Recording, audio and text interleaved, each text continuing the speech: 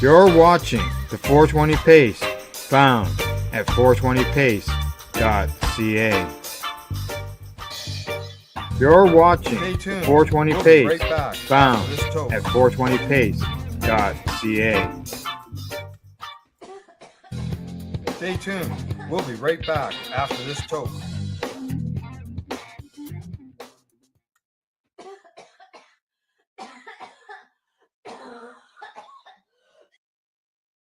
Why not? I'm trying to get on this lifestyle radio website. Sounds like a cool website. Yeah, it's alright. Oh, wait, I might have it. You might have it. You're listening to Lifestyle Radio. The opinions expressed during this show are those of the individual participants and do not necessarily reflect the opinions of their associated organizations or Lifestyle Radio. You like music, you like weed, well, we gonna be good friends indeed. This is how much I like more than smoking trees. They'll make you dance the do-si-do and teach you how the cheese will grow. Smoke a bowl on the 420 radio show.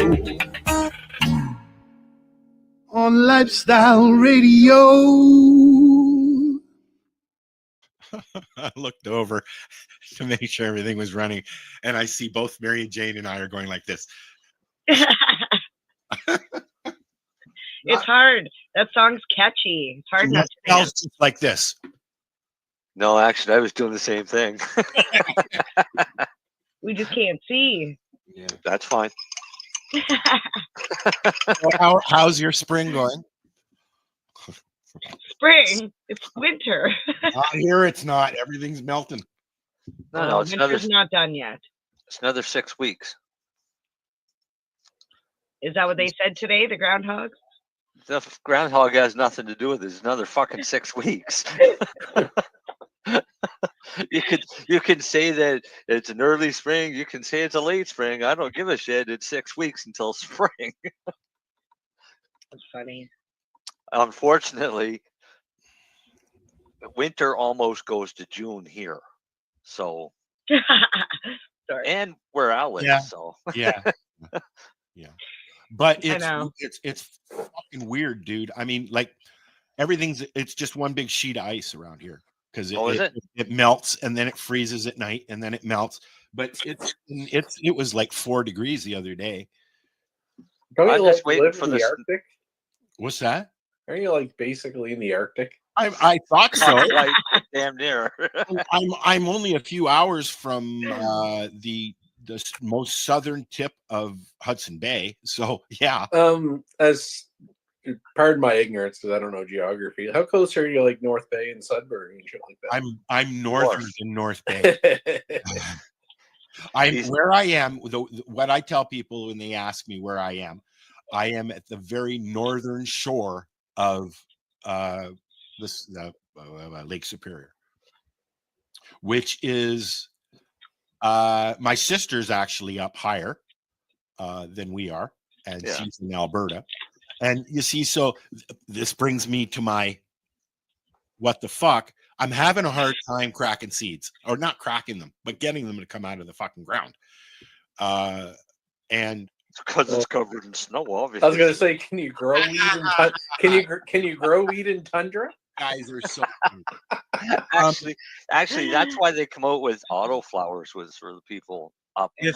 Okay, so my question is being up higher in elevation? Yeah, no. It's not elevation. You're not higher. You're latitude. Okay, so being northerner than most, but Vancouver is very much more higher than I am. So is Alberta, and so is, so I don't get why I'm having a hard time. And people even up here are saying to me, you're going to have a hard time in the winter cracking and getting going. And I don't get that because it shouldn't matter if it's in the winter or not if you're inside, right? Well, yeah. Humidity. Yeah, other than humidity. Well, it's very high humidity here, that's sure. It's No, it isn't. It'd be low humidity there, wouldn't it? It should be dry. Low. No. In the wintertime, you have much lower humidity. No, dude. Yeah. No. Well, you should. You should, because what it is right now. humidity, right? Right now, the humidity is where is it? 71%. It's usually higher than 80 here. In the winter? Yep. Right now, it's 71% outside. It's fucked up, I tell you. I get pockets of condensation in the house because it's so weird. All right, Terrace Bay. Well, don't tell people where I am. It must be because you're right We by know the that it's water. Terrace Because they're Bay. gonna come stalk you. Maybe it's not humid, Al. It's just damp. That's humidity. No, Humidity. no, feels different.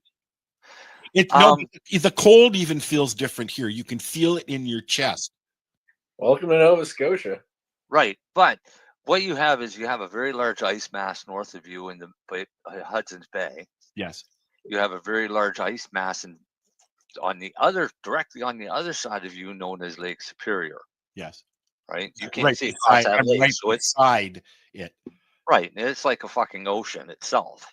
It's huge. Yeah. So you're subject to fucked up growing seasons, northeasterly winds that are coming off of the Hudson's Bay, or southerly winds. So a southerly wind is still going to blow cold air on you because it's coming across that ice on the lake.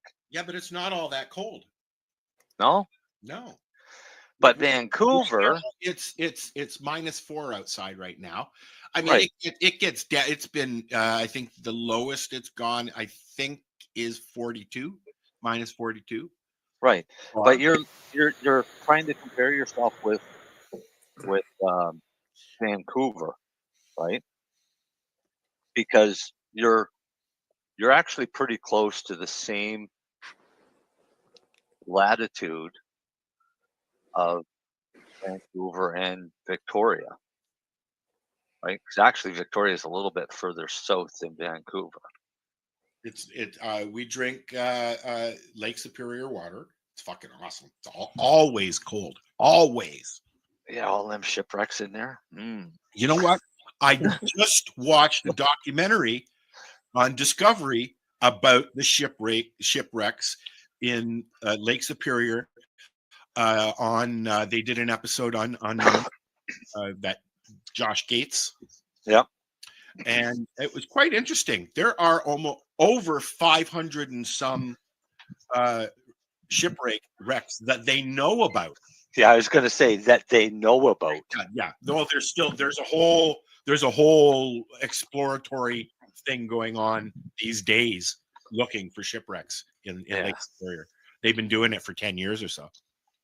But see, with Vancouver and Victoria in that area, they're getting warm Pacific winds. Yes, off the ocean, yeah. Right. So they end up getting more rain because it kind of stops at the Rockies until it builds enough to get over the Rockies. But when it comes over the Rockies, it's coming over cold. So it turns into snow on the other side of the Rockies for Alberta and everybody else. Well, it's fucked up. Uh-oh. Now, how am I supposed to send secret messages if you got your sound on? Ting! That was my phone. I saw something about Amelia Earhart the other day. I'm realizing that ever since our government changed that bill, whatever, so that way we can't see the news, I don't know what the fuck's going on in the world anymore. Yeah, me too. Me too. But I go on Twitter or YouTube and I'm like, what the hell? They found Amelia Earhart's plane, maybe? I didn't. X is the way to go. Sorry, I didn't know Carl Weathers had died until my sister posted a link from fucking Twitter. Carl Weathers died? Yeah, he died the other day. I also don't watch the news. Yeah, intentionally. It is on Twitter though. I just want to say, what's his name? Tucker Carlson. Please come and save us, Canadians. We need news. Fuck Tucker. Fuck him. He said he called the Prime Minister, left him a message on video, and said, Yeah, "We're coming to liberate Canada." Yeah, he was in Calgary and Edmonton. Was it this week he was there? Whether you like the guy or not, it's just funny, and we do need help. Oh, he's a bit of a donkey, but you know what? He's entertaining. That's the guy from Fox, yes. No, he got fired from Fox. He's on X. Oh, he was on Fox. Yeah, he was on Fox a long. He was their guy. Mind you, he's not wrong usually. He's actually usually right. He's just kind of an ass about it sometimes. Oh, here's more news. Did you hear what Danielle Smith did in Alberta? Who? Yeah, she did the right. I'll say it. She did the right thing. I don't disagree with you, but she's taking a hard stance on what is it? Medically altering the youth. She just basically said, "Oh, mushrooms." And she no. She banned the gender. Oh, like kids. She's not allowing hormone therapy or surgery. Who's that? Gender affirming care, I think they call that. And who's that? Danielle Smith. She banned it in Alberta. No. Under age of 16. No. Yeah, what they've done is they've made it so that the parents have more say. They should have pretty much all the say until the kids and adults. Right, and what the way it should be. But what they've done is they said, okay, your kid cannot identify of anything other than what its gender is unless the parents give the permission for that to happen. Yes, that's true. Yeah, that was the first thing that she brought up. But there's a new thing she just brought up today, which under also 18, into sport. Yeah, oh. they cannot undergo any counseling in regards to this without permission from the parents. Well, as it or should the parents being involved. Yeah, it should be that way. I thought it was that way. And there's it was up until what's this decade called? 2015. Yeah, something happened special 2015. They cannot get any hormone therapies, or no, they cannot start any hormone therapies. All right, until they're 18, unless they have their parents' permission. I think they can start the hormone. If they've already started it, they can't stop it. Yeah, but I think it was. I think there's 16 for the hormones, 18 for surgery. My right, niece 18. But they say 18 for top and bottom surgery, but under 18 can't get bottom surgery anyways. Yeah. In that province, so they can't have any surgery. But they do start the hormones. They do start the hormones, though. Not anymore. Not anymore. 16. Really? But you can do it at 16 if the parents consent. I feel like that's the big thing with my parents. niece was going out with a trans boy for a little while. Wow, and he was going through the treatment to eventually change, and it was messing him up big time. Mm-hmm. Like I don't even know if he's still on it, if he's still doing it or not. Well, one thing they use is puberty blockers. So try and stop puberty. Yeah. Which is going to fuck you up to begin with. Well, just in your head, I would think it would be pretty. And hormonally. Yeah. Right? Don't forget, you got to get your testosterone. Because otherwise you can't be testy. That's right. Look how Well, testy I am. I'm always testy. Hormones have other benefits besides just the sexual aspects of it. Oh, exactly. Well, they keep you alive. Now, will if you put a transgender girl on hormones at an early age, will it start a menstrual cycle or stop a menstrual cycle? I don't know. I don't think we're qualified to answer that question. I haven't done it. Like, honestly, you give them testosterone, it's risk of diabetes. They're going to try to lower their estrogen, so it'll probably potentially reduce periods, but I'm sure it does. But also in the end, it's going to. The reason that they want to do it, though, it can pretty much make them infertile. Right, and that's what if that, and that's why I think, what if all of a sudden, even if they are trans and didn't have a surgery, maybe they'd like to have a child when they're 25 or 30, right? So I agree with you can make sure they're mature enough to make the decision. You can do that artificially now, and I think that's the way they mostly go. I would think. But either way, I never, you don't give it to I watched a documentary on elephants. What's the prehistoric elephant? Mastiff? No, that's a dog. Woolly mammoth? A woolly mammoth. Yes, they are actually. They found the DNA that they need to clone a woolly mammoth, and using an elephant. Right. So and I don't know if they've already done it or they're about to do it, but it's going to happen soon. And we know that they've already cloned people as well. Of course, we know this. How do we know that they cloned people? What? Yeah, What? when did they clone people? I know they cloned a sheep. I know there's lizard people, but come on. What people? M&M? You'd have to call and ask them. And then and then Elon's now, he's put a chip in somebody, and probably the Neuralink or whatever. Well, put it this way: Elon's said being that cloned. he's gonna There's do probably Elon's, and that's probably why you get so much shit done. I know. He's a clone. He's an idiot. Yeah, one does SpaceX. Or a robot. Or a robot. Yeah. Well, according to Google, no human has ever been. Really? Yeah, according to Google. Yes, let's get right on that. Google. You can have a sheep. You can have a monkey. Google is literally, it's just compiling all of your data. So that way, every time you search something, they're like, ooh, okay, thank you. I go out to the I love Friday nights because I Google all kinds of shit. I go out to the store and have a conversation with my buddy. And then I get home and there's links on my fucking computer. Oh, yeah.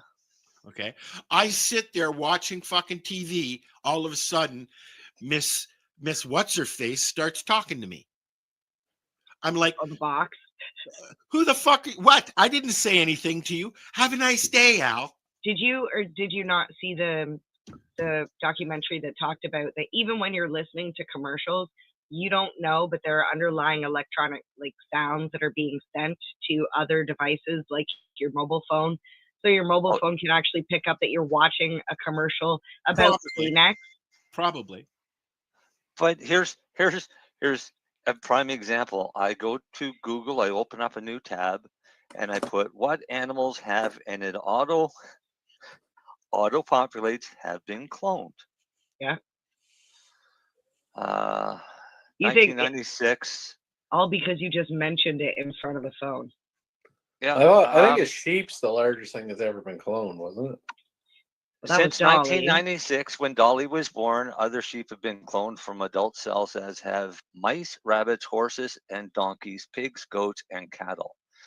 In 2004, most was cloned using a nucleus from an olfactory neuron, showing that the donor nucleus can come from a tissue of the body that does not normally divide.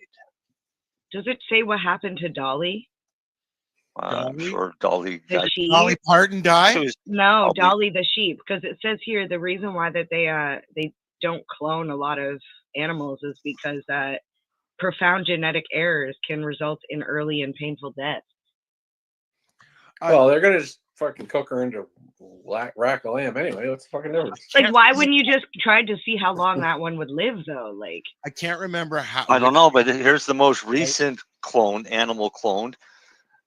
Is Elizabeth Ann, a black-footed ferret female that was born on December 10th of 2020 at the Fish and Wildlife Service's Black-Footed Ferret Conservation Center in Colorado. She's a clone of a female named Willa who died in the mid-1980s and left no living descendants. Wow. I know that what they have done with animals is they have adjusted things so that their nails, their toenails and fingernails are a yellow or something like that. So that that's a cloned animal. That's one of the things that they've started doing. Oh, I have an answer on what happened to Dolly. February 14th, Valentine's Day 2003, they euthanized her because she had a progressive lung disease and severe arthritis. She was expected, they're supposed to live around 11 to 12 years. However, Dolly was only 6.5. Dolly became dinner. Yeah. Would you want to eat something that had a progressive lung disease? Oh, we probably already do. That was probably the steak dinner I had last night. I had steak too. Has an extinct animal ever been cloned? Not really. It's called Jurassic Park. If I remember correctly, the gene they found a woolly mammoth, and it had blood in it still. They brought it back to wherever they're doing their testing, but the globulins or whatever wasn't the right type that they needed to actually get DNA to clone. Globulins. They missed it by that much. Yeah.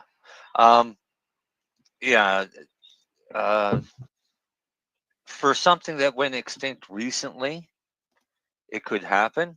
And in 2003, they successfully cloned a Pyrenean ibex, which is a type of goat that went extinct when the last living individual was killed by a falling tree.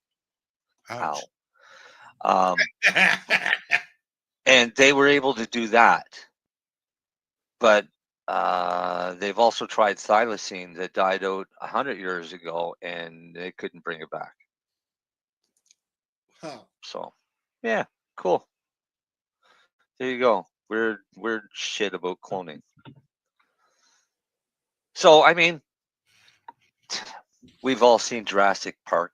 Do we really want that? I have a question. Has anybody watched Griselda yet? No. What? Griselda. What's Griselda? Griselda Blanca was the queen of Coke back in the 90s. Okay. And what's her name? The Spanish lady. Sofia Vergara. Thank you very much. Yummy. She drives me crazy. That's why I didn't watch it. I don't really like her. She's a little too much too energetic for me. But anyways, it was done very, very well. I sat and watched it over. It's the guys that did Narcos.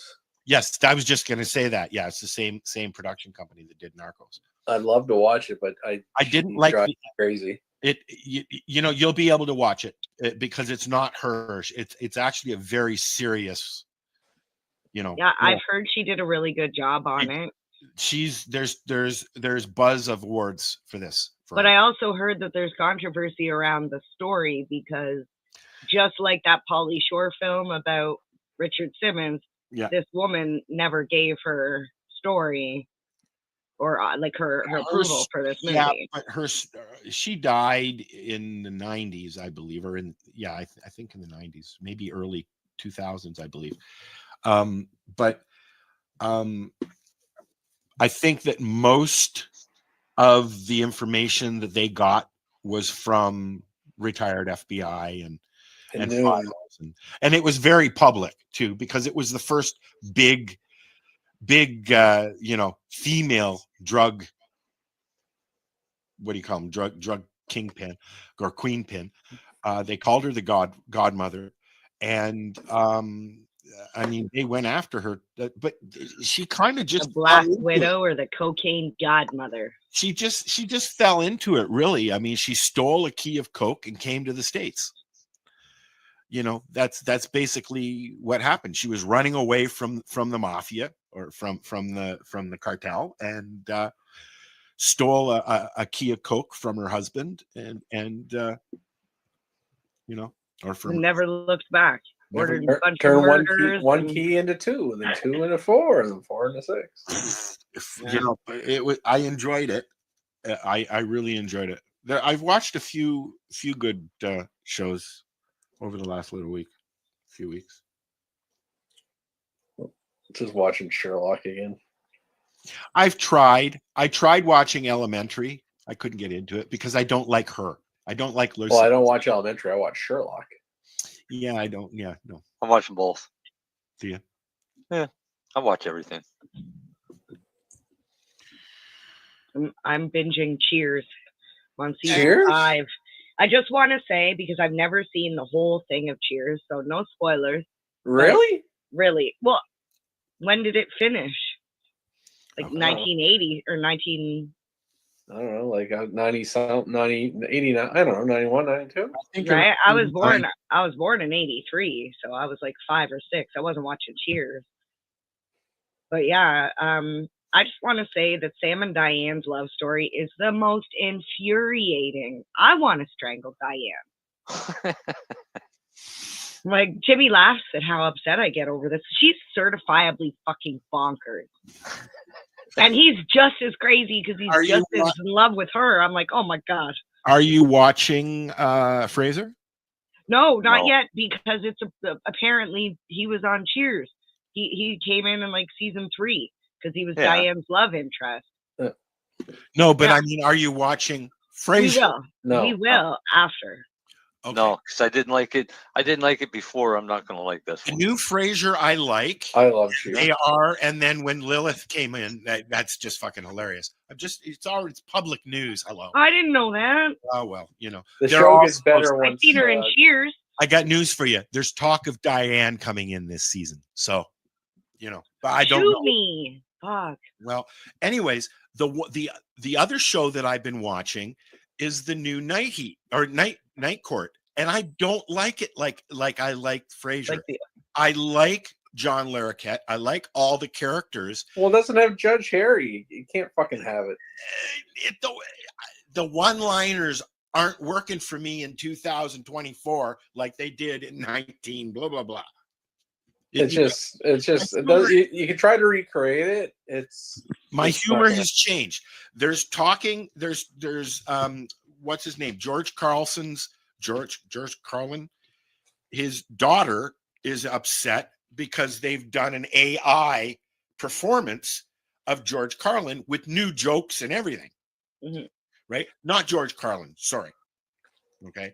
If you want to see George Carlin, watch him on video. I don't find George as funny as I did when he did his routines originally, just like Monty Python. I don't find them amusing like I did. Benny Hill, yes. Dave Allen at Large, yes. I miss those kind of shows. I miss Carol Burnett. Yeah, but that's because some things just aren't funny anymore. I feel the same way about. Have you seen the movie American Pie? I have. Not funny anymore. Okay, so I don't know if it was just funny then, but I was 15 probably when it came out. Yeah, but again, you've already some things. More and more you watch it, it's going to get less funny. And well, we laughed our asses off at the fact that he had a girl in his room changing, and he was running his ass off to his friend's house so he could watch her on the webcam. Yeah. And now that I look back, I'm like, he streamed some girl getting dressed in his room for the entire school to see, and we thought that was hilarious. But that was what, 1990? When that movie came out, my website was at its height then. So for me, it was fucking hilarious because we were doing that. Yeah. Right? Yeah, Jackass isn't funny anymore. No. Oh, never been Jackass at all. I don't like him. I just watched Jackass a few months ago. Some of it is funny. Awesome. Some of it is not. No. The snow cone, it will never be funny. Okay? The yellow snow cone will never be funny. Jackass Forever was the only thing good about Code. Like Howard Stern. I don't like the Howard Stern show that he used to do with all those fucking idiots in his studio. Now it's interviews and stuff like that. And he only has a few idiots in his studio. But I like his interviewing. I like that. I never ever liked Howard Stern coming back. A lot of people are excited about that. I liked Robin. I didn't listen to him. I think a lot of people felt like that. Yeah. It's like, when did Robin have her own show? I enjoy Letterman. I enjoy his new show and his old show. I enjoy Craig Ferguson. I miss him. And of course, what's his name there that just left the Late Show? The English chubby guy. Yeah, I can't remember his name either. I didn't watch it. I've been spending most of my time watching podcasts. Like that one Roseanne Barr was just on where she called out whoever she was with about having MK Ultra, and he's like, "Who's that?" Roseanne is supposedly in talks about rejoining the reboot. how they would do that, or doing another reboot. I don't know how they would do that. I don't know, because they've made a big presentation over the years about she died. So Dale says James Corden. James Corden. Yes, thank you. Thank you, Dale. You can just join. Dale's having trouble getting in here because he's on his old computer. So he's watching. He's controlling the chat for us. Here, we'll put the chat up here. Hopefully it doesn't crash. Say hello, Dale. Wait for it. That's what he's going to write. Hello, Dale. I bet you he will. It'll come in like 8-bit digital sound. I won't doubt. Do you remember the first computer voices that we used before? Yeah. No.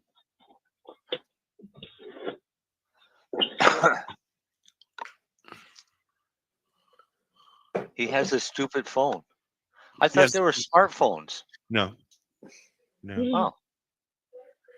No. Oh, just so you know, I gotta leave in 30 minutes. No. Yes. Why? Where are you going? Game. Hockey You game. have a note from your wife? Hockey game. Hockey game. Yeah. When does hockey season end, Lenny? That's what I want to know. Well, ideally, when baseball season starts. No, there's a lot of overlap, but ideally, you want. Well, I'm a junior hockey fan, so you like to make it to June. Yeah, but that's when golf season starts. No, I don't really miss it for golf. No, but the hockey players like to get out. And oh yeah, but for me, it's the Memorial Cup. That's my end of the hockey season. See, in the NHL, Toronto does it every year. They see golf season is more important than Stanley Cup. I just don't dig the NHL anymore. Are you serious? What's that? You know, it was once that the NHL carried CBC. Well, to be honest, that's actually similar. The time they got rid of Don Cherry, the time they took off Hockey Night in Canada, got away from who? CBC. Don Cherry. Who? Those people. Those people? When those people took them off of. You know what? That is actually been around the same fucking time. The whole world went to fucking shit, actually. Oh, that was good. Yeah. Those people had them removed. Oh, shit. So. Yeah. No, They know who we're talking about. Jeez Louise. Isn't that what he got removed for? Yes. Yeah. Yeah, because of those fucking people. God damn. 2 words. Those people got him fired after what, 80 years? Yeah. That guy was so stylish. Oh, and his dog, my God. I didn't like him. He was an icon. I didn't like him. I met him when I was very young. He used to hang out at Maple Leaf Gardens all the time, obviously. When my grandfather went and had season tickets way, we're talking the 70s here. So He was definitely a personality they either loved or you hated. I loved him, still do. Looking for my saved stuff that I can find always when I'm not doing a show, and can't find it at all when I am. Yeah, but junior hockey's a little bit closer to the hockey I grew up with. The NHL's not. Right. Because what happens is junior hockey are still the guys that are trying to make it to the NHL. The ones that get the NHL are getting the big paycheck. They don't have to work as hard. No, they play a little harder in the playoffs, but honestly, it's everything. It's like you go to the rink, it's fucking light shows all over the place. It's fucking loud. Like, I love when I see clips of old hockey and there's like whiteboards and none of this glitz and glamour and shit. The NHL All-Star Weekends this weekend. What a waste of fucking time. The what? the All-Star. Yeah, I used to go to a lot of Vancouver Canucks games when I lived in BC. Our company had season tickets, and people just don't want to go to fucking hockey games. So, well, they also charge what, $200 or $300 a ticket? Yeah, but we had free tickets. We had tickets that we would give out to customers, and we'd have customers say no, because they might be getting like $200 worth of tickets, but they've still got to pay for parking. Wow. Was that intentional? No. Yeah. Well, they got to pay for watch out pro parking or sports. pardon? I was gonna say, watch out for these rich pro sports. It's all coming home to roost here too, because a big part of their salary has always been that television money, right? Oh yeah, TV's fucking dying. yeah, because everybody's going to streaming. No, but I just it's gonna come around. Like I say, I just don't know if it's gonna survive like it is right now. These big salaries and big ticket prices. I just don't know. I can't see it. Yeah, in Vancouver to go to a hockey game, even with free tickets, you're still looking at $100-150. Really? Yep. Wow. Because what we would do is we would drive to Surrey, park in the parking lot there, jump on the SkyTrain and take the SkyTrain in. That way you didn't have to fight all the traffic out of Vancouver after the game. And then, of course, if you want to drink or anything like that, that's a small fortune in itself. Oh fuck! I think anywhere you get a drink at an arena now is like $8 to $10 a beer. It's stupid. Not that I would even buy a beer anymore, but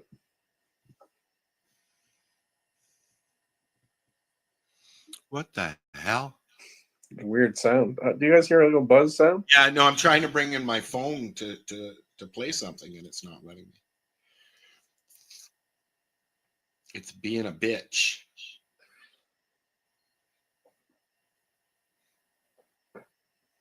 Any cannabis news lately, or everything world quiet? Not a fucking thing. Well, no, that's not true. I mean, there's they'd made some changes, right, to our thing, to the whole cannabis regulations, didn't they recently? I think that's about all that's been going on. I didn't see the changes. What changes? Well, they've updated some things, right? Such as I don't think so. Sampling, things like that. That's a couple provinces pushing the limits. That's not federal though. Oh. Okay, so then no. Yeah. So we're just gonna sit here for another hour and a half and talk about not cannabis. Which is fine. I enjoy talking to everybody. Yeah, but you're leaving. I gotta watch the Rebels. They're on they haven't been defeated in like fucking 10 games. This is your brother's team?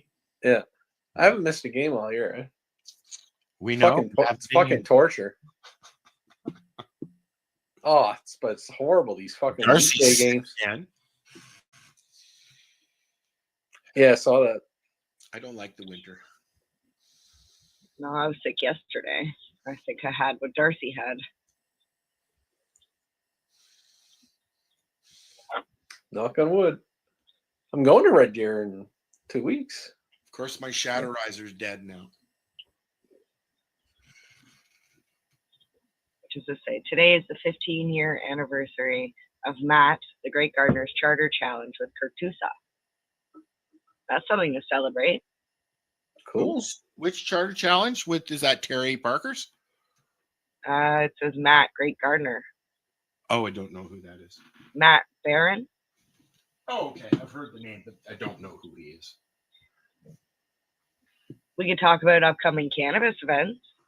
Yeah, what's coming up? I think the first one that's coming up is going to be, is it Can Expo? I saw some email. March 22nd to the 24th, I think. Which email was it? Was it the one offering to purchase data or the one saying buy your ticket? I think it was buy tickets is what I think I saw. I got the first one. I was like, what? I never asked for this. I don't even know what Can Expo is all about. Too many fucking cannabis shows, to be honest. We're sponsoring, CBG TV is sponsoring Can Expo. We will be there. We have a booth. Oh, I love Can Expo. I mean, yeah.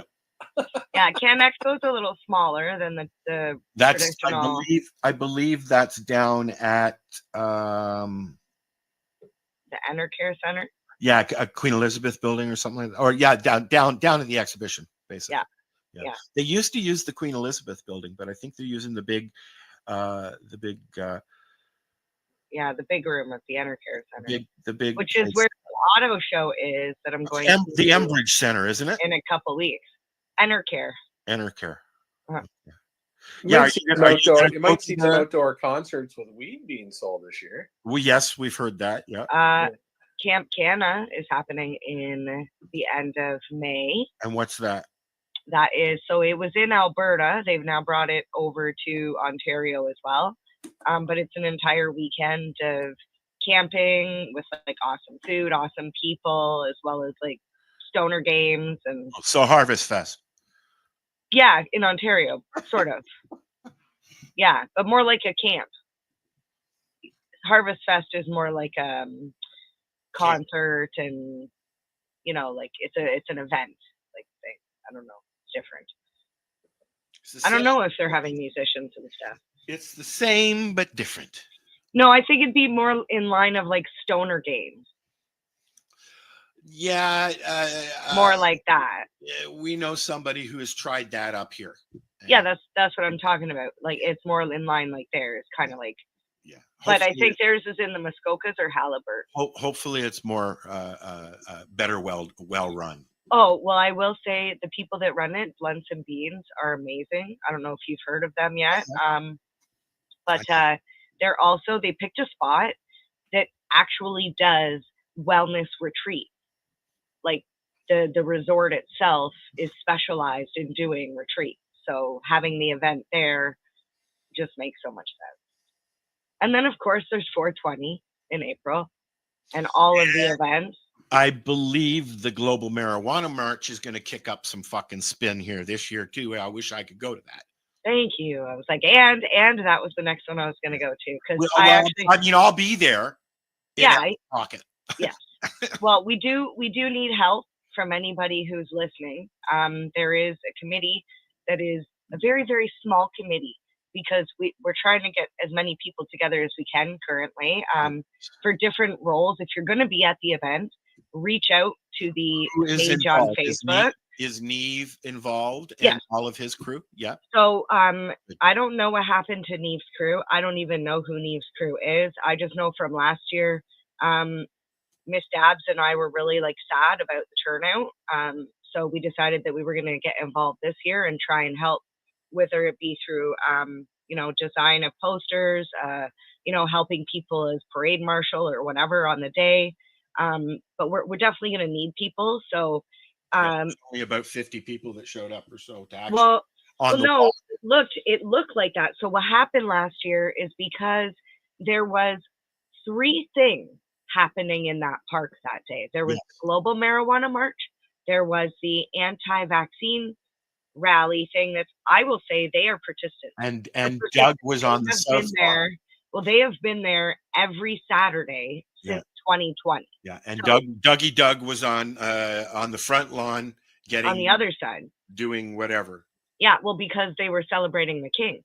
Now I know that Al was approached by the police when we started walking. Well, when he started walking on the Amsterdam Marathon, and he told them flat out that we will not be escorting you.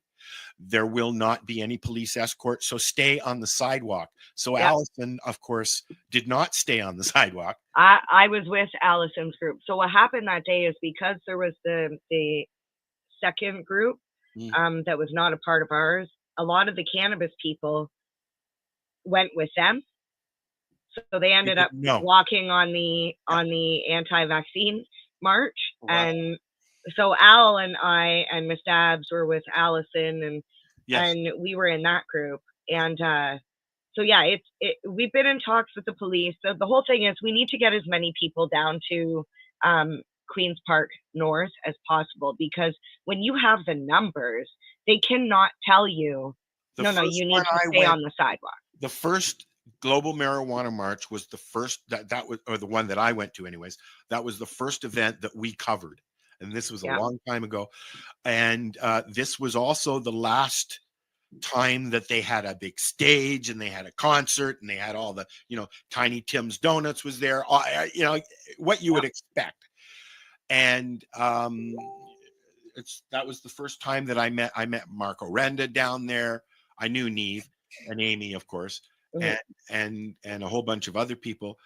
But that was the last event that I went to down there, and I hope that they can. I mean, they've tried, you know. Well, we got hit with COVID too, but like, I don't know if you can see this. This was the street. Maybe Al, you can pull up a better photo. I got a photo that I took. Actually. But like, the streets were full of people. You couldn't. Yeah, we had floats. We had. It was amazing. So I'm trying to say as many people as we can. You know, here's that's the first Saturday in May. Here's the issue. Okay, 10 years ago, when we were going to this, the OG crew, we'll call them. Okay. Yeah. We were fighting for something. Now the kids go and they just litter and yell and scream and smoke their pot, and there's no real message. There was no real message at all. That doesn't happen. They don't come and litter. One of the message got lost because it wasn't pushed as you're telling me you didn't see pictures after. There was garbage everywhere. Yeah, that's also another thing that we're trying to put together is a cleanup crew. The main reason that was the main reason why they put the kibosh on it from Queen's Park level, was because of the way the kids left the site after. Well, that's also guys. Wasn't just the so you know crew. That's also on the list of things to do. Is to try and get a cleanup crew, because it was disgusting. It was disgusting that they put that whoever was doing it then, and I don't think there was anybody actually doing it then. I know that Allison was involved for a long time, and her husband Gary. I know Neve was involved for a long time. Neve's definitely still running it. And of course, the Herb, he'll be around, I'm sure. I hope so. Gavin will be around, I guarantee you. Yeah. I don't know who the Herb is, so if I'm literally trying to reach into these people somewhat blind. Gavin Gerbs. That's the Herb. Well, anyways, so I hope that it turns out better, and I'm going to miss not being able to go this summer to events because it's going to be different. Can I just say one last thing before we move off the GMM? If anybody wants to help and they can't actually physically come, the only thing that maybe you could help out with is we're looking to create a video using short clips of people saying why they love cannabis or why they use cannabis. It can be 1 to 2 sentences long, just literally something super simple and quick, so we can put them all together and push it out to be like, you need to come to this event. Is there a website yet? Not yet. We're literally like, I feel like a rat on a wheel that's trying to catch up to a piece of cheese that's in the next cage. Yeah, unfortunately, that's going to be a hard one to do in the next 2 months, 3 months. Well, yeah, there's not many weeks left.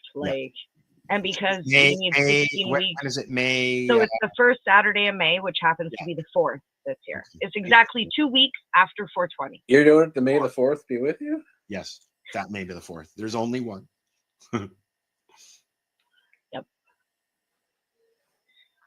Huh. Okay, Marcel, you're on. Yeah, Marcel's got some right cannabis back. news. Shatterizer, this one died.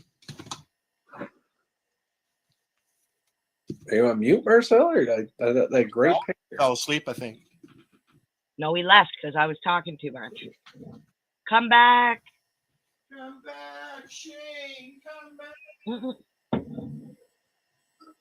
That's funny, but not funny. So I need to switch over and stop smoking cannabis joints, and I need to start using my bong because papers are costing too much. Is he still not talking? No. No. You must be gone. I still think I'm going to invest and get myself an inversion bong. Oh, like the gravity. Or gravity bong, whatever. That's what I call it, inversion. But, yeah. I'm waiting for mine. I'm still waiting to. No, we can't. Oh, Marcel, we can't hear you. I'm waiting for the I can't remember what it's the module and some other. I can't remember what it's called though. I'm just kind of I think I'll probably just wait till the weather gets better, to be honest. This is probably what I'm waiting for. Well, I got this one. But my problem is I'm no good with bongs. Yeah, I know. They're really harsh. So I got this thing, which you put carbon in. And you put it in between your bowl and your bong. Cool. It's supposed to make it smoother. Awesome. But then I don't like getting a dirty bong. Yeah, so you don't use it. I don't want to dirty my bong that I just got. So I'm not using it. I want to get an ash. I want to get an ash catcher, but then I'm going to have another piece on here, so my bong's going to look like. As long as it doesn't tip over, we're good. It's a lot. It's a lot to clean. Marcel, there's still something about joints I like. You know what? I have not smoked a joint in almost 3 weeks. I haven't either, actually. Because you're sick? Yeah. Because you're ill? Well, no, mostly because I can't afford to grow and buy.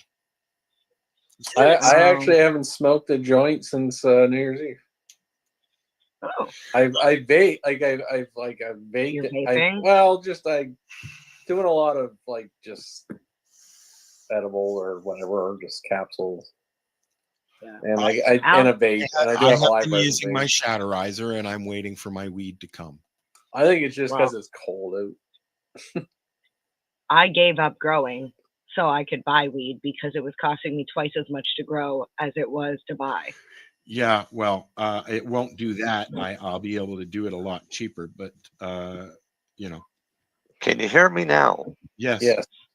Yay! Get back. I'm getting tired of talking to myself. You're like, why are they not listening? Yeah, Why are you guys listening to me? I'm trying to tell you that this is actually kind of interesting.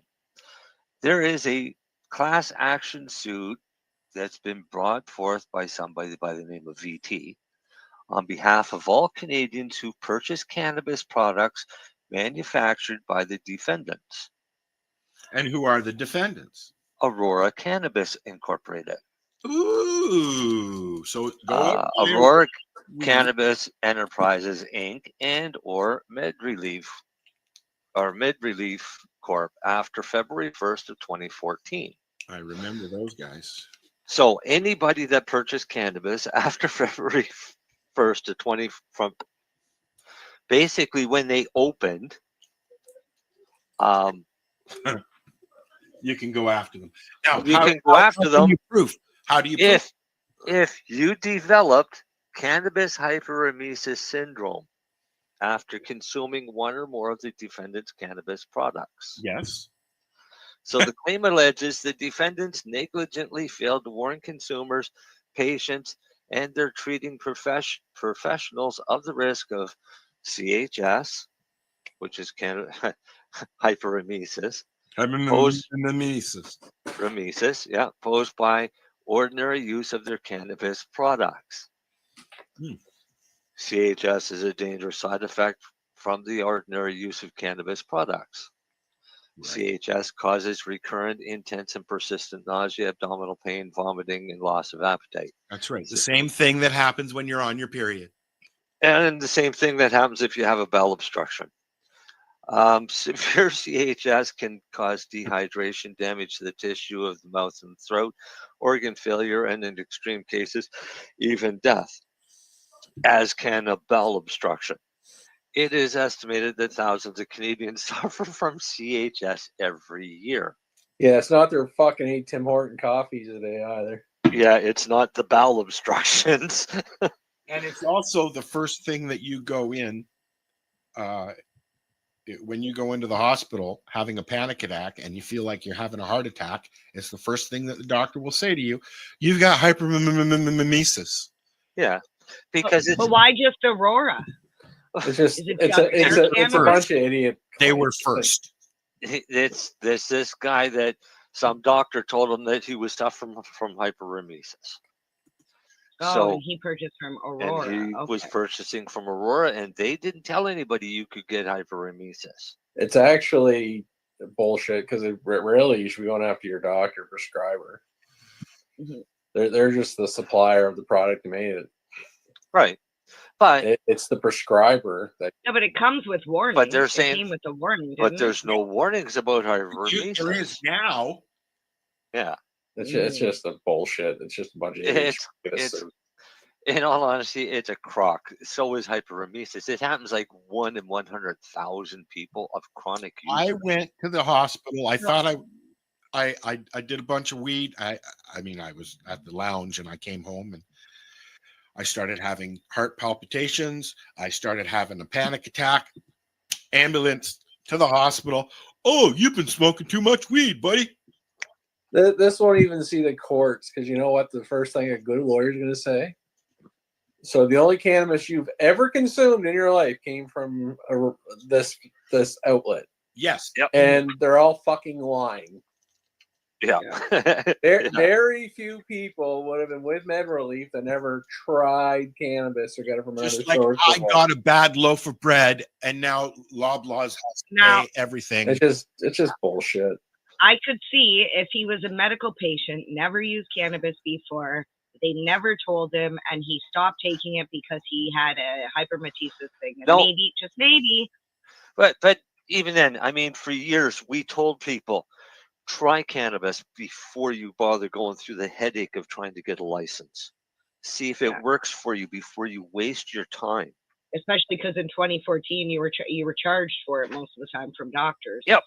Yeah, they were charging so exorbitant amounts that wasn't working for licenses back then. I paid to get my first license for I guess it would have been MMAR. Yep. I went to what's that doctor in Coburg. Rob Mahey? No, not Robert Mahey. What's the doctor? That's the one who got his license taken Yes, away. Dr. Rob Cameraman. Yeah. I went out there with Kelly and my mom, and we drove out, stayed in Bancroft overnight, and then we got there for our appointment, which was at 9:30. There was nobody there. We were the first ones there. Went in, sat, talked to Rob for a little bit about the station and stuff like that, and did all our paperwork. When I came out, there was a lineup from the door all the way around down the fucking road, a mile and a half, not literally, but there were hundreds of people standing there, all going into his office to pay $150 so that he'd sign. We had, you know who should be getting sued? Who? Federal government, because it is ridiculous. Yes, it is. No, it is ridiculous that people are getting their medicine from non-regulated health professionals. You do not, any jackass can sell medical cannabis. You don't have to be a doctor. You don't have to be a nurse. Yeah. Part of the things of people going to the pharmacies are, how you doing? Well, sometimes just chat or the weather, talking about sports. Roger. Well, I've been actually having a lot of stomach problems. Oh, that's because you're doing this, or this. Yeah. Or I've been like that. And this is what you do, bud. No, exactly. That is one of the things about why I advocate cannabis should be in a pharmacy or not. I actually don't like mail because I do think it is, especially cannabis, because you don't want fucking waking bakers fucking playing PlayStation all day, not going to work and being a jackass. You want to see people coming in. Why? How's your day? Why not? What's that? Well, I'm advocating for the pothead. Why not? You'll lose this one, Al. It's for your mental state. Like to me, it's about your house and play games, quality of life. How about I'll play 8 hours of PlayStation. Don't get me wrong, but I also have a career. I pay my bills, and what you want is that person a functional, happy person in society. If they're just getting social assistance, and that's not a shot at social assistance, but they just want to play video games and don't do anything, that's not a great way to live. Shoppers Drug Mart tried to do it, and nobody wanted to deal with them, so now they're done. Oh, because it was again, but that still wasn't shopper. It was just mail order. Yeah, you couldn't go in. Okay, so anybody that's listening, while we're on the subject, wait before we change the subject. I wasn't going to change the subject because anybody that's listening that thinks they may have had hyperemesis from Aurora cannabis, you can go ahead and contact that lawyer, Waddell Phillips. Okay. So yeah, the more people he gets on his list, the better for the. Do we case. have a link or something we can post? yeah, waddellphillips.ca. Okay. Yeah, sounds like a fucking ambulance chaser. I wouldn't fucking call While it. we're on the subject of medical cannabis, if you want to deal with a true medical cannabis company, go to Optimus. No, that's where I am. No, you can if you'd like, but I just want to say about the mail thing. I personally still don't like the fact that you have to get it in the mail, because I know I've had this discussion with Lenny too. They don't. Most companies don't pay to track, or they do pay to track, but they don't pay for signature required for ID or anything like that. I don't have to sign for it. And I get it. I don't want to pay an extra $20 on that shipping for the cannabis that I already paid an arm and a leg. How much do you charge for shipping? Me, I'm actually about to change with it. Optimus. I'm about to change Where it. I go, free at 125. I go to it's not a medical cannabis place. I go to a place in BC that does mail order, but I pay $33 for expedited. See, I don't. Oh, mine's free. Mine's free because Canada Post. Yeah, when I buy from Optimus, I pay whatever I buy is more than enough. It covers my ship. Like Lenny said, 125 or more, it's free shipping. Yeah. So. And you guys, I will say, Optimus does have some really good deals on there. Like if you search around, you can find like was it like $4.50 or $5 doobies? Yeah, I try to keep.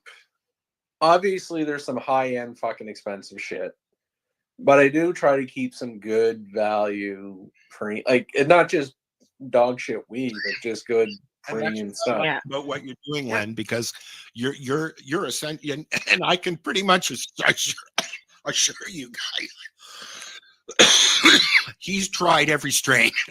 I guarantee it. 90%, not everyone. But like, I don't have a lot of brands on there, but the brands I do have, I have good trust and faith in. I'll tell you, I'll shout Chris and Culture Chlorine. Honestly, most of his ounces are $129. They're fucking trips and plus tax. There's plus tax, but like I'll tell you, like his fucking weed is the bomb. You know, there are some. Ask Darcy; he's smoked a bunch of it, and there's a lot of legal stores that are including the taxes in with their price that you see in the price. And but the one here in Terrace Bay, which I go to now and then, I've gotten to know the owner, My Cannabis. They're really good. I mean, you walk in the door, you're a senior. Yep, here you go. Yeah. The reason I don't, my website can't do it, but the reason I don't, the HST is different every province, right? Yes. Yes. But even there, Nova Scotia aren't that bad at the legal stores now. I mean, you can go, and I got some Slurricane from Shatterizer. It was $33 and change, which is a fair price when they came out. I believe. Yeah, they were more. I do got to run, but I'll tell you, someone just get a Culture Chlorine product, $5.35 a gram. You will not be disappointed. Yeah. Best value. Yeah, I was gonna say 100. He's awesome. $130, even like 150 with it, or 145, whatever with the tax. For like an ounce? When we used to buy ounces, they were 200 plus, right? Yeah. Like from Buddy down the street. I'm paying $29 an ounce for fucking smalls, guys. Come on. Yeah. No. Yeah, but I'm just saying, it's what you get, and I'm still a believer of it. The good weed usually goes a little further. That's still my belief. Well, this is also what I've noticed. The weed that I get from the cheap place does not last long. Hockey game. See you guys. as what I get at the legal store, because the quality. Have a great one. And the buds are bigger. Have fun. Cheer. Woo. Yeah. Okay, I'm going to put Marcel down here. So I'm looking at Mary Jane, not Ed. Why? Because I don't like Silverman. Why? I like Silverman. He's kind of cool. It bothers me. It looks like a fucking Etch-a-Sketch. Is it what, a negative photo? Yeah. No, it's an embossed Is that photo. because you're This is negative? a negative. It's Etch-a-Sketch. It's an embossment. That's the word. Is that because you're a boss? I'm a boss. No, it's because he doesn't like looking at himself. That's right. But it's still him. I know. Not really. I can't see it. I know, that's so He's funny. trying Oh, to great. imitate Max Headroom. I'm good at that. All right. I had a brownie and hot chocolate with ice cream, and I did I some might be shrooms. high. I did some shrooms, and I don't know how. Okay, so this is what you get. Hey, did you hear that thing Michael Bublé said just recently? No, but I like about microdosing. No. Oh, I'll see if I can find it and send it to you. Bring it up. I'm doing a trip survey now. So you and Marcel, Mary Jane, you and Marcel were talking about the flowers, and I cut you off because we had to start the show. So you make those? No, what? No, she steals them off of graves. Oh God! The flower? Yeah. No. I take them to the grave. Oh, okay. Yeah, I sneak in the cemetery late at night, and I just leave one by each. Okay, grave. so here's a very interesting. My niece is getting married, and she had an congratulations. idea. It's not until the summer, but she had an idea, and she went to funeral homes and has made arrangements to get all her bouquets and flowers from the funeral home after funerals. It's a fucking awesome idea. Sure, why not? How long do bouquets last? She's gonna have to pray for a lot of funerals the week of her. Come on. I don't know the demographics there or the scenario. Could you imagine planning your wedding around the time of year that more funerals happen? It's a great idea. And your flowers on your table settings are all saying. She's a little macabre, anyways, but like she's into that macabre stuff. So yeah, but our deepest condolences and things like that. But you know what?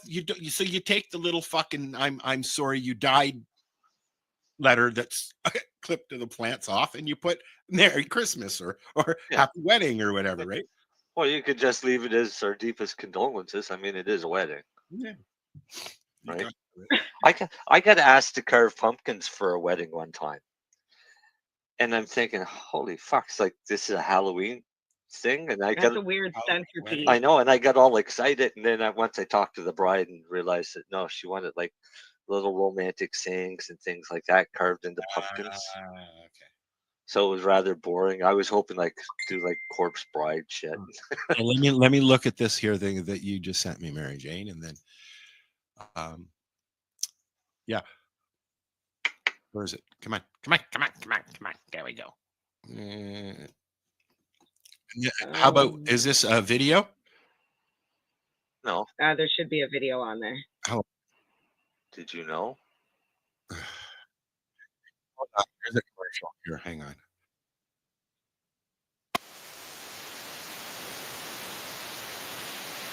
Oh, that sounds terrible. Okay, hold on 1 sec. Oh, well. All right. I got to go here. Share the screen. Probably get fucking kicked off Facebook for this. Whatever. You can always watch it at 420 Radio or CBG. So, okay. Later. And daddy. All right. We can all see this. Yes. Yeah. All right. I mean, well, I want to sound more like you. You got a beautiful deep voice. Matt, I'm in more than one hockey league. So, in the LHL, which I'm in with you, I happen to be in 5th place. Even though I had no first pick even. I didn't even have a first rounder. And I still did what I had to do because of my genius. Second, I am first place in the FHL, other hockey, fantasy hockey league. Third, my buddy told me this is just a microdose of mushrooms, and he was lying.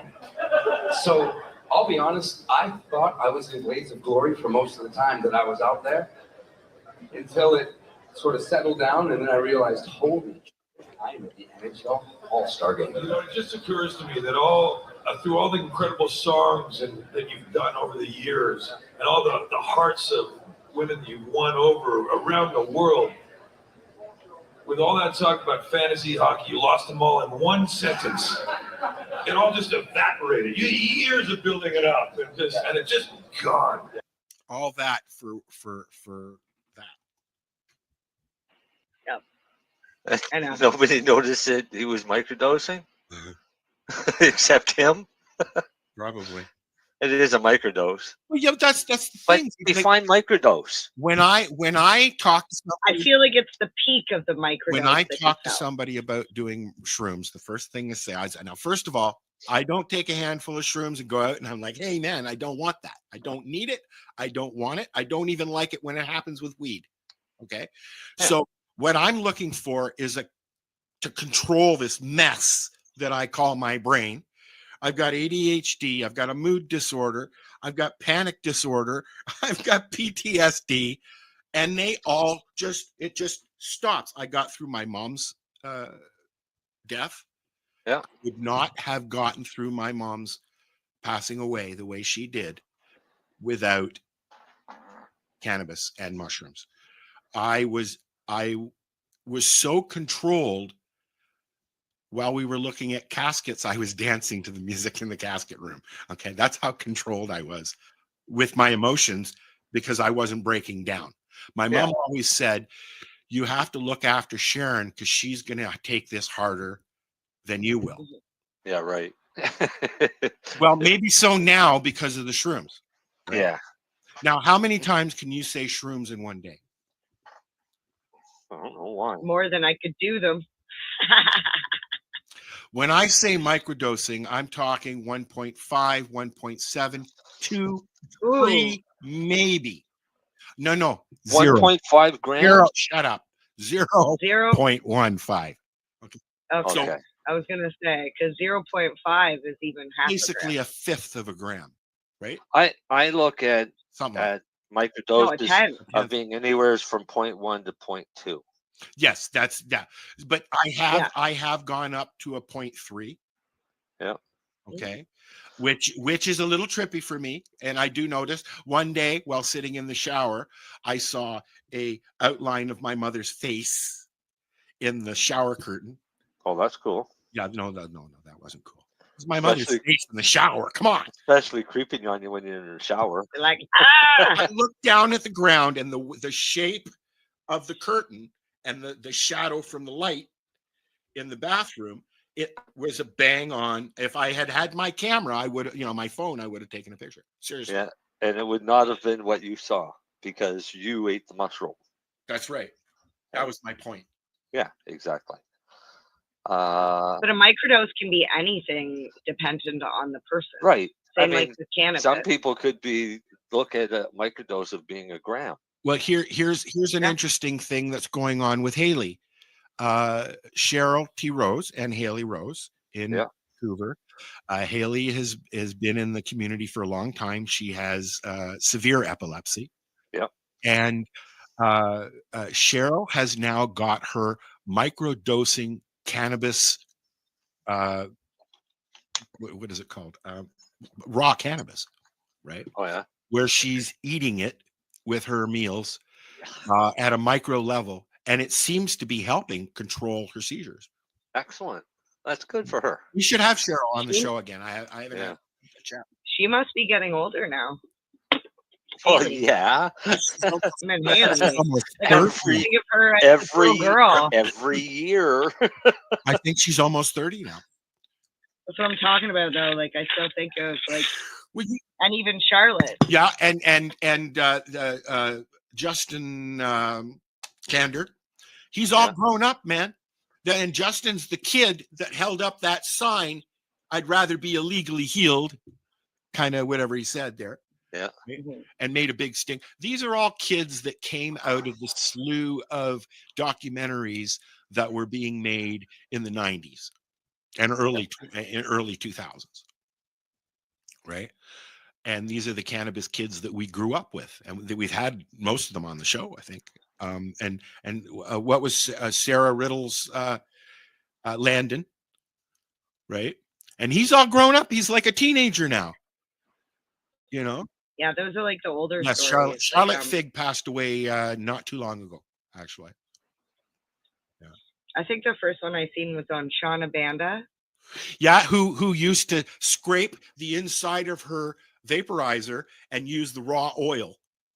Yeah, she found that out by accident because she left her weed on the vaporizer tray and it burnt. Yep. And all of the resin stuck to the globe.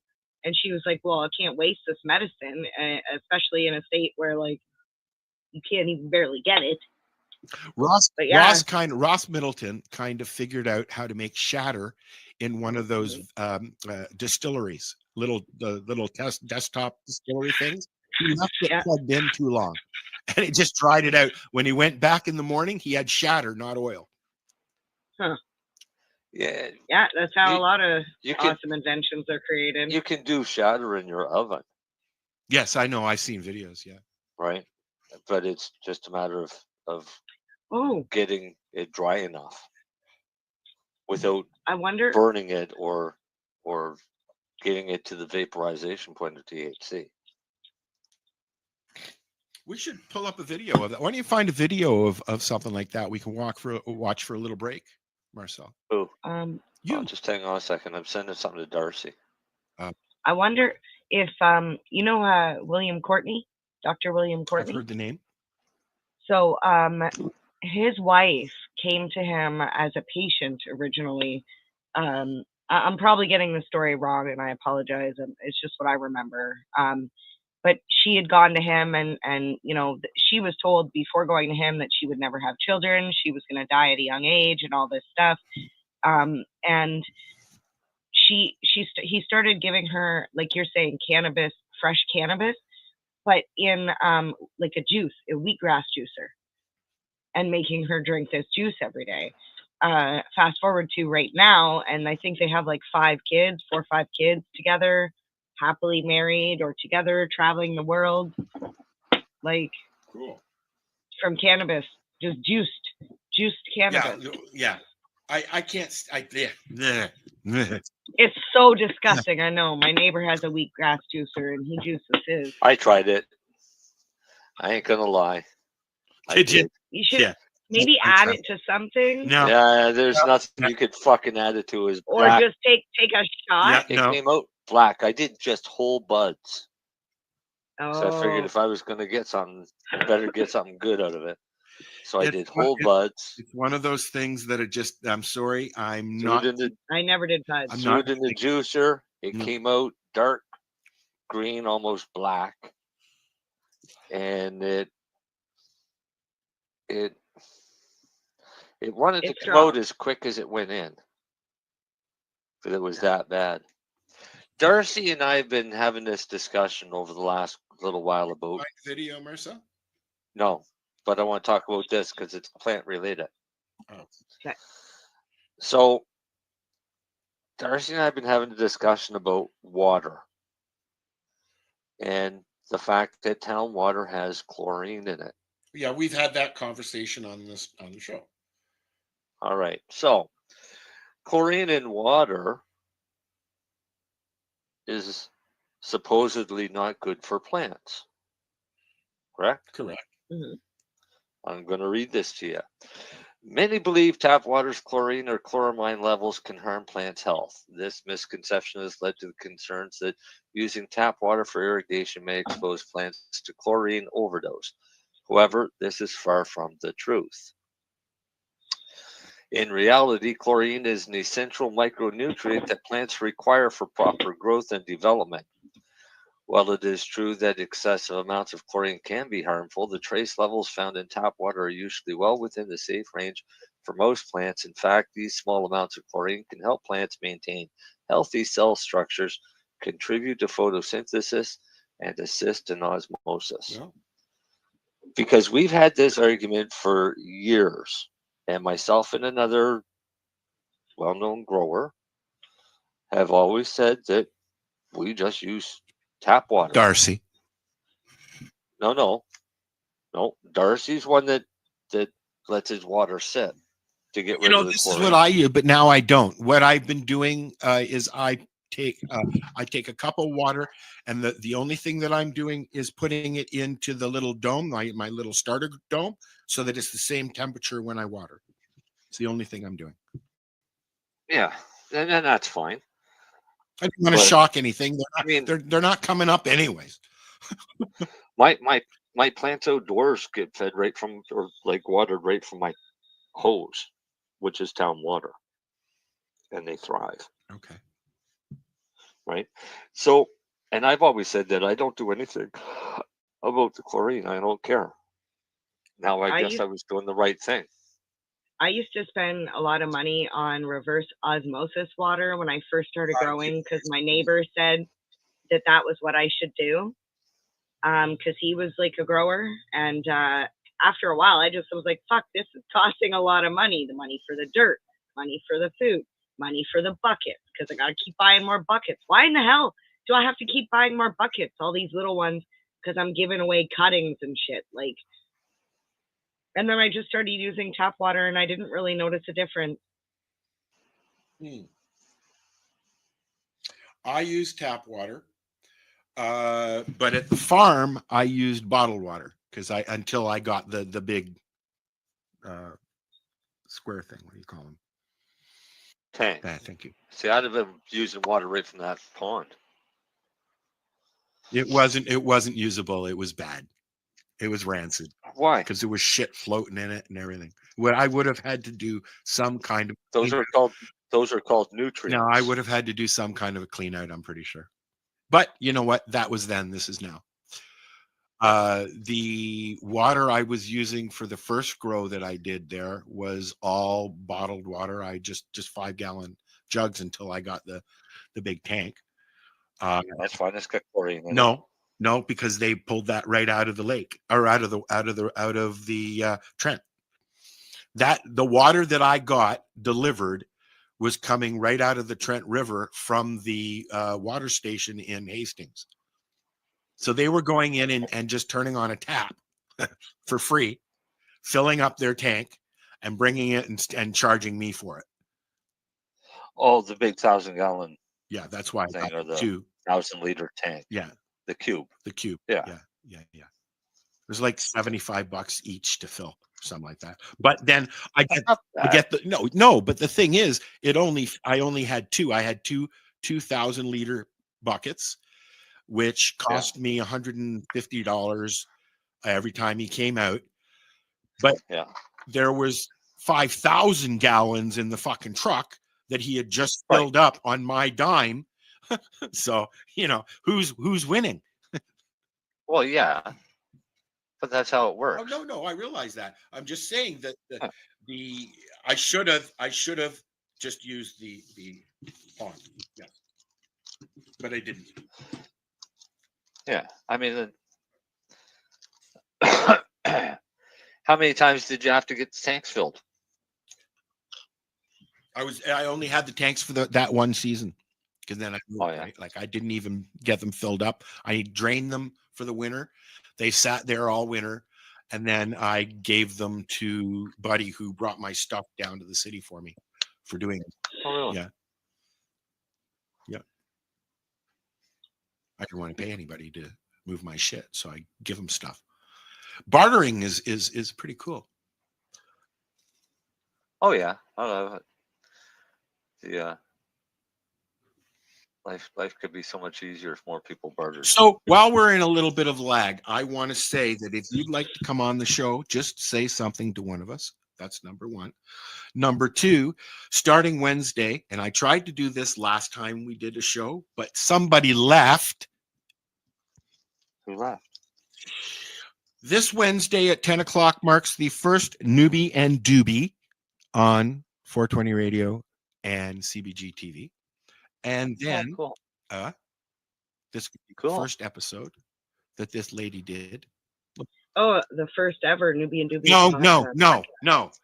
I played the first ever one that you did the last show. And it's nothing like the ones that you guys have been doing. Okay. The what? Are they better now? You sent me your first show ever that you guys did. Yeah, the studio show. No, the one you did at home. Is there wood in the background? I don't remember. My point is it wasn't in the studio yet. Our very first one was in the studio. No. Yes, no. 100%. No. We recorded 4 of them on the same day. Maybe it was at the studio, but they weren't very good. They were not. No. Dear God. They were terrible. I was nervous really as shit. upset that I even played it, Mary Jane. Yo, let me just be honest, okay? If you're gonna wait until you're got all your fucking ducks in a row to do anything in life, you're gonna be shit out of luck. So like the first episode, we recorded 4 in one day. It was an 8-hour day. I was miserable. I was PMSing to begin with. We didn't schedule enough feed breaks for me. You were missing your lines. There are no lines. They're literally like, it was, yeah. So if you're looking for like, I'm like, are you looking for the interview series? Because that's at home. My point is, the actual ones that she's got there waiting to go, we're going to play them on Wednesday at 10 p.m. When Timmy stops touring and he's got a little bit more time, we're going to start doing live ones because Timmy's excited about doing a live late night show. So that's going to be cool. And I'm going to. We have a lot of good ideas for fun segments and stuff to do with the guests. So late night talk show styles. Oh, cool. Al just sent me a link for a video for the Toronto Global. Yay! Promo. Oh, it's the promo. I love Al. He's so awesome. He's our one listener. Let me get it here, and then we'll. I'm like, join the show, Al. Oh, we got half an hour left. Al's got so much stuff. I know. Going on. I know. You know. It was funny. We were chatting in the Global Marijuana March chat, and somebody said that they'd do something or reach out to somebody, and I was like, yes, please do that. That'll be one less thing for me. And I chuckled because I was like, I literally put a bunch of stuff on Al to do before we left. I tell you flat out that if I was still in the in Toronto, I'd be going down to. You know. So anyway, okay. We'll get your help on the back end. Yeah, on the back. Through I'll be there. Yeah, like I said, you'll be helping on the back end. All right, let's have a look. This is the 2024 Global Marijuana March promo.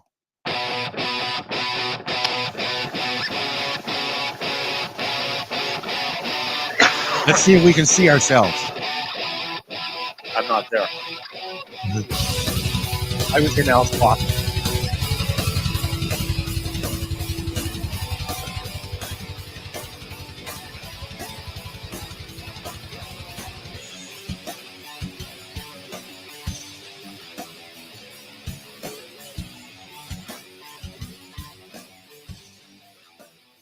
Oh.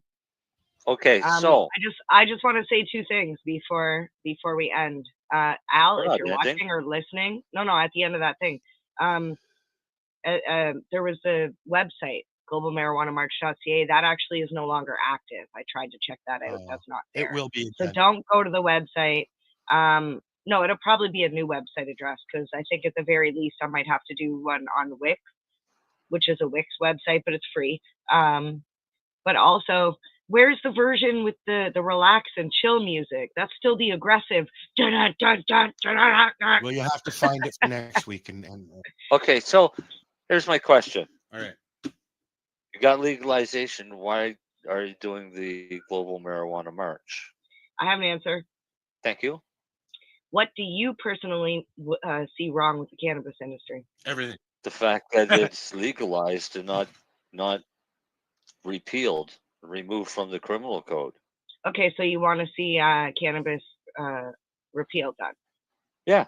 Okay, so then you would bring your sign, Bristol board, whatever, and you'd come down in the park, and that's what you would bring to show. Right. What's everybody else bring? A joint? Well, you bring joints too, but personally, like myself, my sign's going to say cannabis as medicine should not be because taxed. it's time to educate the younger generation. too many Canadians believe that, hey, it's legal. We're good. There's no more Give fight. me a joint. I'm going to smoke it and shut the fuck up. That's where I'm like, no, we need to be able to have cannabis restaurants. We need to be able to have, like, what is your fight, your personal fight? This was my point. We need to do some, like when we were talking about it earlier with the mess that was left. Okay. We need to educate people that this is, and we want to be a festival, an in-your-face festival, like most advocates started doing these festivals. Civil disobedience. I don't know if I agree with civil disobedience, because I mean, most civil disobedience is done with anger, and you can't do anything with anger anymore. You know, society is so angry in general. The minute you voice up and get any kind of aggression going on, I'll just go, hey. You know? Well, I did up a couple posters, and on one of them it actually says "Keep our streets clean." Well, yes, and we have to. We have to. Yeah. I will support things like that till the day I die. Yeah. But we would love to have not the events that I have issues with. It's the younger generation not giving a shit about anything but themselves. What is it? The Gen X generation? Is that what they're called? I don't know. What do we call them now? I don't fuck. I'm Gen X. Yeah, I know. I don't know what I call myself. I'm an old fart. You know. Gen what? You sure? Gen X. You're an old fart too. Well, if you want, you can see I sent you the posters. I see it. Yep. I don't know. Sweet. Are we going to take a break? I need to make another tea. Well, we were gonna, but Marcel didn't find a video. I forgot I was looking for one. I'm setting up a guest. Oh, can we watch the preview for the movie Tommy on YouTube? If you pull it up, give me the link. What is it? A new Tommy? The Who Tommy? No, the Who Tommy. And it's a new version? No. The old version. Yeah, the original. We might get in trouble with Facebook, but really? Yep.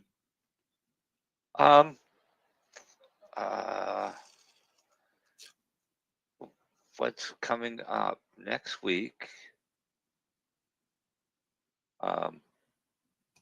Nothing.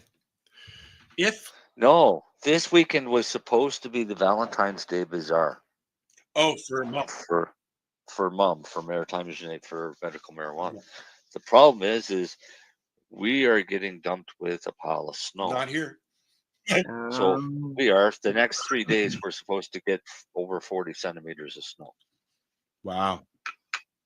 So I haven't looked outside yet, but I'm figuring it's probably started soon. I have not seen a flake of snow all week. Nope. But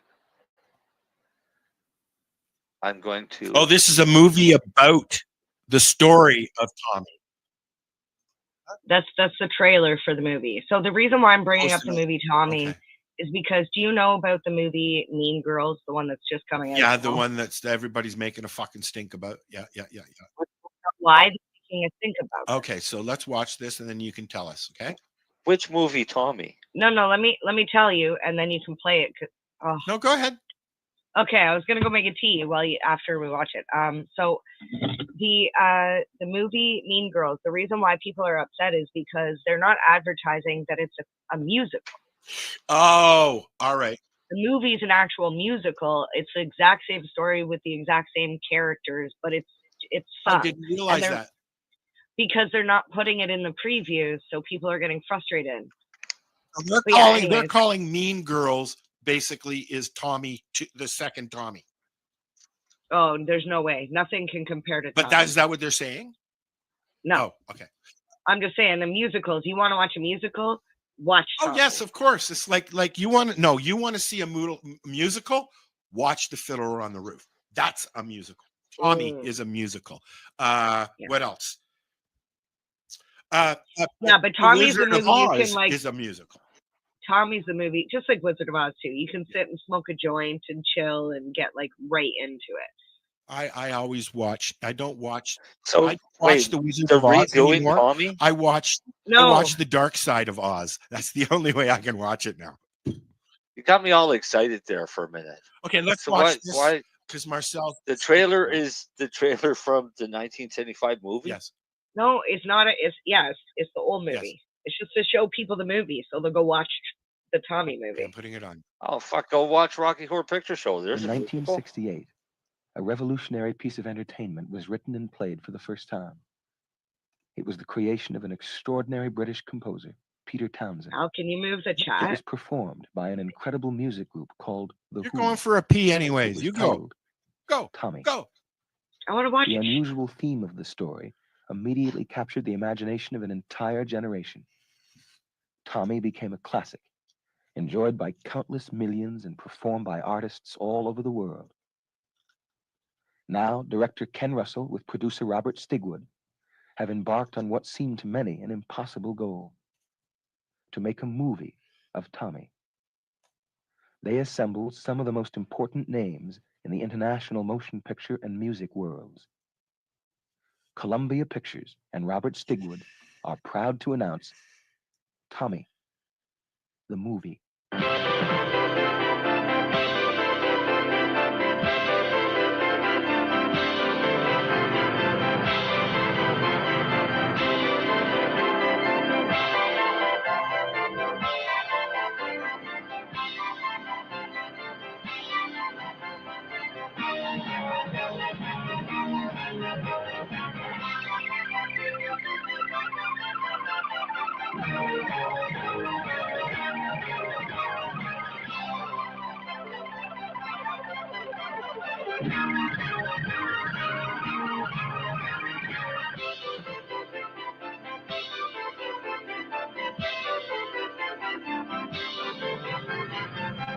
You wouldn't know that.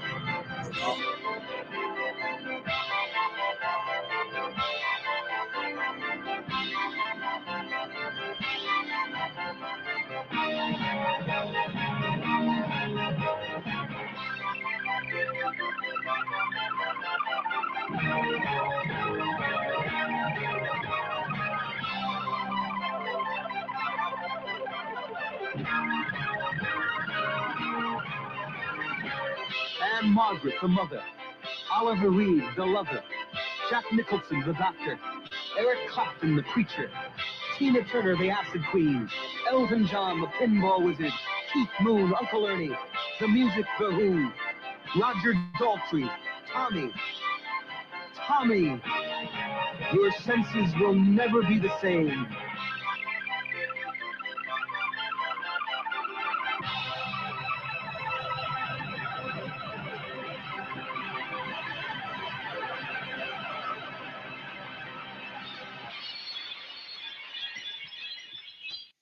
And today, if they did something like that, they'd have the songs in the trailer.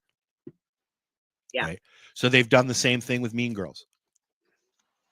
Yeah. But isn't this Mean Girls? Isn't this Mean Girls 2? Yeah, but it's a musical version of the original Mean Girls. Okay. I like some musicals. I was sitting here thinking of other musicals that I like that they've done. Pink Do you Floyd. like Grease? No, Pink Floyd, The Wall. Wasn't a fan of Grease. I mean, I watched it back in the 70s when it came out. I like the first one, but not the second one. Or the third one. I wasn't a big fan of that. There was no third. Rocky Horror Picture Show is a really good musical. Yes. The first or the second? The remake? No, the remake was I never fun, saw a but remake. it wasn't the. There's a Rocky Horror Picture Show 2. Yeah, and remake, Tim was in it. Tim Burton, no. Tim Curry was in it, but he played a different character, and he was in his wheelchair. Yeah, it was really interesting to see. I mean, it's hard to play Tim Curry in one of his most iconic roles, but I think there's only one Frank did the role. They did really well. They went progressive and they used an actual transgender.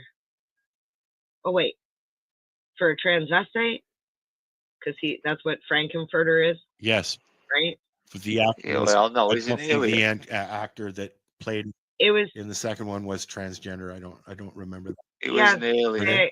No, they are. Yeah, they're in the girl from Orange is the New Black. Oh yeah, I like her. Yep. Yeah. I like that show. Okay, I can see the original 75, 1975. All right. Okay. Try this. My computer's waiting to update. Keeps sending me notices. Can we update yet? No, I'm busy.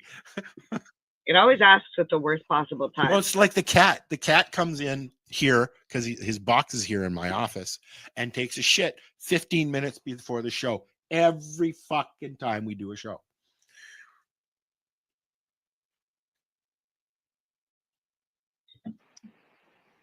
Okay, I'm just.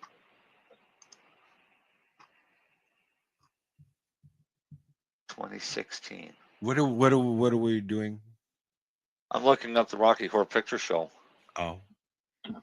Let's do the time warp again. Oh, okay.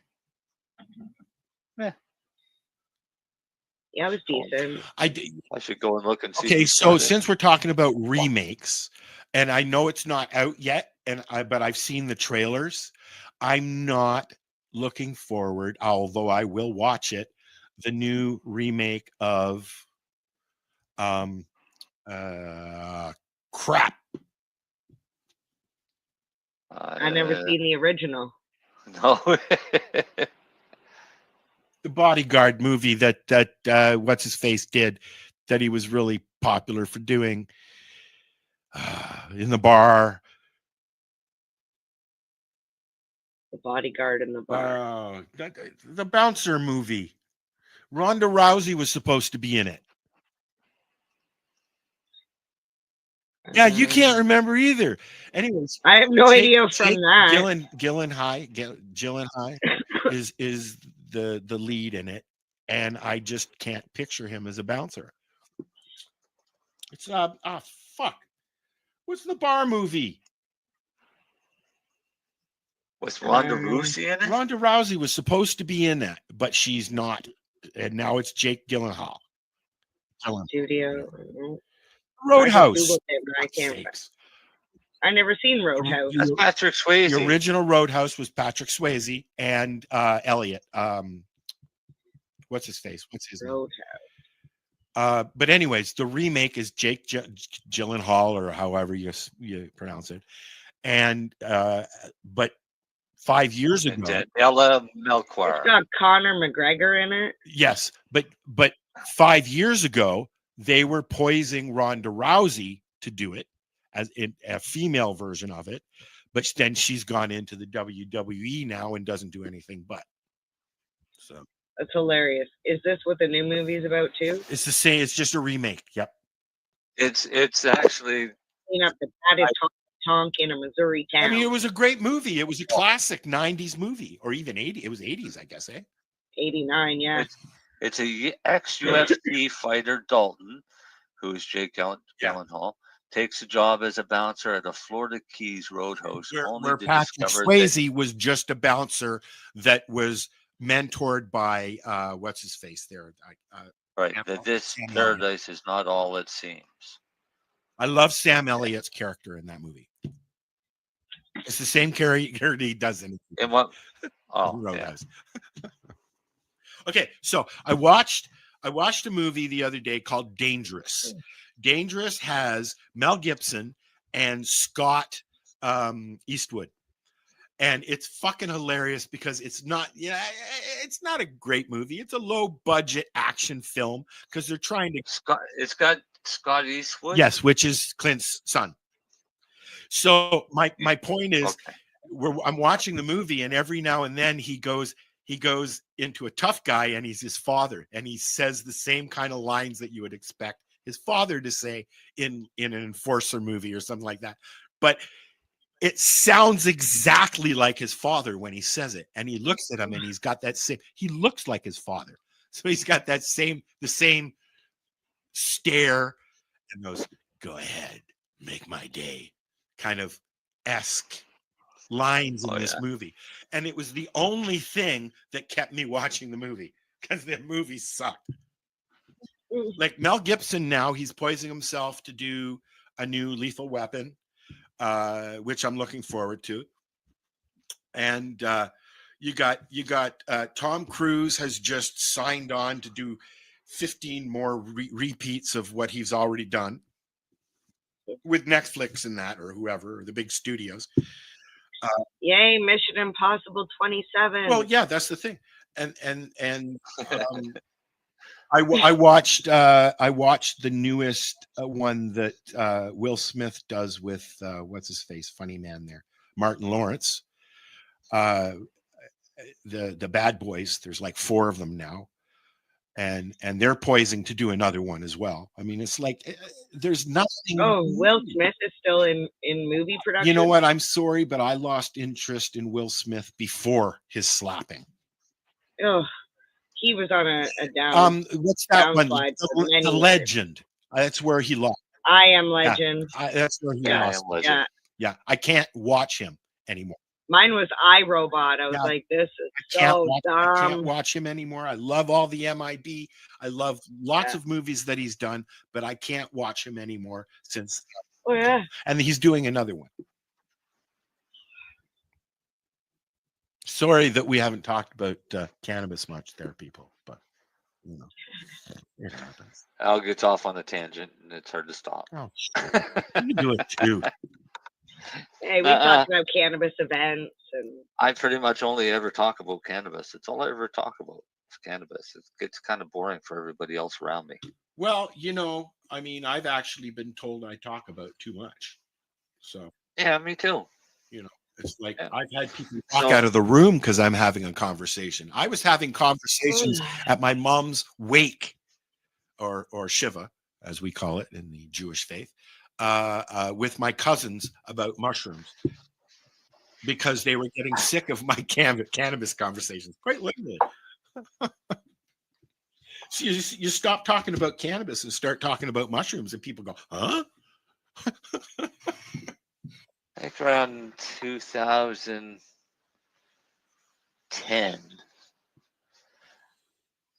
and it was kind of funny because back before legalization, long before legalization and LPs and all of that crap, everybody talked about cannabis in whispers. It was always whispering, except for when I showed up, because I talked out loud. And the doctor's office was the best one.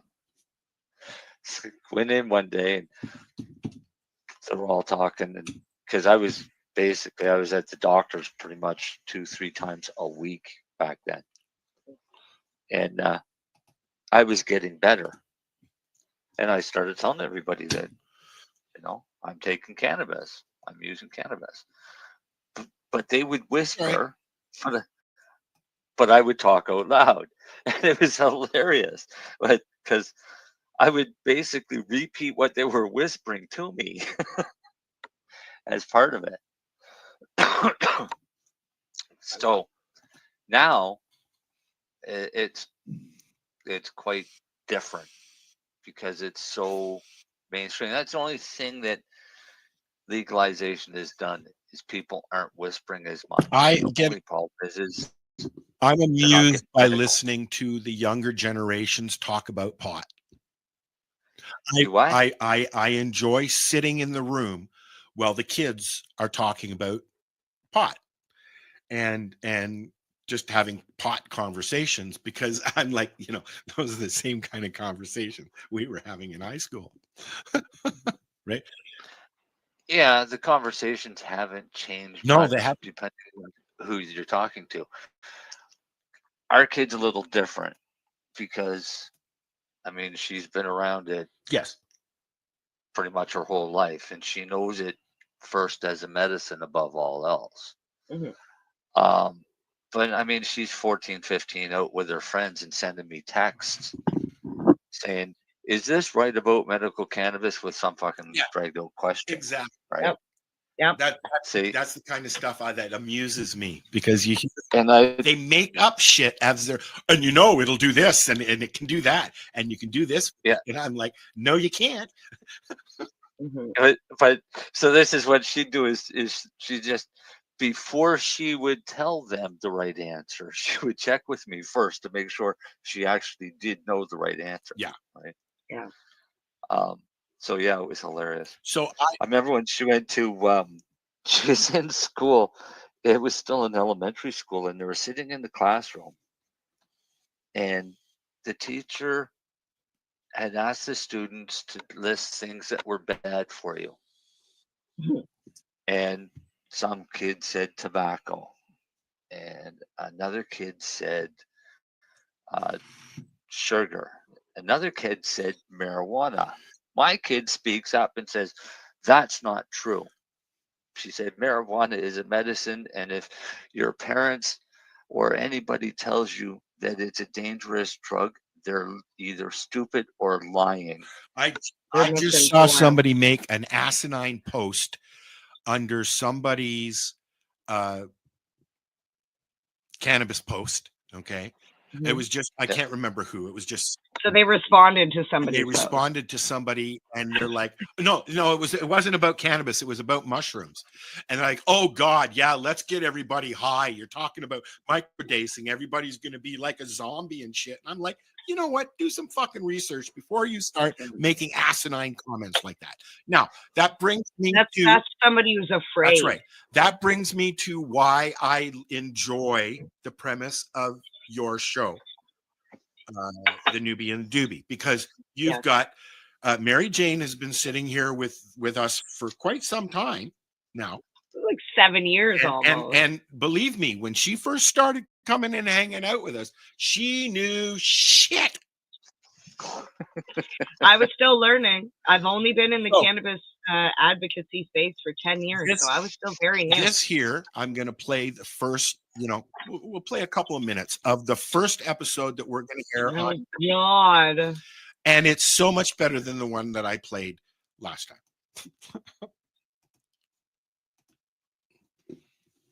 Fuck your disc.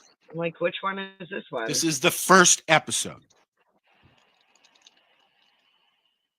First episode of what? We're going to have to. We had the first episode last week.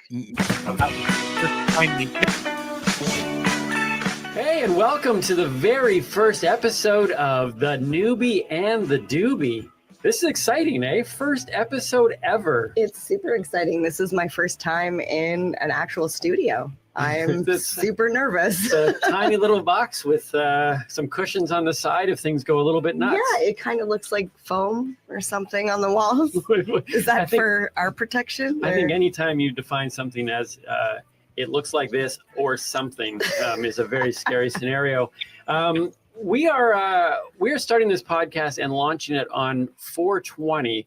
That I believe is, let's see, January, February, March, April the 20th, 4th month, 20th day. Yeah. That's worth celebrating, is it not? It is. There's a special reason why we celebrate 420, which we will get into later, but I have to wave my little flag here. When we were preparing this podcast, we were like, do we have all of our notes? And MJ in particular was just saying, but can I at least have my flag? That was kind of the most important thing. So now that that's out of the way, we really don't have much else to go with other than what's on this little card here. Do we need to blow the whistles? I mean, you did bring these two traveling in today.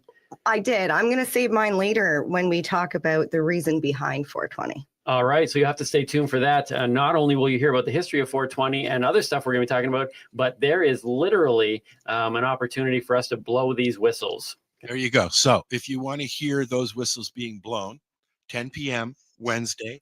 Sorry, you don't get to watch Timmy being blown. It's the whistles. Maybe okay, during so the live show, basically, maybe what you're saying is I got to watch this episode to find out what they say is the reasoning behind 420. Yes. If you want, you can go and Google it now and then see if we're right. Right? I enjoy which watching is the right one, together. and that's Mary Jane. But that's the problem. Which one is the right one? When there's literally 4 off the top of my head. Reasons? Reasons for 420. Well, the one that I've most notably I'll have to wait for the show on Wednesday. The one that I've most notably heard is the one where it was used at Harvard University as a call sign for Meet You Out Back. for a puff, basically. That's Harvard. Harvard University's in Massachusetts? Yes. Boston. Yeah, no. Or was it California? Yeah. Okay. In a high school. In a high school. So the most plausible that makes story sense. could be the kids at a high school who were meeting every day after school at 4:20. Yeah, that makes sense because that was when you were going home. Right. We went to school till 3:30, not 2:30 like they do now. That's how it originated originally. But how did it grow from like 4 or 5 call sign? Actually, it was what do they call them? The wall bangers or something like that? The Waldos. The Waldos. That's the one. Yeah. And it was in Los Angeles, I think. And but how did it go from that to all of us knowing and celebrating? That's how. No. Has something to do with the band. Which band? The Deadheads. Oh, okay. Because one of those kids that went to that high school became a roadie for the band. And the term 420 was coined amongst the band, and they even made it into a song in their music, into a phrase. So they're saying that the Grateful Dead came up with 420. Basically. Well, no. They just helped spread the word. Revolving around them. And I've not heard that one. I've not. The Waldos were the kids. They called themselves the Waldos. Yeah, and the Deadheads were Grateful Dead fans. Yeah. Right. Yeah, and they still are very much so. Although the Grateful Dead didn't become as globally recognized as they are now until after he died. They were not a very big band. They had maybe 2 or 3 big hits back in the day, and then he passed away. Jerry passed away, and then they became a phenomenon. I mean, you've got there. I don't think, are they touring still? I know John Mayer was touring with them for a long time. Right? I don't know. Yep. You know who else is touring? Timmy and Cher? No. Yes, I know he's touring. He's doing his Valentine's thing.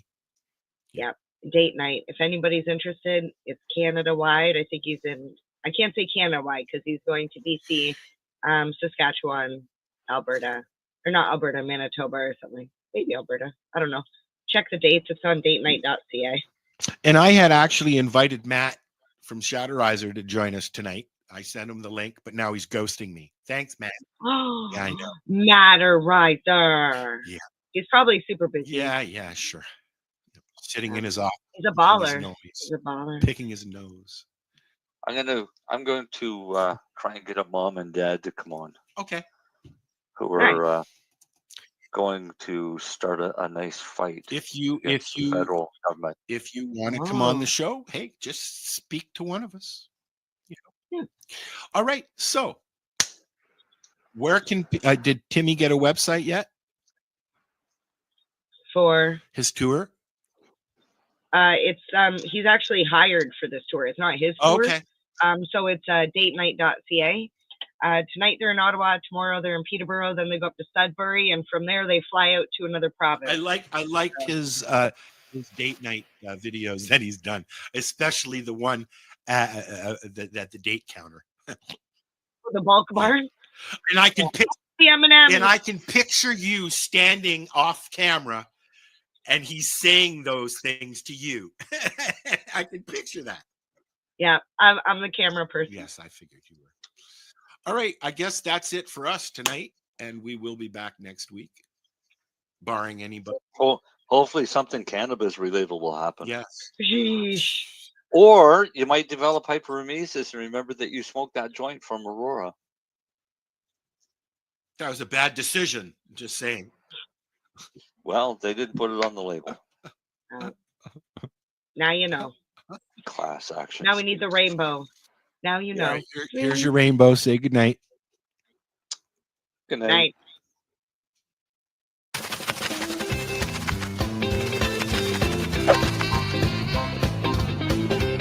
Cannabis infotainment that includes patient stories, discussions, the news and more. Live event coverage promotes your event and those who support you. Tune in and subscribe today. Cannabis Broadcasting Group. You're listening to the Pace Radio Network here at paceradio.net.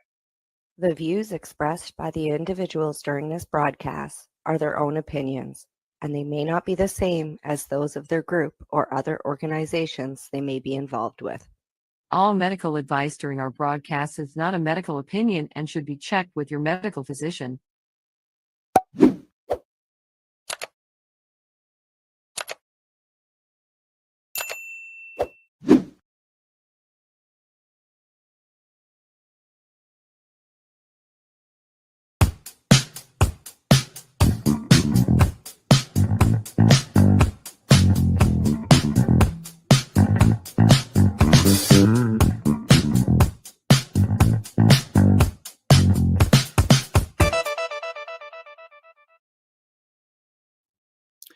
Good day and welcome to the Mushy Moment for May 20th, 2025. Year's just motoring right along. I'm like it. The closer we get to summer, the happier I am. How you doing, Cindy? I'm doing good. I am sitting in my car down on the waterfront here in Halifax, Nova Scotia. Which you gave instead me of in my home. You showed me the boat that was out there. The big, what kind of boat is it? The big sailing.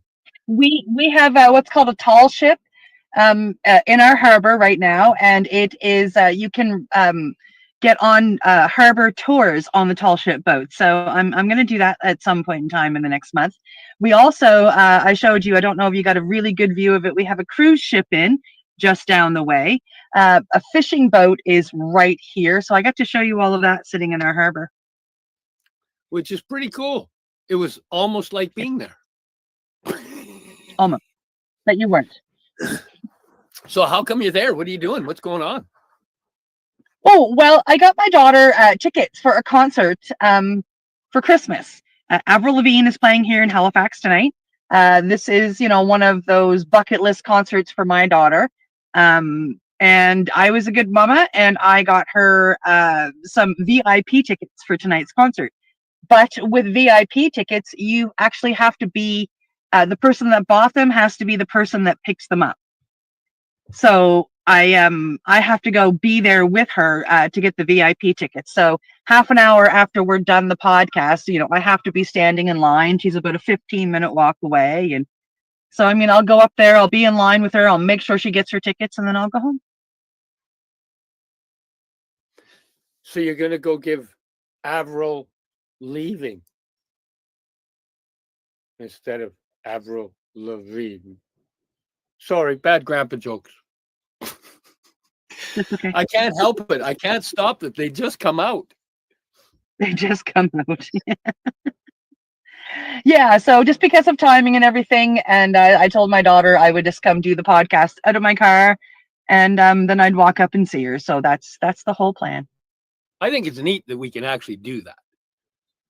I think it's really cool.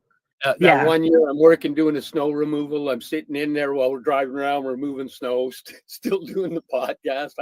Sorry. Yeah.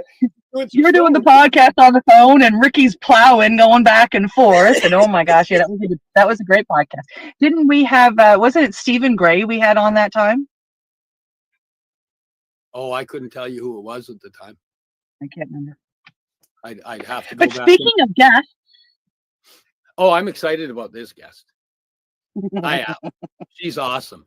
She is doing so much to open people's eyes to the magic and healing of microdosing.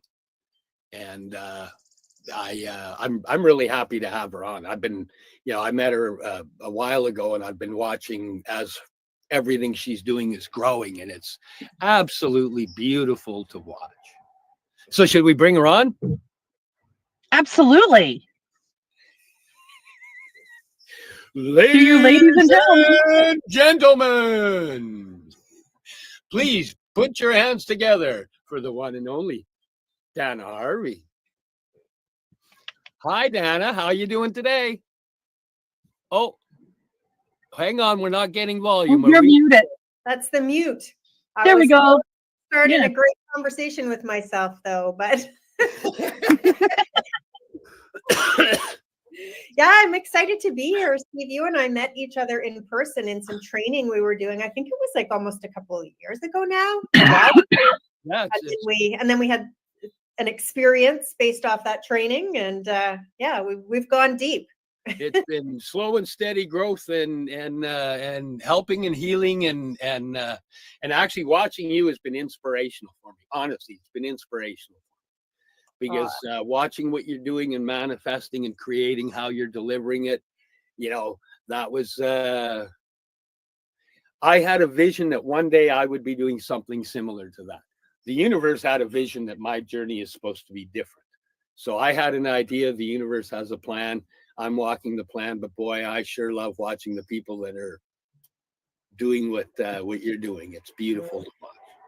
Yeah, and it's not just the universe that has plans for us. I think it's the mushrooms. Like, I'm only doing what I'm doing because I've been told to, no uncertain terms, by the mushrooms. So I follow. Wow. So what got you on this journey? What was the beginning start of you going, I'm going to take this journey? Yeah, well, it was the mushrooms. But so I had a 3-decade-long career in corporate communications and kind of really worked myself up to top leadership globally in doing corporate communications for new industries and emerging technologies. So places where the communication rules haven't been kind of written yet, and pioneering that. And so as psychedelics like rose as a new industry, so to speak, I got recruited into the industry side as CCO and head of investor relations for one of the publicly traded companies.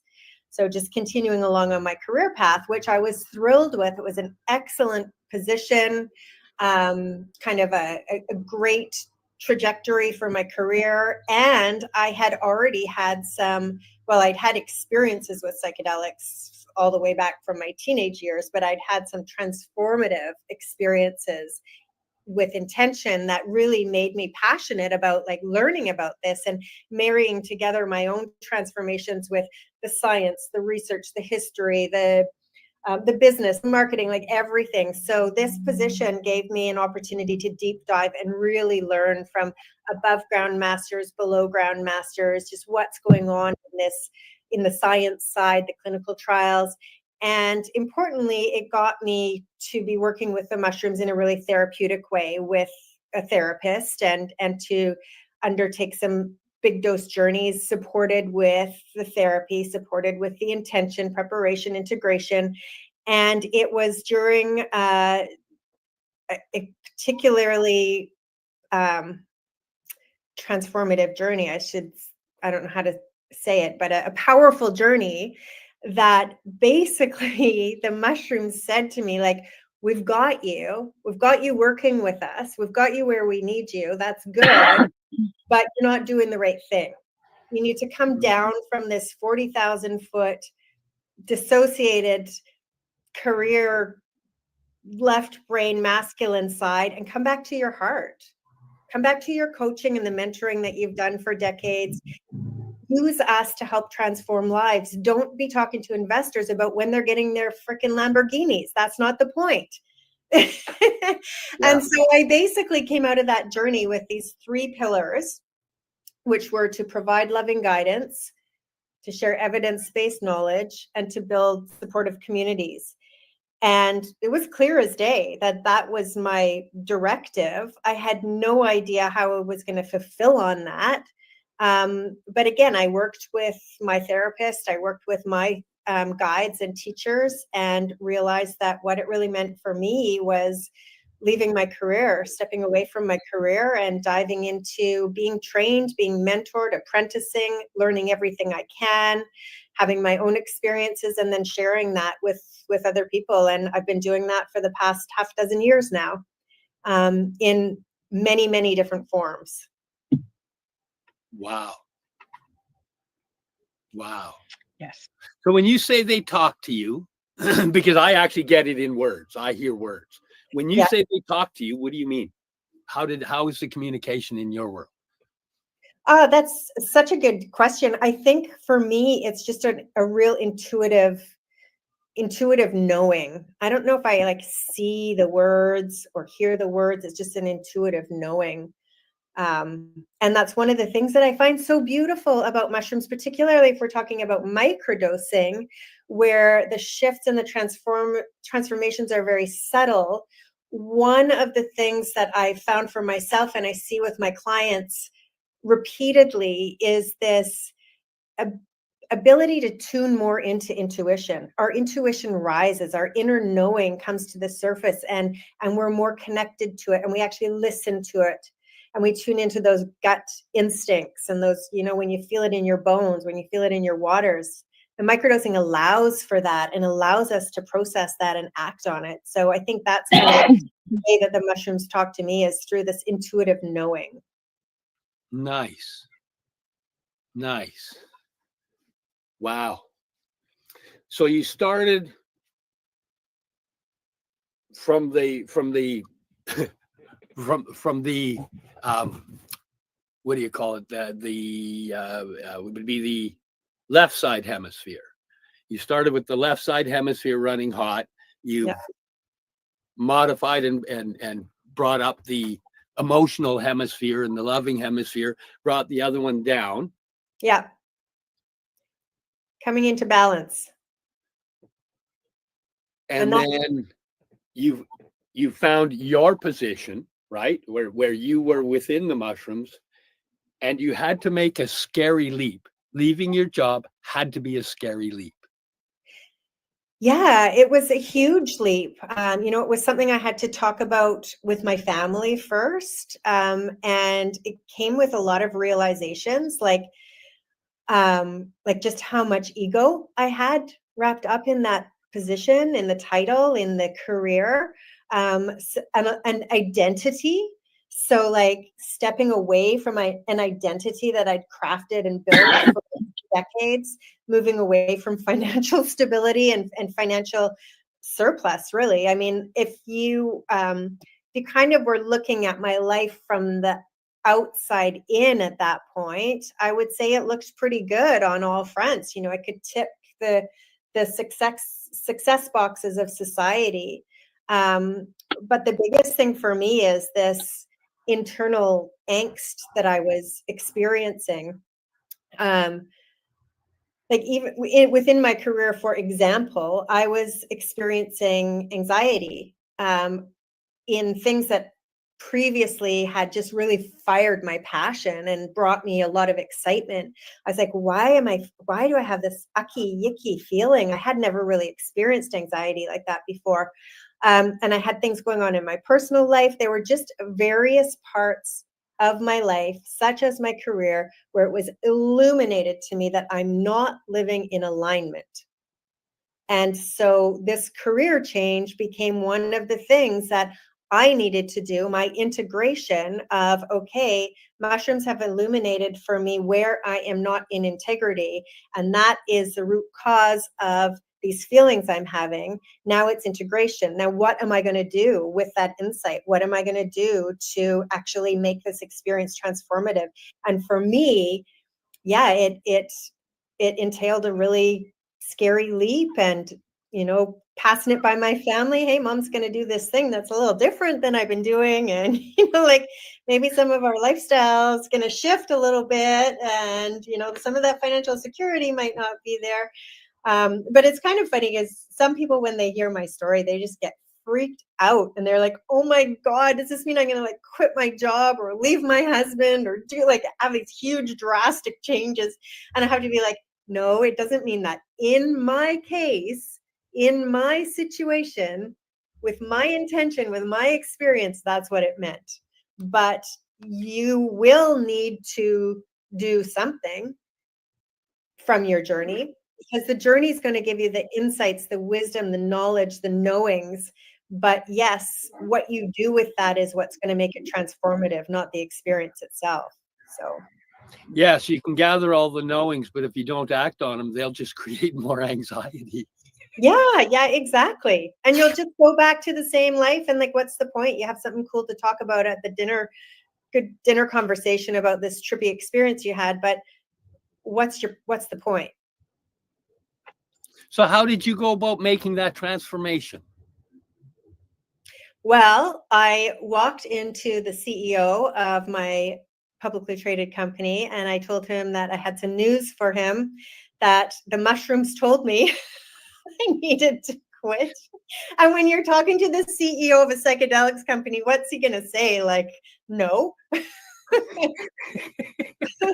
So luckily I left that position very well supported and in good relation with the company. And then the therapist that I was working with actually was super helpful for me because he had more faith in me, in my leap of faith than I did. Like, who am I to be pivoting and, supporting other people in this realm? Like, I'm not a therapist and, I'm not super experienced in here and I don't have like certifications and training and like, I can't do this. But because he believed in me, he believed in the message from the mushrooms, he kind of took me under his wing and nurtured me and allowed me to apprentice with him in a sense.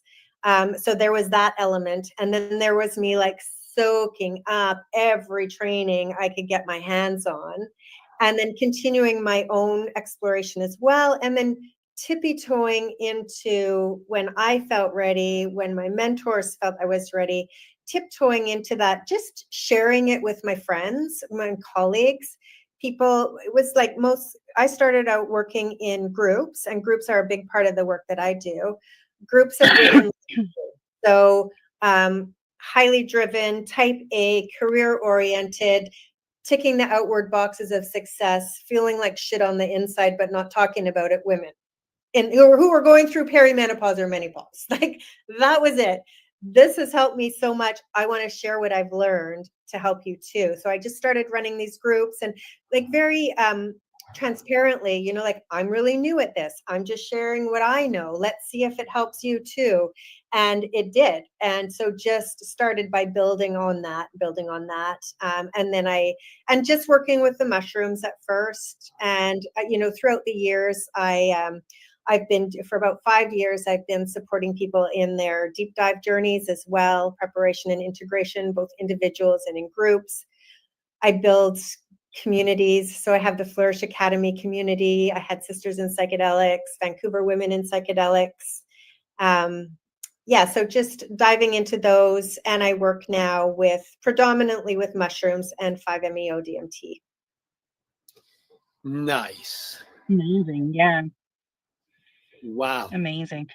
I resonated with a lot of what you've been saying. I was in a career working for my dad's companies, actually, I was doing book work, and I tripped across psychedelics as a medicine. I ran off and did iboga, and much like you, 5-MeO was what popped up and spoke to me and said, you're doing the wrong thing. And so I went for training. I went for training in Mexico, and in the middle of the training, my father fired me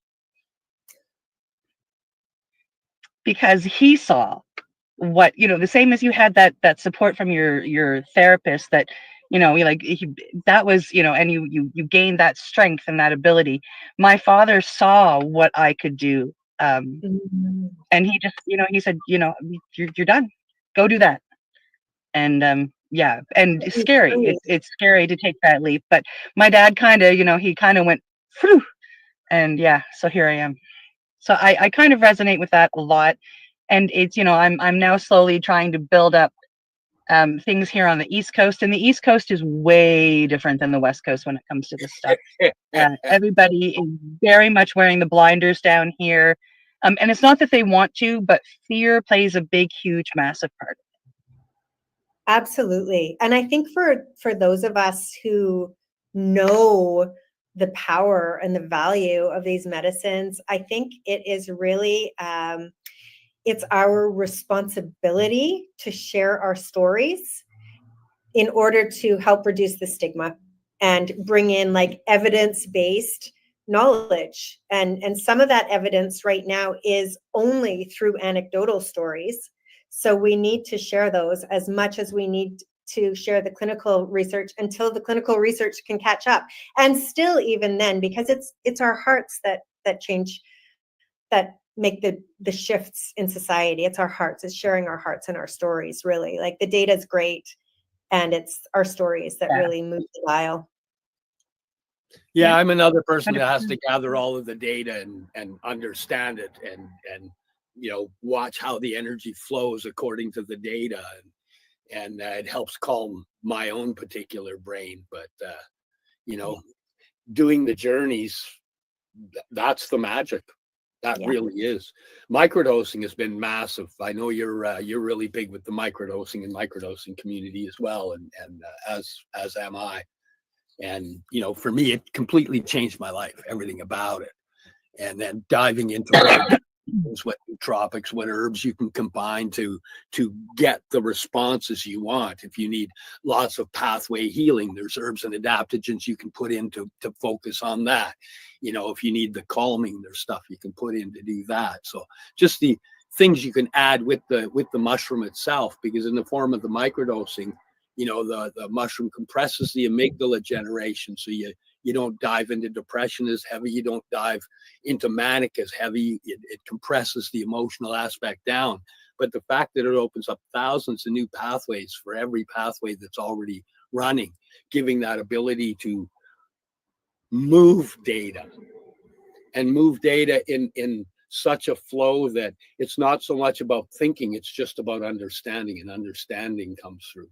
They've absolutely changed my life, and because of that, I also have a little company that myself and my partner John have a company in microdosing that have been changing lives. It's amazing. It's amazing the stories we get back in return. Yeah. For what we offer out. I'm sure it is. And one thing that I've really noticed, Steve, like I've worked with a lot of different microdose suppliers. Of course, particularly with the organizations I run, I get offered a lot to try this one for promotion. And what I have noticed is it makes so much difference, the intention with which the microdose is grown and harvested and packaged and everything. Yes.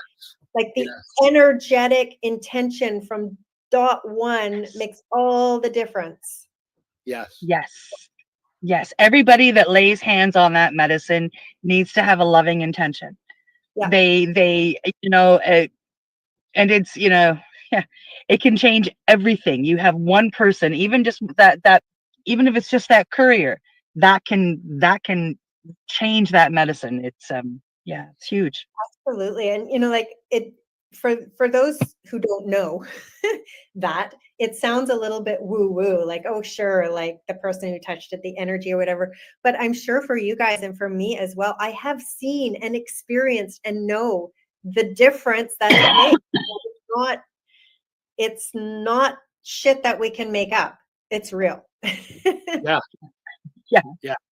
Yeah. Oh yeah. You see, when I started my microdosing journey, I guess it's been about 5 years now, 6 years maybe, and I'm lucid with time. I have no concept, but there wasn't a lot.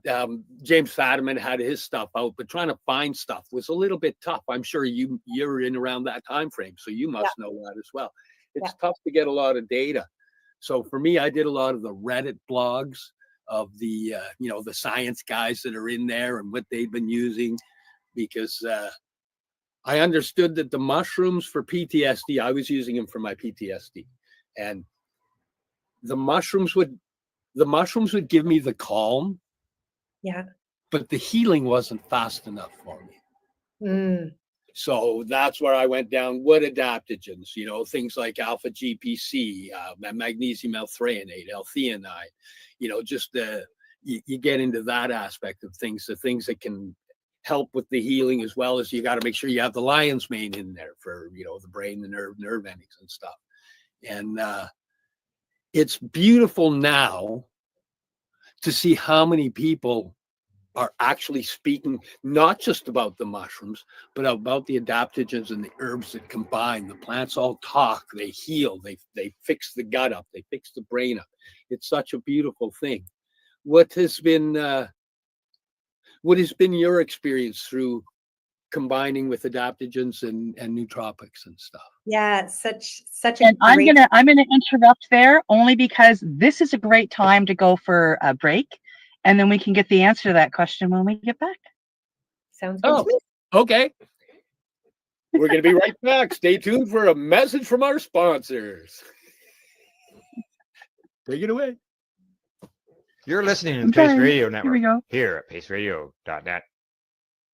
Camelford Lifestyle Shop, open Monday to Friday from 10 till 7 p.m. or by chance.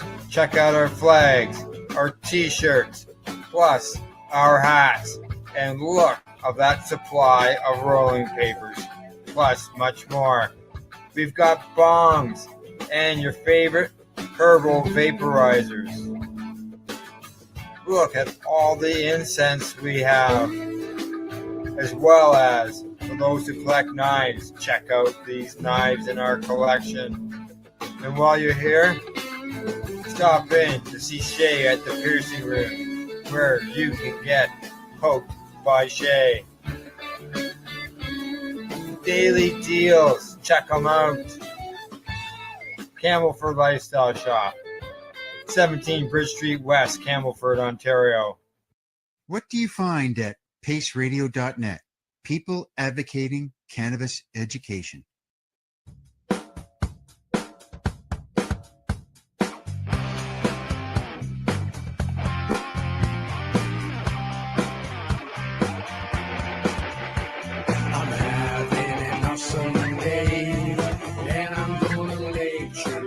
That way. I'm having an awesome day, and I'm gonna make sure it stays that way. Limestone City Hydroponics is Kingston, Ontario's hydroponics shop. Take your growing to the next level and create the optimal environment with a tent kit, or maximize your yield with an ebb and flow flood table kit. Either way, Limestone City Hydroponics has more sizes and options to fit your needs. Are you looking for the power of the sun that adapts to your budget? Then look no further, as they have professional grow lighting. They have indoor grow systems that are easy and cost effective, with many options to fit your living space and lifestyle. Cultivate your growing potential. We have everything you need to succeed. And if you can't make it to the store, they offer local delivery to the greater Kingston area. Remember, when you're looking for experts to help you grow, then look no further than the locally owned Limestone City Hydroponics, 105 Sunderland Drive in Kingston, Ontario. Call them at 613-548-0420. Rerolled Saturdays. Check it out. Nothing but non-stop cannabis and psychedelic programming. Find it at 420pace.ca. You're listening to the Pace Radio Network here at paceradio.net. Good day and welcome back to the Mushy Moment. We're here with Dana Harvey from Flourish Academy. Hello. Group.ca. And I can't believe how much you do. It's amazing. Psychedelic Revelations podcast. There you go. Yes. Oh, hang on. Let me get that one up. Ready? There you go. On cue. Absolutely. Actually, we'll just let that one run. Okay, so before the commercial break, I was asking about what you found regarding mixing adaptogens and nootropics, et cetera, into the microdosing. Yeah, such a good question. So I think my whole philosophy around microdosing is that, mushrooms, we're talking about mushrooms predominantly here. Mushrooms are one element. They're an ally. They're a friend to support us in our growth and our healing. And they play really well in the sandbox. not just with other adaptogens and nootropics, but I just think that effective microdosing is stacking. So yes, stacking with these additional supplements and stacking with your own habits, habit changes, things you can bring into your life. Like everything I look at is, okay, here's our little friend that's going to help us. Now, how are we going to help our friend to help us? We're going to help our friend by making sure that our nutrition is supported. We're going to help our friend to help us by making sure we get enough sleep. We're going to help our friend by adding in lion's mane or ashwagandha, whatever, just depending on what we are working on, what our intention is. And we're going to add in supportive practices, whether that's going for a walk every day or spending time in meditation or taking yourself to a sound bath, like what our friends, the mushrooms, they're going to work with us at the extent and the strength that we are prepared to work with them. So what are we going to bring in? So stacking of nootropics and adaptogens is a really great way to support the mushrooms to work with us. And for me, what I found is it can be very personal as to, what is your intention and your lifestyle. How can we make those the best situation for the mushrooms? And then there are some that are just kind of standards that are easy to stack with, depending for most people, like lion's mane and niacin, the Stamets stack. I also find like really nice for almost everybody is ashwagandha. Love that. Yeah. With their Brahmi, or what do they call Bacopa moneri, seems to be another one that's in a lot of them as well. Yeah, exactly. So yeah, I find, again, like whatever we can do to support the mushrooms so that they can support us, we are going to get better results. That's a great way to look at it. What can we do to support them supporting us? Yeah. Because then for people that don't like to help themselves, you're helping them help you. Well, exactly. And it steers us away. If we look at it that way, it steers us away from the pharmaceutical model that, we're going to pop this pill in the morning, we're going to get on with our day. We don't have to do anything. The healing's going to be done to us or for us. That's not the way it works. We're going to do the healing together. We're going to do the healing. And so, it changes the mindset when we think of these mushrooms as just our friends who are supporting us. But if we want them to work with us, we need to tell them how we want them to work with us. So we need a really strong intention. And we need to say, hey, I also, like, I'm not going to just lean entirely on you. I want to get better. So I'm prepared to do this, that, or the other thing. And can you help me to do that and to implement it and to stick with it and to have consistency? And yes, so it just changes the mindset, particularly if you're taking your microdose in a capsule. It can be really tricky for people to get beyond that pharmaceutical or merely a supplement mindset and to come more into relationship. Like we want to be in relationship with the mushrooms. So yeah. Yes, I would have to agree. I would say that over time, I've definitely developed a relationship, not just because a lot of times people say relationship with the mushroom and they picture the mushroom eating the mushroom, but that includes the microdoses. Yeah, that includes the relationship with the softer, smaller. For a lot of people with PTSD, they don't hear soft and subtle. They hear loud. Their whole life has been loud. So for me, a lot of the learning of the microdose, I learned the science so that I could trust and understand it's working. Because as I was taking them and going forward, I wasn't noticing differences. But at the end of a month, when I stood and looked back, it's like, oh, no anxiety, no panic attack, no. Oh, look how nicely they're working. Okay, just keep going forward and trusting that they're doing what the science says they do. Yeah.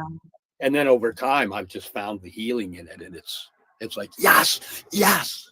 Yeah, exactly. I mean, and that's the beauty of microdosing is its subtlety and its softness. it's also the challenge of microdosing, because when you're microdosing for transformation, not just taking a microdose because you don't want to have a glass of wine, but if you're microdosing for the purpose of transformation, I totally forget where I was going with that. Oh yeah, it's the beauty is that soft and subtle, but also the challenge, because so many people, like, we're just programmed to expect to feel something. Like, Yeah. I want something to happen on the day that I take my microdose so that I know it's working. But to actually just sit back and trust and maybe track and journal and notice the shifts, that's a challenge, you know. And particularly I find when I'm working with people who have substance use issues, kind of like particularly have kind of the mores, like I want more, I don't know what's working, you know. So just learning to sit back and sit in that beauty. And so many times it's not even us that notices. I don't know if you found this for yourselves, but it's your colleagues or your children or someone in your life that's saying like, hey dad, like, you know, you're pretty calm these days, what's going on with you? Or I was listening to an interview, I think it was just yesterday, with Ayette Walden, who wrote A Really Good Day, which is a great book about microdosing. She microdoses LSD. And she said that she wasn't noticing the shifts. But then her teen daughter said to her one day, like, what is wrong with you, mom? Like, you're so cool and calm these days. Like, are you on acid or something? She said, I just about spit my breakfast out all over the table, because obviously I hadn't told my kids that I was taking LSD on a daily basis. But it's those other people in our lives who might notice the shifts even before we do. Yes. I have to agree. I've had that happen. And I've had that happen with some people that I worked with as well, where, you know, after microdosing for a month, they were brought into HR and asked, what are you doing? Everything's different and you're way more calm. What, you know, they want to know what changed. Yeah.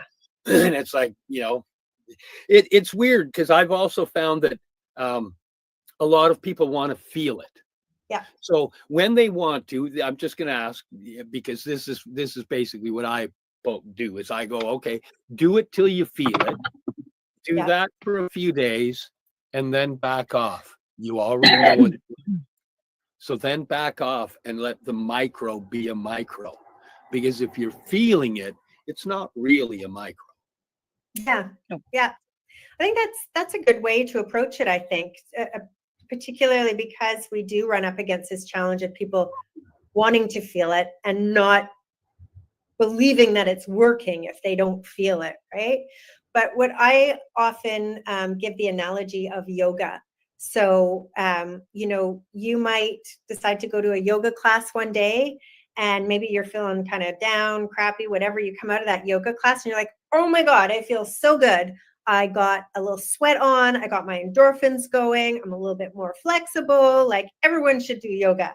And I'm going to do yoga again too. Maybe like in a couple of weeks, I'm going to do another class, whatever, you know? So that's like taking a microdose. When people take what is generally kind of slightly more than a typical microdose and they feel something and it's great and it's wonderful. But if you were embarking on yoga because you wanted to benefit from the long-term benefits, you wanted a stronger body or a leaner body or easier access to mindfulness, then you wouldn't be, you know, just taking a yoga class here and there. You would embrace a yoga practice. You'd have some days that you practice, some days that you rest. You'd probably work with a teacher or a guide, maybe in community, and you would start to, over time, subtly notice, my body is stronger. I'm more flexible. I'm leaner. So that is, to me, the difference between taking a microdose. And I think there is nothing wrong with taking a microdose, particularly if you are honest and you say a medium dose or a museum dose or a microdose, whatever, you know, like, and the practice of microdosing for transformation. And that is the area where I coach people in is, okay, you have a transformation you want to make in your life.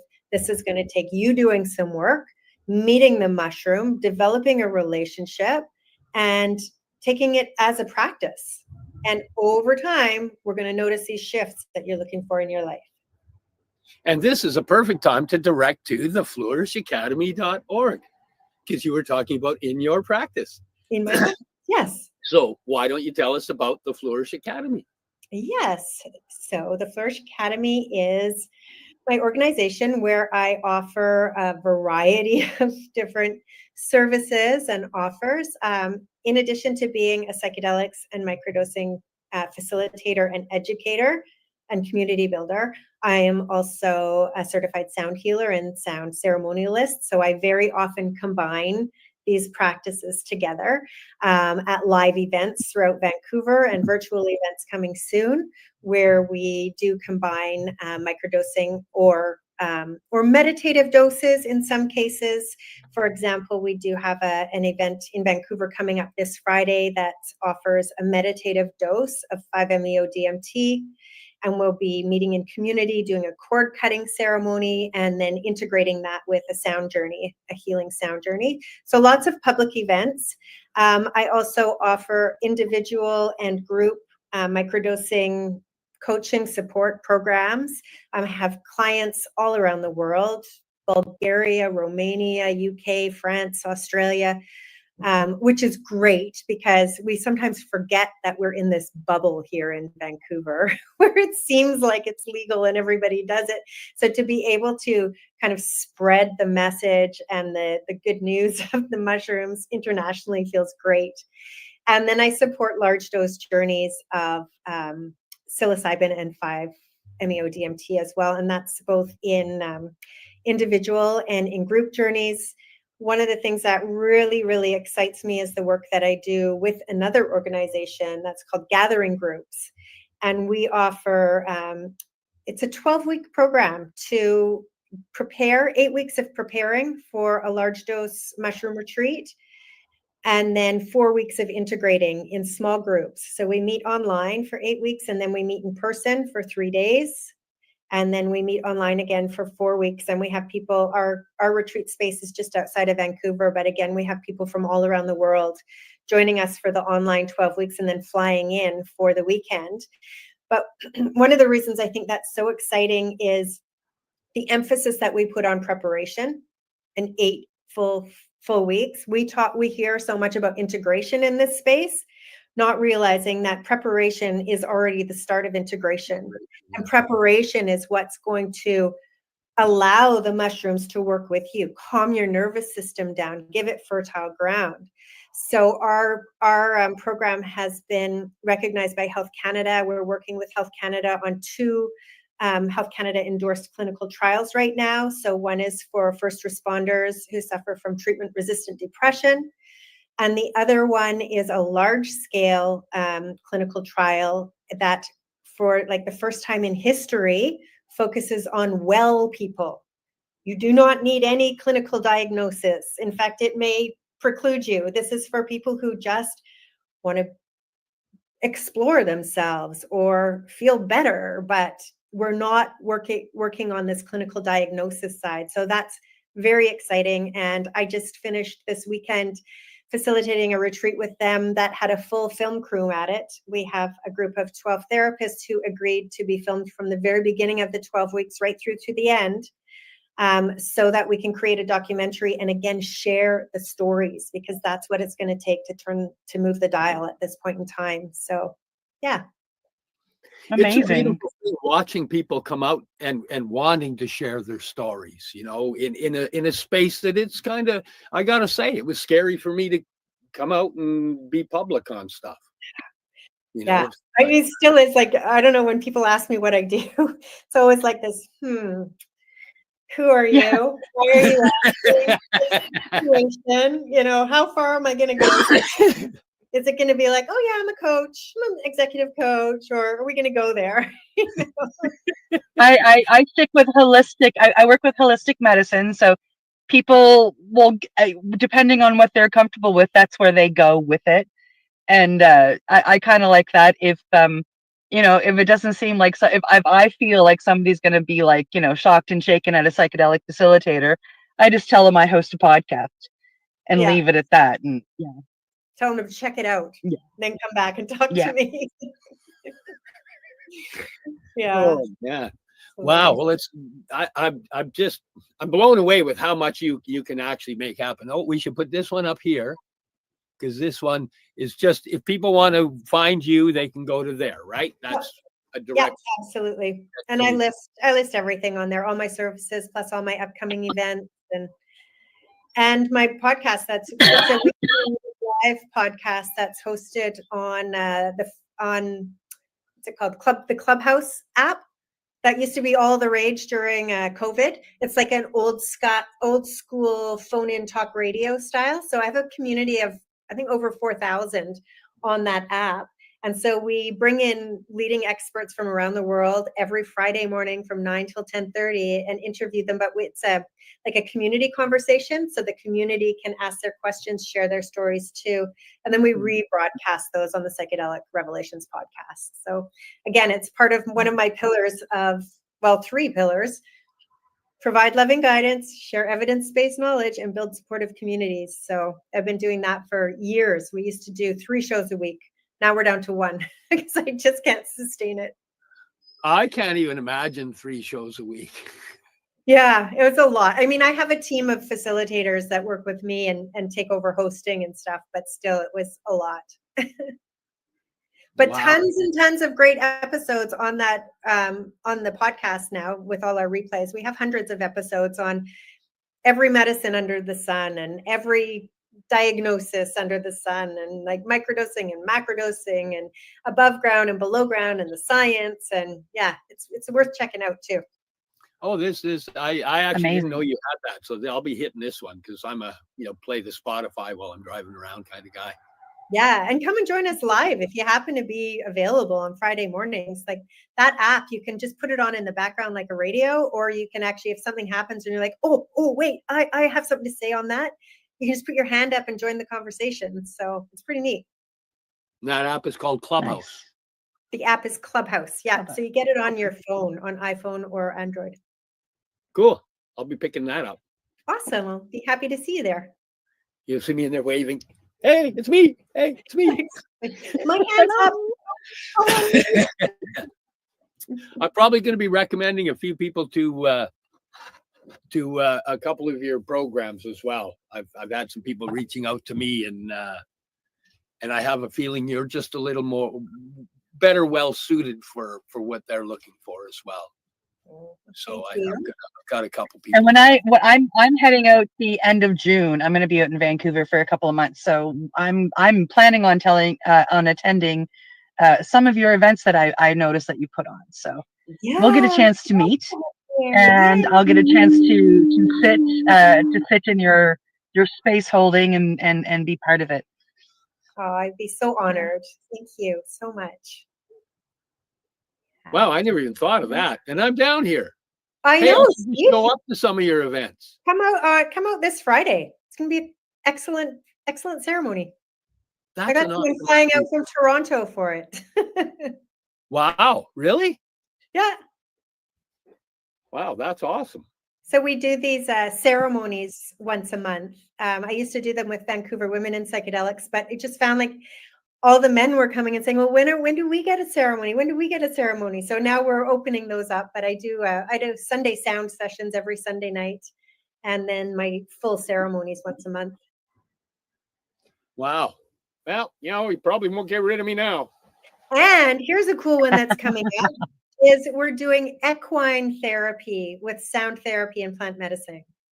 So there's a farm out in Maple Ridge here called River Haven Farms, and we're just planning the dates for that now. We've had kind of some practice trial runs to see how the horses work around the sound and stuff like that. So I think that is going to be beautiful with the horses. I can't picture what you mean. Can you deliver it to me so I can see it? I don't get what you mean. Well, equine therapy is a way of working with horses that doesn't involve getting on them and riding them at all. It involves being in their presence. And horses are so attuned to human emotion and human needs that they are pretty much able to sense where there may be imbalance in you and help to kind of co-regulate you. just from their own innate knowing. And of course, equine therapy isn't where my specialty is. I'm partnering with someone on that. But whenever she and I talk, it's like we're talking about the same thing, but she just replaces plant medicine with horses. And it's like the same kind of healing that can happen. So you're going to try and combine the sound healing with the well, that's pretty cool. Yeah. So we'll have an evening outside in the field there with the horses. Just be like, we'll just sit in chairs or on the ground, and the horses will just be allowed to free roam around us while we do some sound healing through a sound journey, probably enhanced with some plant medicine, and just kind of see where the horses gravitate to and what kind of balance they bring to you as a person in this holistic healing modality. So wow, you are going to absolutely love doing that. There's a company down here. That's what they are. They have a farm, they have horses, they are a therapy farm. So they hold sound therapy, cacao ceremonies, which is just kind of new, but they've done the sound therapy and they've done the equine therapy for a long time now. And it is extremely popular, and they hold all kinds of retreats. And I see it being so beautiful for you. Absolutely. Yeah. I'm super excited about it. Yeah. We held a retreat with this farm a couple of years ago. We did a trial retreat. It was an overnight one.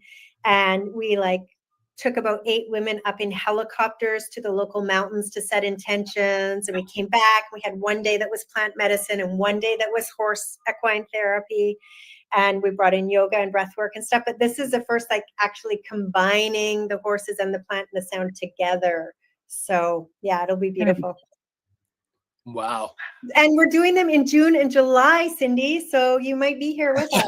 Well, I will be here in July. Yes. So count me in. All right. Yeah. Awesome. Looking forward to it. Wow. Yeah. Yeah. Wow. Wow is right. That's a big wow one. I think that you're gonna help a lot of people find their tools with a retreat like that. Yeah. I hope so. Yeah. That's what it's all about, right? And then we can work on a puppy version. Oh my gosh. Can you imagine? Oh, look at you. That face alone is going to heal hearts. He's my baby. It's going to steal hearts too. Yeah. A whole lot of puppy love would work in that type of therapy too. Wow. Ooh, what? It really would. They do goat yoga. Can't imagine why they couldn't do puppy sound baths and puppy plant healing. Well, I took my old dog, the Mika that passed away last year. I took her to. She came out to the sanctuary and she was out there for a few mushroom journeys with us. She was out there for some 5-MeO and Bufo journeys, and I have to say it was amazing watching people in because it was a group setup, and you would see people starting to go into a struggle, and then they would just hold her and pat her, and you would just see all of the struggle go away, and they'd go back to their place and they'd be smiling. It was just so beautiful to watch. Yeah, we have 2 dogs at the retreat center for gathering groups, and they're journey dogs. Every weekend they're sitting in journey with people, and it's just amazing to watch the healing that they bring innately too. We always do a lot of consent beforehand, consent about touch and consent about the dogs too, are you okay? There's going to be dogs. Is that going to be an issue for you? Are you okay with them being around you? And if there's allergies, we have to obviously not have them there. But for the most part, we usually have on average one person that's yeah, no dogs, don't want the dogs, right? You know where the dogs go? Right there. Right there. Person. To the person who said no. And so a lot of times we're doing, as the facilitators, we're doing deep dives as we see the dog going there. We're try and pull it away.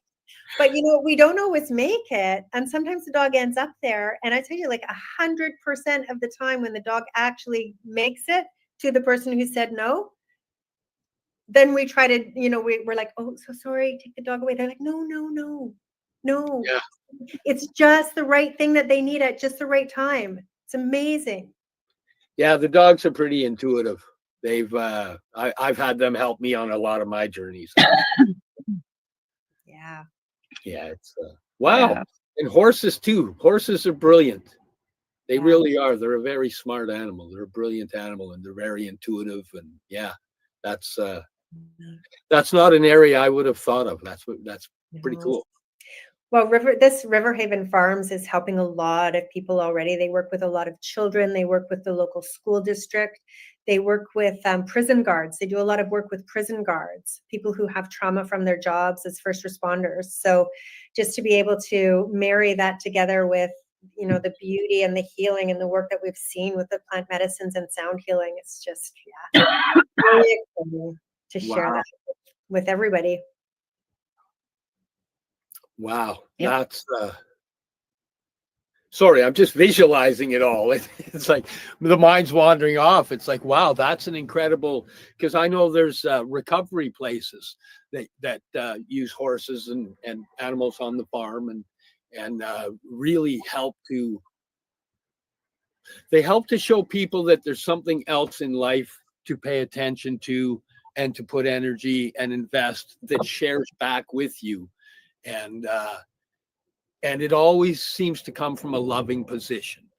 Mm-hmm. So you see a lot of people that, you know, within my life, I know a lot of people in the addictions community, and you know, a lot of them, that's part of where they find their way back to being okay in the current realities without the substances. Yeah.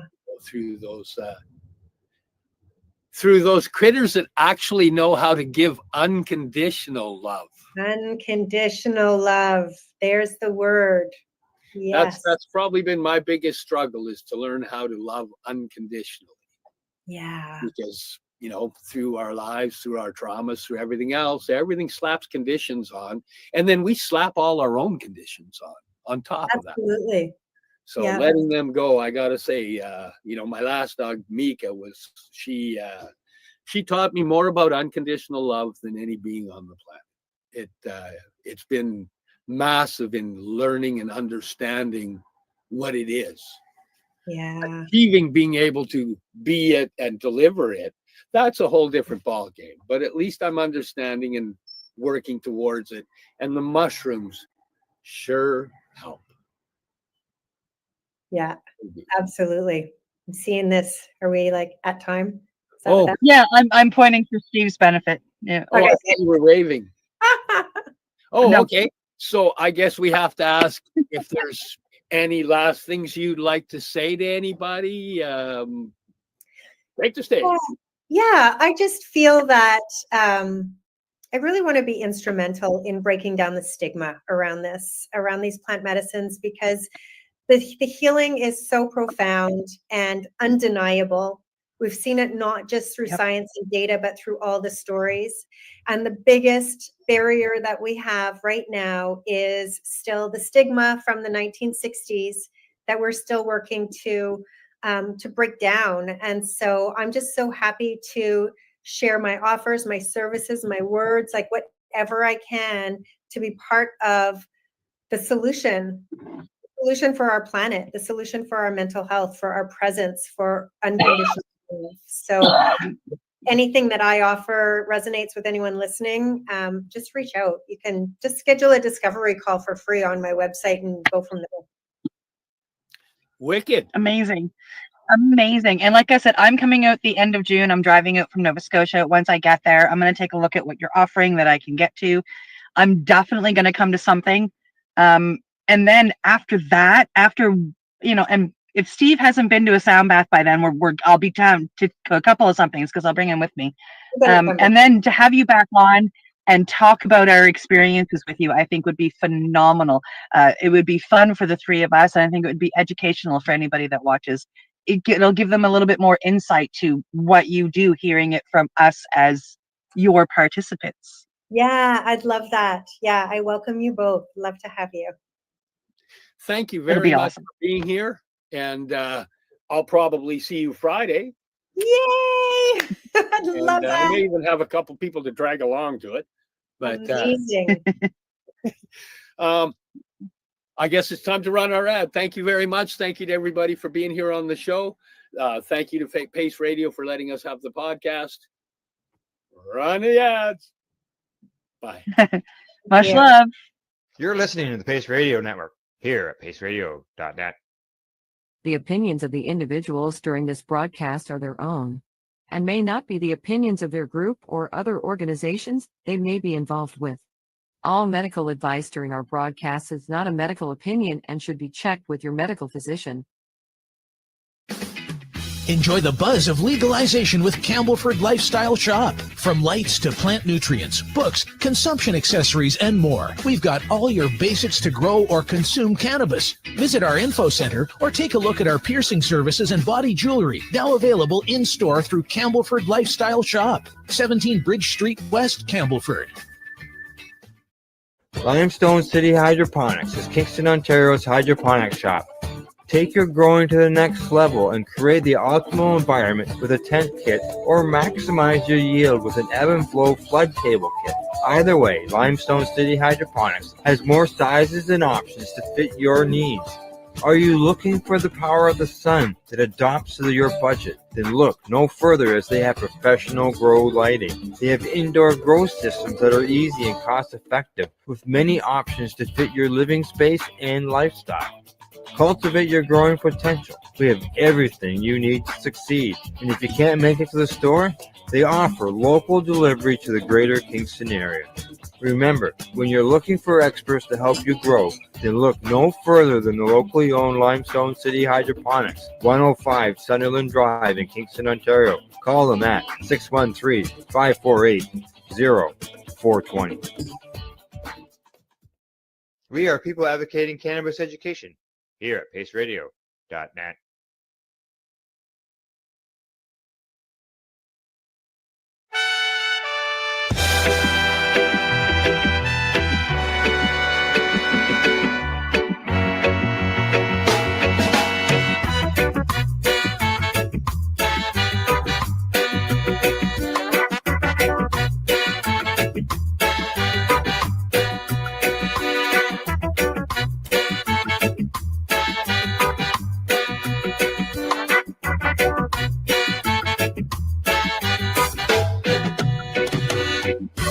Come and feel those green vibes, frosty buds, nature's embrace, classic roots in the sunshine, medicine flowing, we find our place.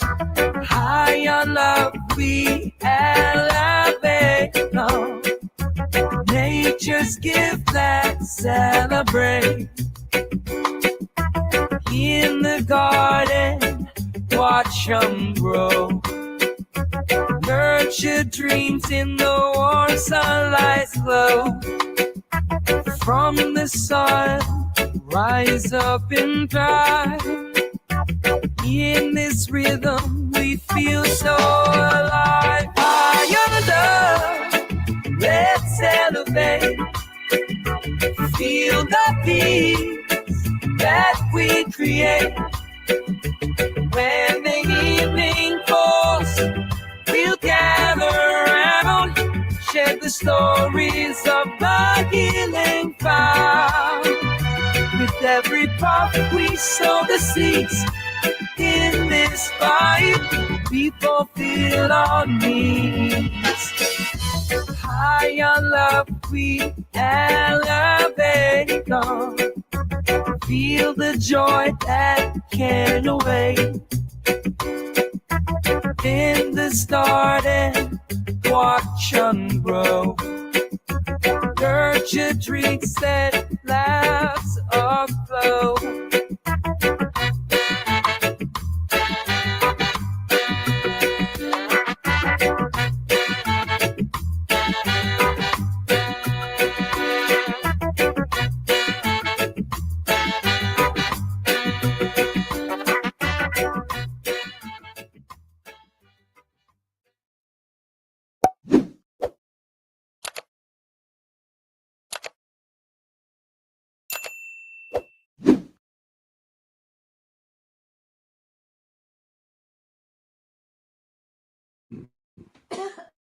You're watching the 420 Pace Reroll Saturday. You're listening to the Pace Radio Network here at paceradio.net. The views expressed by the individuals during this broadcast are their own opinions, and they may not be the same as those of their group or other organizations they may be involved with.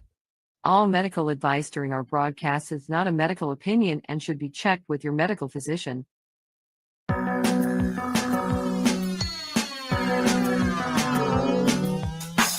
Look at all that money, yeah, the money that they spend. Take another look now and take some time for him. No cut trees for paper, cause it hurts the environment. Stop deforestation, yeah, it's time for hemp. Oh, an acre of hemp makes 20 barrels of oil. No need for pesticides to poison all our soil. People got no food, they got no clothes, they got no rent. Well, right now it's time for hemp. Thank you for taking time for hemp. I'm your host, Casper Leach. On the program today, we are looking at medical cannabis as a wonderful plant for our everyday healthcare needs.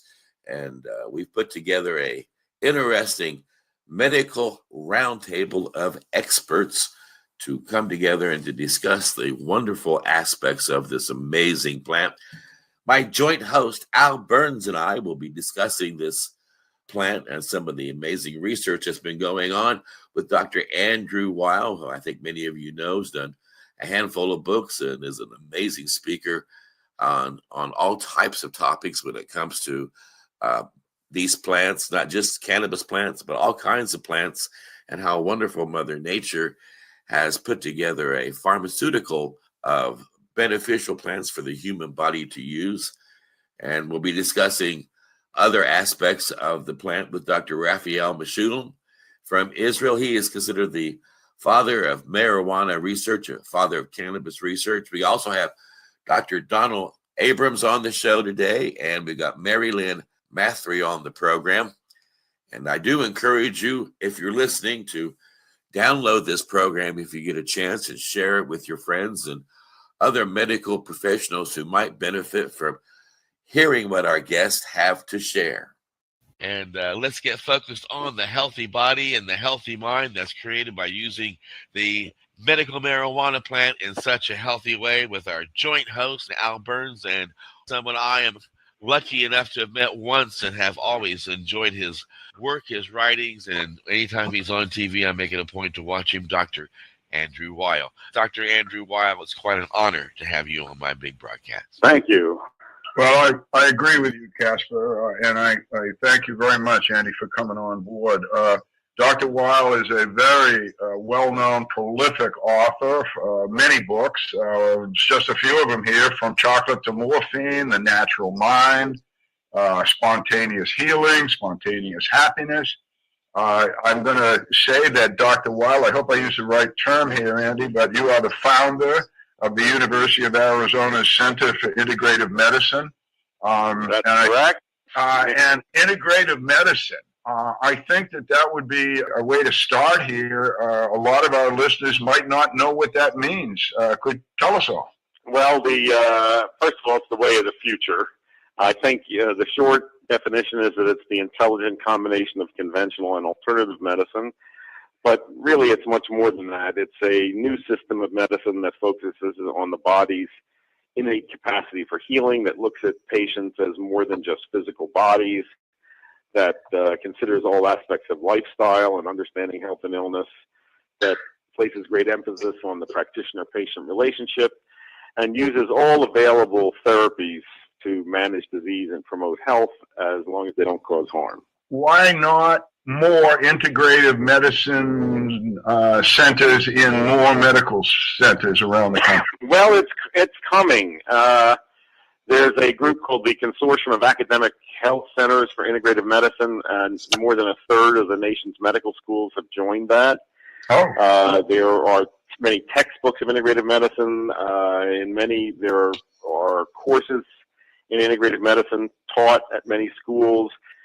We operate an integrative medicine clinic in Phoenix. We have a very robust research department. I mean, it is coming, and it's coming not just because of patient demand, but because of economic necessity. As you know, our healthcare system is in tatters, and it's going to get worse.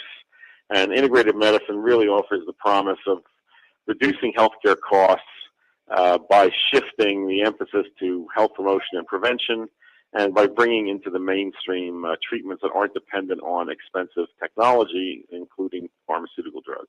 Well, that's quite a growth. I really didn't know. You must be very proud of that accomplishment, Doctor. I would be. We, of course, you know, we've only got a few minutes here with you today, but how do we integrate cannabis into our medical system? It's part of a larger problem that there is really no teaching on botanicals and natural products. That's something we're trying to remedy. In our training programs, we have a very strong curriculum in botanical medicine, and we include information on medical marijuana. So, you know, we are trying to reach physicians and allied health professionals with that. That's gradually coming, but it's part of a long-standing neglect of this area in conventional medicine. There's something like 400,000 deaths a year just in the hospitalized patient population in this country directly due to adverse reactions to prescribed drugs. And these are not mistakes. These are the right drugs given to the right patients for the right conditions, and 400,000 people die each year. The deaths that are caused by botanicals, you know, are a handful and usually result from mislabeling of something. And yet the press, both the medical press and popular press, are filled with articles about the dangers of herbal medicine. You know, the general message out there is that herbal medicine is dangerous because it's unregulated, whereas the products of pharmaceutical laboratories are safe, and it's just the other way around. Cannabis is probably one of the safest of all therapeutic agents. You can't establish a lethal dose for it. You know, it has an enormous safety range that's unmatched by really anything that we use in pharmaceutical medicine. One of the things that my personal physician made it a point to prescribe to me for one of my ailments was medical marijuana. He was in his 70s, and I was in Indiana, and he made it clear he could lose his license by doing so. Now, how does the medical community review medical marijuana now coast to coast? Are you still considered one of those on the fringe medical doctors who's reaching out for alternative ways to heal the body, or are they starting to recognize the many medicinal values in this plant and are starting to rally around it? I think it's slow to come within the medical profession. I think this has been a patient-driven, consumer-driven movement. There's a need for much more education. Also, there's a problem in that from the point of view of medical doctors, medical cannabis use is not cleanly distinguished from recreational use, and that makes them uncomfortable. And I think for medical use, we need to have preparations that look like medical drugs.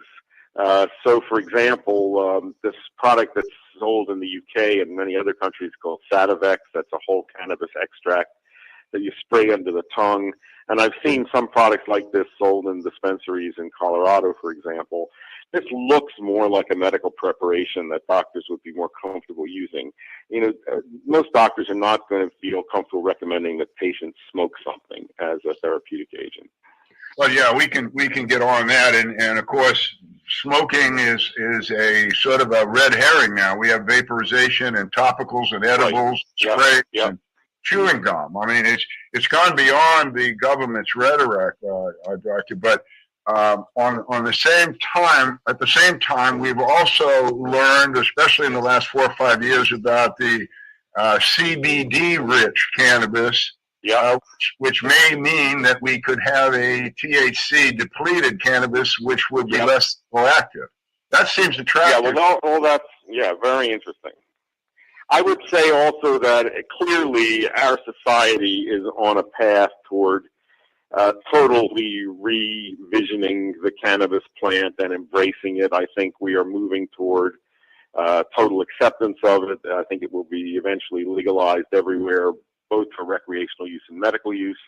I hope we will begin also producing hemp fiber. I mean, we let all that production slip away to China.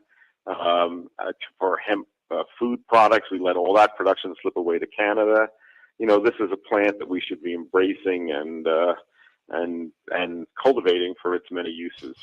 Well, you know, that's a key word. Every time I talk to the federal guys, they keep saying marijuana the drug.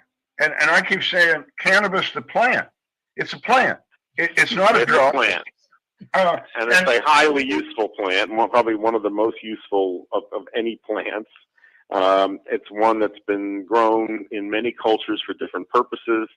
And as I say, our cultural prejudice against it in recent times has really limited our ability to enjoy its benefits. And I think we're now seeing that change. So I'm quite confident that we're moving toward total acceptance of it and legalization of it. What opened your eyes to this, Dr. Weil? I mean, so much propaganda against it. Being a physician, you actually probably put your license on the line by even opening your mouth about it way back when, you know, and you were very brave even 20 years ago to address it in your books. Well, it's more than that. I, as a fourth-year medical student at Harvard Medical School in 1968, I did the first double-blind human experiments with marijuana.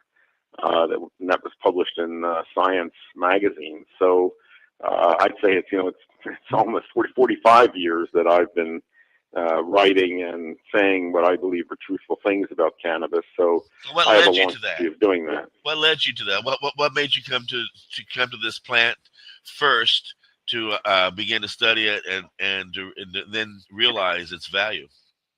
Well, I was studying ethnobotany at Harvard, which is the study of plants as used by native cultures and medicinal plants. And here was a plant that had tremendous uses in medicine of the past and also as a psychoactive plant.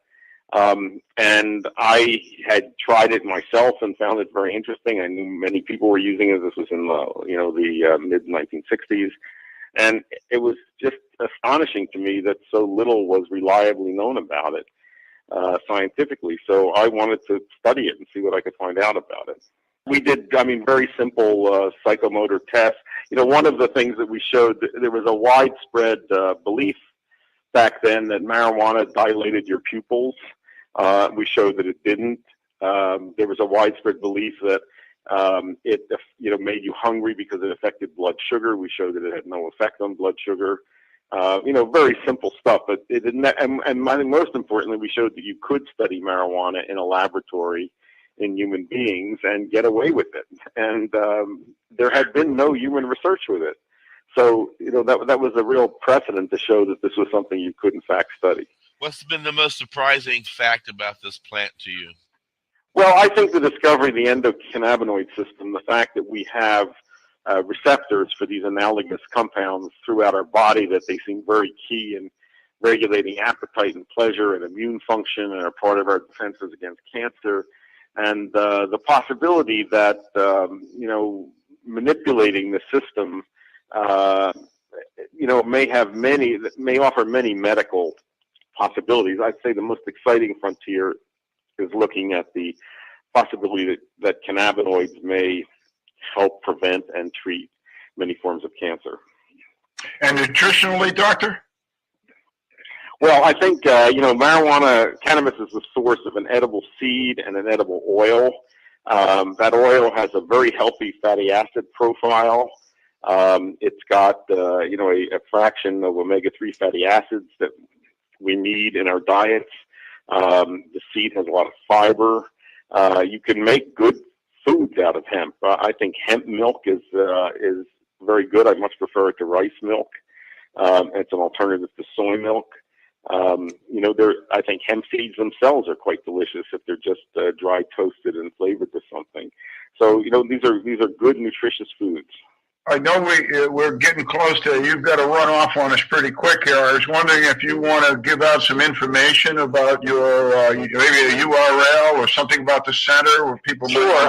My website is drweil.com. That's drweil.com. There's a wealth of information there about medical conditions, alternative treatments, integrated medicine, and there's a lot of information there about our clinic, our training programs, conferences, and so forth. I want to thank you so much for being part of our big broadcast, and it has been quite an honor to have you on the show. I look forward to having you back on our program. Great, I enjoyed it, and you're doing good work. Okay, now moving right along, Al, our next guest is a doctor from San Francisco, a medical doctor named Donald Abrams. He is the chief of hematology oncology at San Francisco General Hospital. He is also a professor of clinical medicine at the University of California in San Francisco. Dr. Abrams, are you there, sir? Yes, I am. Good morning, Al. Good morning, Donald. Very nice to hear your voice. We want to get right to business here. The folks that are listening across the country and around the world are interested in real science. And I know that your science has been frustrated by the United States government. I wonder if you could tell the folks about trying to do a positive cannabis study in the United States, the difficulties.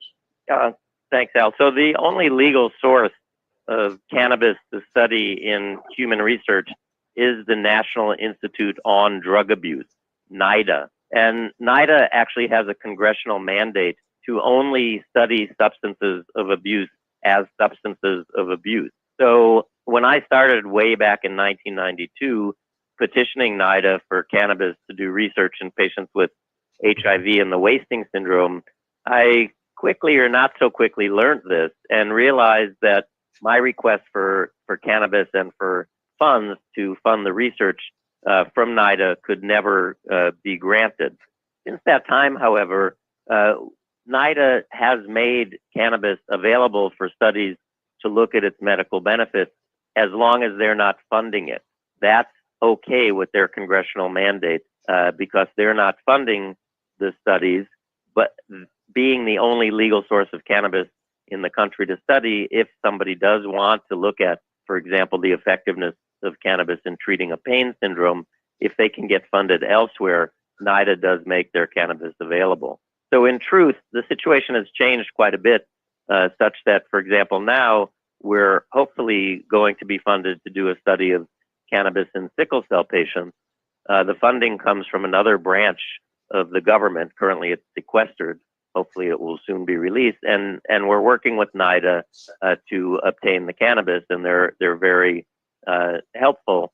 In fact, in this particular study, we're interested in looking at a blend of cannabis that has both THC, tetrahydrocannabinol, the main psychoactive ingredient, and CBD, or cannabidiol, which is an anti-inflammatory analgesic cannabinoid that's not present in all strains of cannabis. So NIDA is actually being very helpful in the current situation. But the real truth is that there is a congressional mandate, and there, in this country where we're fighting a war on drugs, it's difficult to study substances which are scheduled as Schedule 1, meaning high potential for abuse and no accepted medical use. It's difficult to study Schedule 1 substances for their medical benefit. Well, let me shift you to another subject that I know you're very familiar with and people need to know about, is the use of cannabis with cancer. Could you expound on that a little bit? Yeah, it's when I was training to be a cancer specialist, I hate to date myself, but it was in the 1970s. And in the 1970s, that was a whole different time in the world of cannabis. Jimmy Carter was president. There was much more widespread use of cannabis amongst the American public. And in my training to be a cancer specialist, even in 1970s, there were a few cancers that we could cure. And interestingly, they were cancers that mainly affected young people: Hodgkin's disease, testicular cancer, and also interestingly, the chemotherapy regimens that we use then are pretty much what we use now. And they're very potent and very effective, but they also cause a lot of nausea. And back in the 70s, we really didn't have very effective anti-nausea medications like we do now for chemotherapy. And so many patients, young people with these cancers that we could cure with aggressive chemotherapy, said, you know what, your prescription anti-emetics or anti-nausea drugs are okay, but smoking cannabis works much better. And so that was the first clue that, cannabis had some potential for chemotherapy-induced nausea and vomiting. And again, it really has not been studied, the whole plant, but dronabinol, which is the synthetic version of delta-9 THC, was ultimately licensed and approved as a treatment for nausea and vomiting back in 1986. Dronabinol, again, is just one chemical in the plant. The plant has 400 other chemicals, 70 other cannabinoids like THC, and also other chemicals in the plant that have medical benefits. So as a cancer doctor now for the last 30 years, growing up in the 70s, just a day doesn't go by when I don't see a cancer patient who has nausea, vomiting, loss of appetite, pain, depression, and insomnia. And most of my oncology colleagues will then take out their prescription pad and start writing prescriptions for 5 or 6 different medications, all of which may interact with each other or with the chemotherapy that the patient is taking. And I can just recommend, because I'm fortunate to live in California, that patients try cannabis, because cannabis is one medicine that can speak to all of those different symptoms. And it's also a medicine that many of my patients can grow themselves. And if you have cancer and part of you is dying, or you feel that you're dying, the ability to bring life out of the ground is something that's very rewarding. And if you're growing your own medicine, that's very empowering. So I see patients every day, as I say, for whom I recommend cannabis, and who tell me that cannabis, for example, was the only thing that decreased their nausea and vomiting, despite all of the modern anti-nausea drugs that we have to go along with chemotherapy. The only thing that allowed them to play with their kids. On the other hand, I see patients who are near death, who are put on high doses of opiates and get totally zonked and can't communicate with their family anymore. And they find that if they wean down from their opiates and use cannabis instead, that their pain is relatively well controlled, and they are much more capable of being in the moment and sharing the last weeks, days, months of their life with their family and loved ones. So I think it's a very potent medicine. And, I often find myself opposing on a panel or a debate people that are in the drug abuse community. And I always say it's sort of like the blind men and the elephant, if people remember that analogy. I mean, I'm a cancer doctor. I'm not seeing the small percentage of patients who have cannabis dependency problems that my colleagues in substance abuse see. So where they see it as this horrible, agent, for me, it's a lifesaver for many patients. Dorothy, could you just go over a little bit more about how cannabis can supplant or replace other medicines? And please define synthetic cannabis. I've been told that people think it's some sort of real whole plant synthesis, and it's really a petroleum-based product, is it not? Pharmaceutical companies can synthesize molecules, and delta-9 THC is a 21 carbon. I believe that they are synthesizing the delta-9 THC and putting it in sesame oil as a medicine. But there are other cannabis medicines as well that are out there and available. Sativex is a under-the-tongue spray, which is an extract of the whole plant, which is available in Canada and many European countries for treatment of spasm, for example, from multiple sclerosis. But in answer to your question, yes, again, as I said, my patients have nausea and vomiting, weight loss. So nausea and vomiting, we have a lot of antiemetics. But again, for some patients, even the most powerful of the anti-nausea drugs that we give with chemotherapy don't work for them. And they do report that cannabis does. I believe Melissa Etheridge came out nationally and said she could not have completed her chemotherapy for her breast cancer if it had not been for the beneficial effects of cannabis. There aren't too many medications that we have that increase appetite. And in fact, none of the prescription anti-nausea medicines we have increase appetite. Cannabis increases appetite. So here you have something that decreases nausea and increases appetite. So you could perhaps decrease some of the anti-nausea prescriptions, which in and of themselves have some side effects. Many patients get constipated. Again, as I said, we don't have many prescription medications to increase appetite. One that we do prescribe a lot actually increases appetite and weight, but it's mainly water weight and not lean body mass. I've done a number of protocols in patients, both pain from nerve damage, as well as pain on chronic opiates. And what we found in our chronic opiate study, which was really a pharmacokinetic interaction study to see what happens to the blood levels of morphine or oxycodone when patients inhale vaporized cannabis along with their opiates. And we found that there was no real change in the level of the opiates in the bloodstream. But what we did see was that patients achieved some greater relief of their pain when the cannabis was added to the chronic long-acting opiates. So this would suggest that people could perhaps lower the dose of their morphine or oxycodone and be able to stay on a lower dose for a longer time when it's given in addition to cannabis. Sleep. Many patients have difficulty sleeping with cancer or without cancer.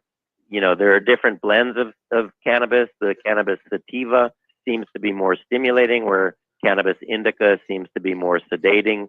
High THC variants of the medicine seem to be also a little more stimulating, where high CBD or cannabidiol containing strains are more sedating. I have patients who swear by high CBD cannabis to help them sleep.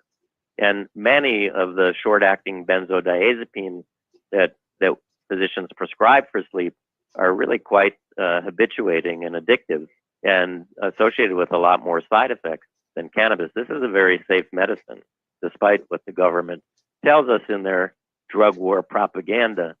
So again, decreasing sleep medicines and depression. I mean, you know, it's all going to come down, as everything else does, to our genes and the field of pharmacogenomics, how different people respond to different medicines based on their genes. And we now know that we all probably have different cannabinoid receptors that may be slightly different by one amino acid or another to other people, which might make them act differently. So some people, when they're exposed to cannabis, feel nothing. Some people get very elated, and some people might get paranoid and a little depressed. But for those people who get some elation or euphoria, which we consider to be a negative thing, I mean, gee, if you're dealing with a terminal patient, I don't think euphoria is an adverse experience. I think it's a good side effect. And I think cannabis is more useful than some of the antidepressants, which my patients tell me just basically numb their feelings and make them no longer care about anything. So, I mean, we can replace a lot of prescription medication with cannabis if the patient is having a good response. Well, Dr. Donald Abrams, I want to thank you so much, sir, for joining us today. Your information is priceless, and I look forward to working with you in the future, sir. Thank you again. Thanks a lot, Al. Pleasure to talk to you. You're listening to the Pace Radio Network here at paceradio.net.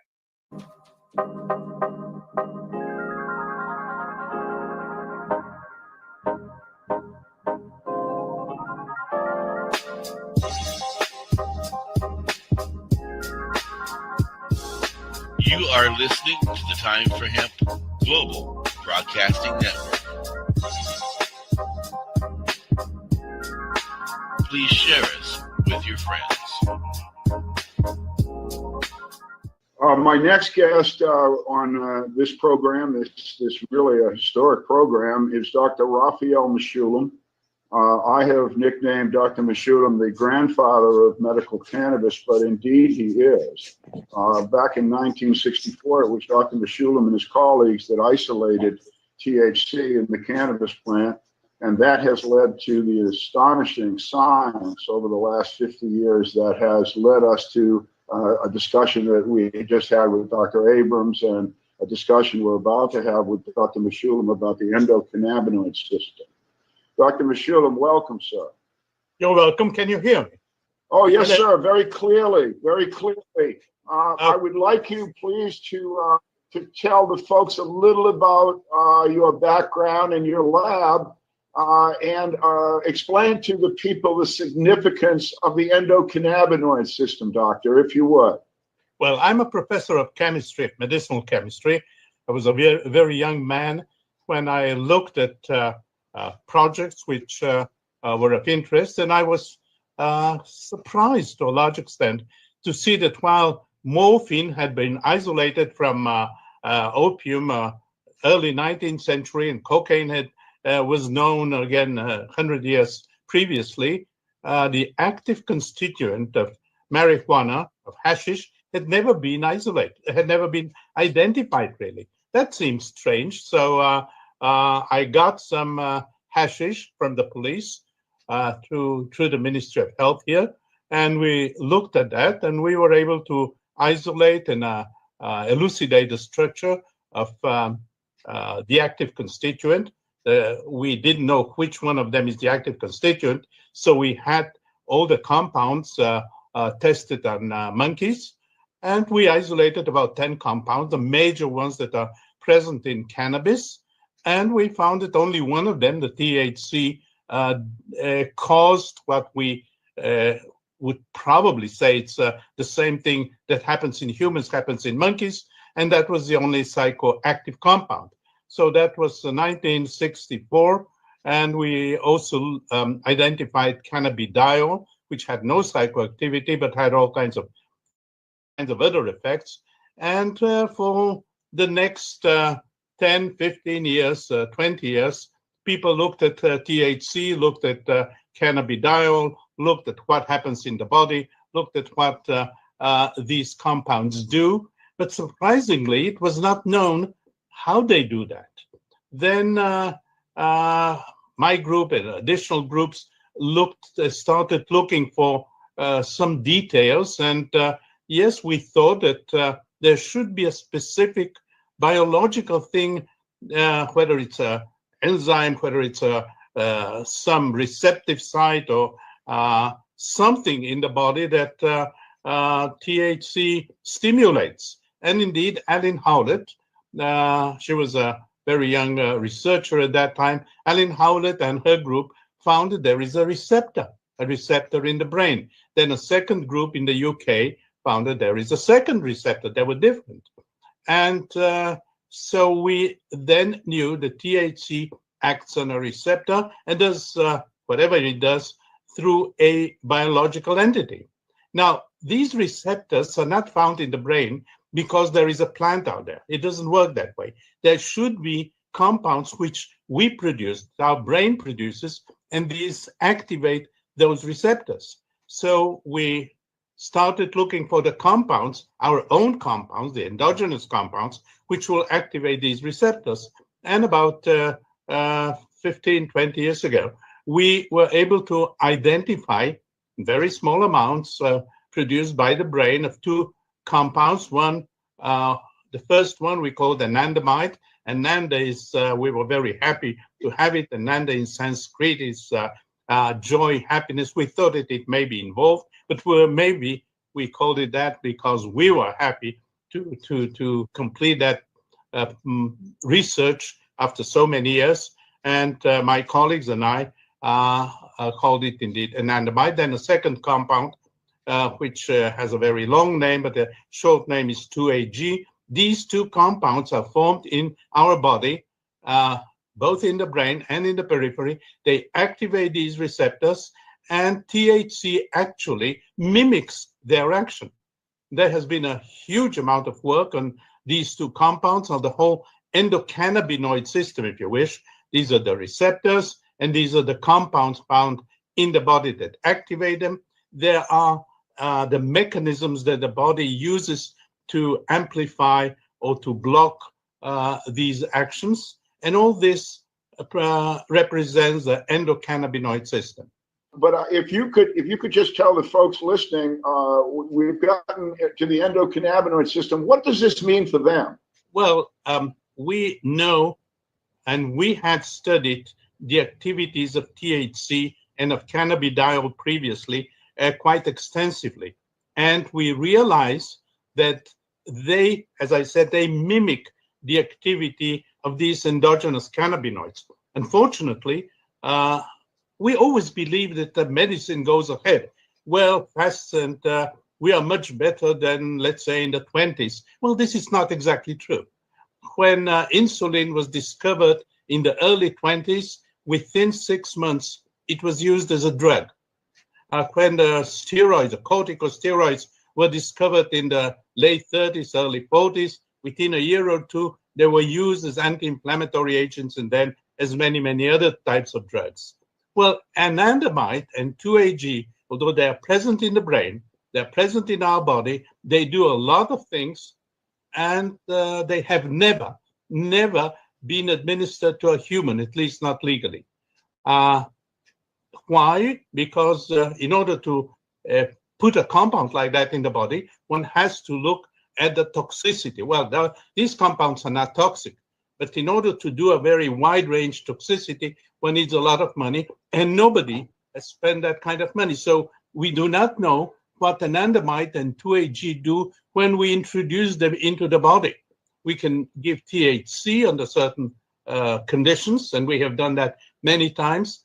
We have used anandamide and 2-AG to look at diseases of mice and rats and other animals, but we have never given anandamide to a human. We have given THC. As a matter of fact, we gave THC about 25 years ago, or maybe it was 20 years ago, to a group of children who are undergoing cancer chemotherapy.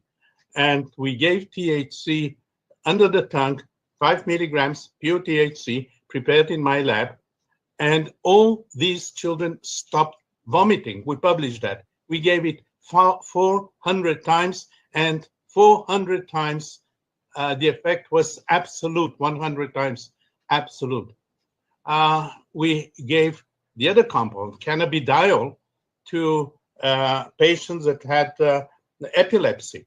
This was done with colleagues in South America. And yes, we had absolute activity in these very difficult epilepsy patients. This has gone on and on.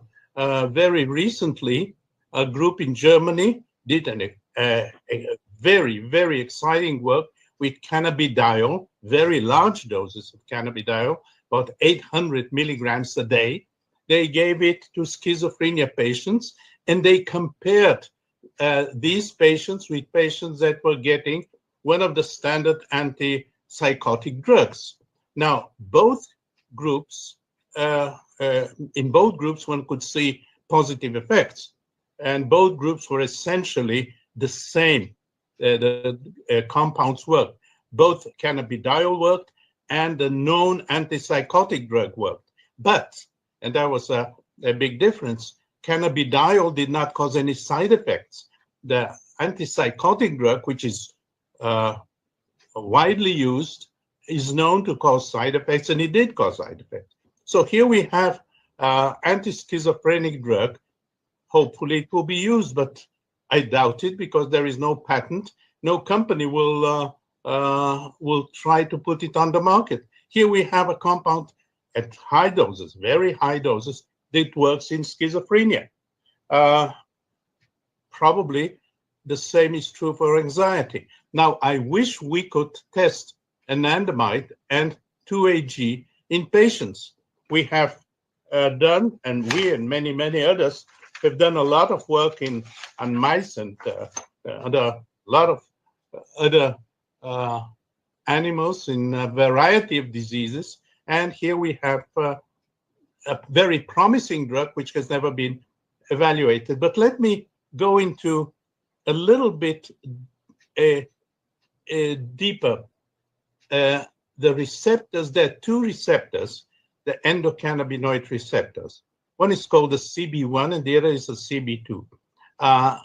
Stimulation of the CB1 receptor causes the high. It also causes a lot of positive effects, but it causes the high, and therefore probably most pharmaceutical companies will not be interested in the CB1 receptor.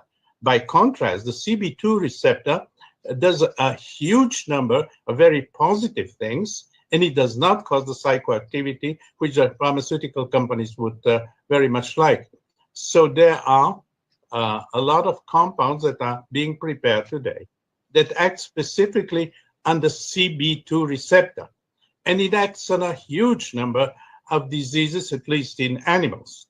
Now, these compounds act on so many diseases, it becomes a little bit strange. How come that stimulation of one receptor will cause so many things? Well, it is quite possible that it is a general protective agent and a general protective system, and it acts on basically on inflammation. When one stimulates the CB2 receptor, one gets an anti-inflammatory effect. And one can see that in heart diseases, ischemia of the heart. One sees that in stroke. One can see that in inflammatory bowel diseases, in Crohn's disease, a lot of diseases that are based on inflammation. We have done, in collaboration with Spanish colleagues, work on Alzheimer.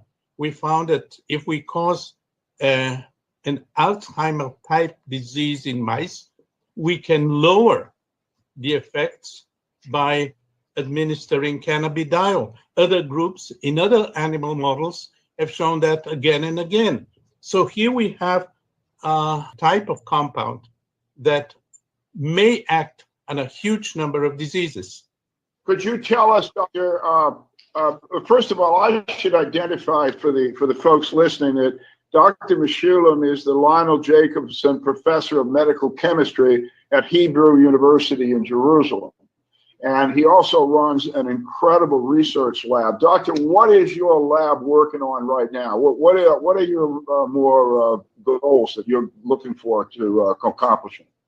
Well, you see, anandamide and 2,8-G are two important compounds, but our brain, for some strange reasons of which we're not fully aware today, makes about 200 to 300 related compounds. We know very little about their activity. We're looking into the activity of some of these compounds, which are related to the cannabinoid system.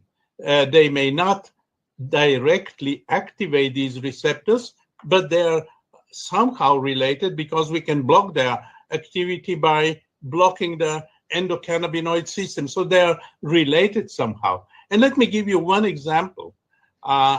Nothing that has to do with the brain, but actually has to do with osteoporosis, our bones. There are statistics showing that in the Middle East, around the Mediterranean, there is 50% less osteoporosis in women than in Northern Europe. And possibly that was due to olive oil. So we looked at olive oil, we looked at the constituents, nothing major. Then we decided maybe the body converts that constituent of olive oil or lactic acid, converts it into something which is closely related to anandamide, the endogenous cannabinoid. So we looked for that kind of compound in bones, and lo and behold, we found that. We found a compound which is closely related to anandamide, to the endocannabinoid system, and which is a very potent anti-osteoporotic compound. We synthesized it, and we tested that in animals that we caused in them osteoporosis, and it is extremely potent. Now, this compound, oleucirine, I hope that somebody will develop it. Now, this same compound is present in the brain. We haven't got a focused idea what it does in the brain. There are other compounds. There is another closely related compound which is present in the brain.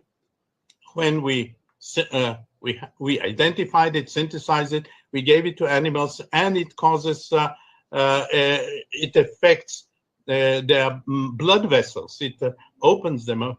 And so we started looking at that. And we found that this particular compound, when given to animals after brain damage, after trauma, lowers the effects of the trauma.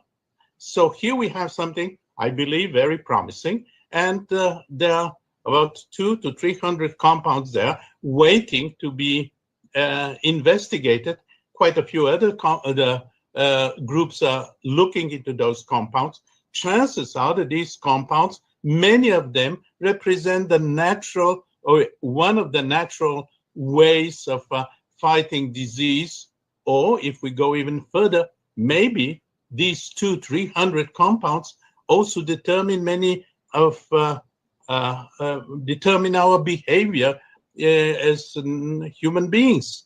If I can speculate for a second, we are all different. Each one of us has a different personality. We haven't got the foggiest idea why each one of us has it has a different personality. Is it possible, just possible, a speculation, that it has to do with the equilibrium of these 200-300 compounds, which may cause these differences? So we are going into psychology. We published that in a psychology journal, and we said it's a speculation. And the editor said, no, it's fine. It makes some sense. So chances are the endocannabinoid system is not just something that our body has to fight disease, which is extremely important, of course, but it also has to many other effects, or it influences our behavior. I hope that in the next 50 years, people will find out a little bit more. Well, Doctor, thank you so much for joining us today. It was a remarkable lecture you just gave. My best to you, sir. I hope we meet again soon. Bye-bye. You are listening to the Time for Hemp Global Broadcasting Network. Please share us with your friends. You're listening to the Pace Radio Network here at paceradio.net. My next guest is from Europe, from Germany in particular. Dr. Grotenherman is a medical doctor. And what I would like him to tell us about is, of course, his personal experiences with cannabis medically and his founding of the IACM. Dr. Good day, sir. Hi, Al. Good to talk to you. Thank you for being here with us. If you could jump right in, I know you've listened to Dr. Mechoulam. If you could jump right in on your ICAM and focus, if you can, on the CBD system and the ECS system and what your European colleagues are thinking about this science, I'd appreciate it, sir. Okay, very good. Well, I started to get involved in the issue of cannabis and cannabinoids as medicine about 20 years ago. And I noticed that in Europe, there is no much knowledge on this issue. And with some friends, I decided to form a group, the German Association for Cannabis Medicine. This was in 1997.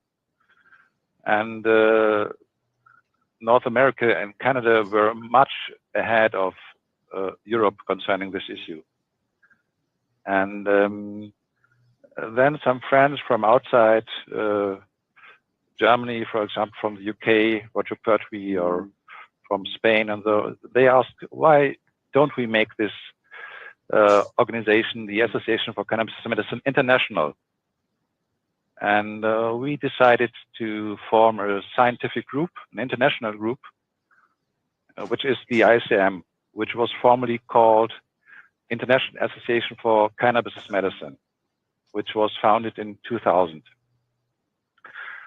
The main thing was that most people were working very locally or nationally, and we found it very important to have an international exchange, not only on the scientific level, but also on the political level, and to bring people together. And so we formed this group, and the main reasons were to promote exchange of information between researchers, healthcare practitioners, patients, and the public, and to disseminate reliable information on the pharmacology, toxicology, and therapeutic potential of cannabis and cannabinoids. So this was the start and main reason for forming the IACM. And it's still very important. Many people are thinking on this issue on a national basis, but we need a global view on it. What is happening in Europe? What is happening in North America? What is happening in Latin America? What is happening in Africa? And we try to work together and exchange information. Are you trying to become the global umbrella, Franjo? I mean, I think your group would be well suited to do that. Is that one of the goals of your group? I'm also very active nationally in Germany as the head of the German Association for Cannabis Medicine. But I was also always interested in having a broader view to other countries, what is happening there, and to bring scientists together. For example, we have meetings every 2 years, and well, this is one of my main focuses, to bring people together and to spread the information. For example, our ISM bulletin is available in 6 languages. So not only in German or not only in English, but in Spanish and Italian and other languages. And information, reliable information, is very important to get people involved, to get people think about it. What is the value of cannabis? What is the function of the endocannabinoid system? Because the politics is also always influenced by prejudices and not always by knowledge. And this is what we want to try to change, to bring the knowledge, to allow people to get the knowledge and to get reliable knowledge on the issue. We here in the United States know very little about what is going on with cannabis research in Europe. Could you give us a lowdown on Germany in particular, and then your best speculations about some of these other countries that may be leading the way here that we don't hear much about? Well, I can give you some examples. For example, today there is no major university in Europe where there is not scientific research on the endocannabinoid system or cannabis or cannabinoids. It's mostly basic research. For example, in Spain, there is Dr. Manuel Guzman, who is the leader of cannabis and cancer, not the side effect of cancer chemotherapy, but how THC and cannabinoids can cure cancer, perhaps. And we have, for example, the group of Roger Pertwee in the UK is also a very leading group in endocannabinoid research. And we have also some groups in Germany who are, for example, at the Max Planck Institute, who researched on the endocannabinoid system and anxiety or post-traumatic stress disorder. So we have in Europe many centers which are leading in some of these special issues. And of course, there's always an international cooperation on these issues. As, for example, as Rafi Mechulam told us, to elucidate the function of the endocannabinoid system, it's always an international process. And so there are groups from Spain, UK, Germany, Israel, USA, Canada, working together on these issues. How about your university system? Is specifically your doctors, your medical schools in Europe, the nursing schools in Europe, are the doctors and nurses now taught about therapeutic clinical uses of cannabis? Are they taught about the endocannabinoid system? Well, the knowledge is today quite limited. The situation for patients is very different in different European countries. For example, the Netherlands or Spain have a situation where it is very easy for patients to get contact or to get cannabis to treat their symptoms. Whereas, for example, in Greece or in France or in Sweden, it's very, very difficult.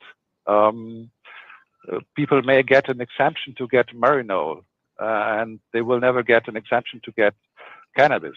So this is very different in different countries. And similarly is the situation for the knowledge of the doctors. Germany is somewhat in between. Last year, we managed to publish I, together with Kirsten Müller-Wahl from the University of Hanover, to publish an article in the German Medical Association journal on the medical use of cannabis and cannabinoids, and we had to work for it for 10 years to publish it and to bring it to every doctor. But many doctors are still very reluctant. And for example, in Germany, we have the situation that doctors can prescribe dronabinol, they can prescribe Sativex, they can prescribe Nabilone, but there are only about 4,000 or 5,000 patients in whole Germany who get access to these medications because they have to pay it on their own and they are rather expensive. And a few years ago, the government agreed, okay, we make up a program to allow patients some access to cannabis and to get an exemption for the use of cannabis if no other medication works. And currently there are only about 200 patients in this program. And the main problem for the patients is to find a doctor who says, yes, this patient needs cannabis because all other medications do not work. And I am ill for about 23 years and lying in bed, and I do not practice for a long time. But 1 year ago, I decided, well, I will open a medical practice so that people can come to me and who don't find doctors. And I get patients from all around Germany because it's very difficult for many of them to find a local doctor who supports them.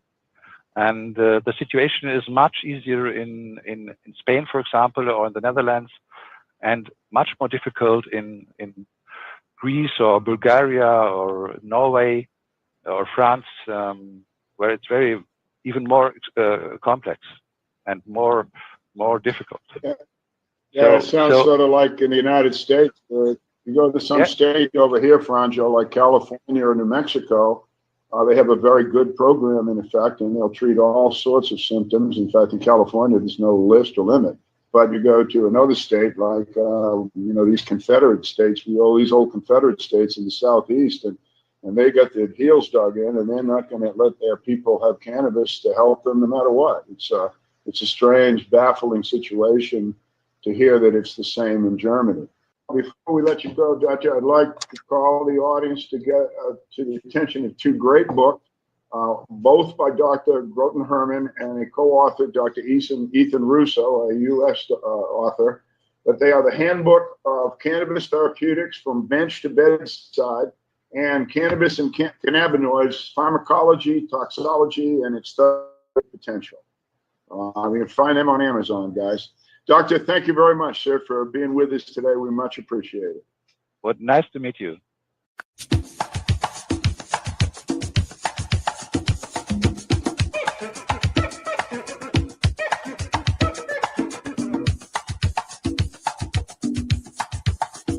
You are listening to the Time for Hemp Global Broadcasting Network.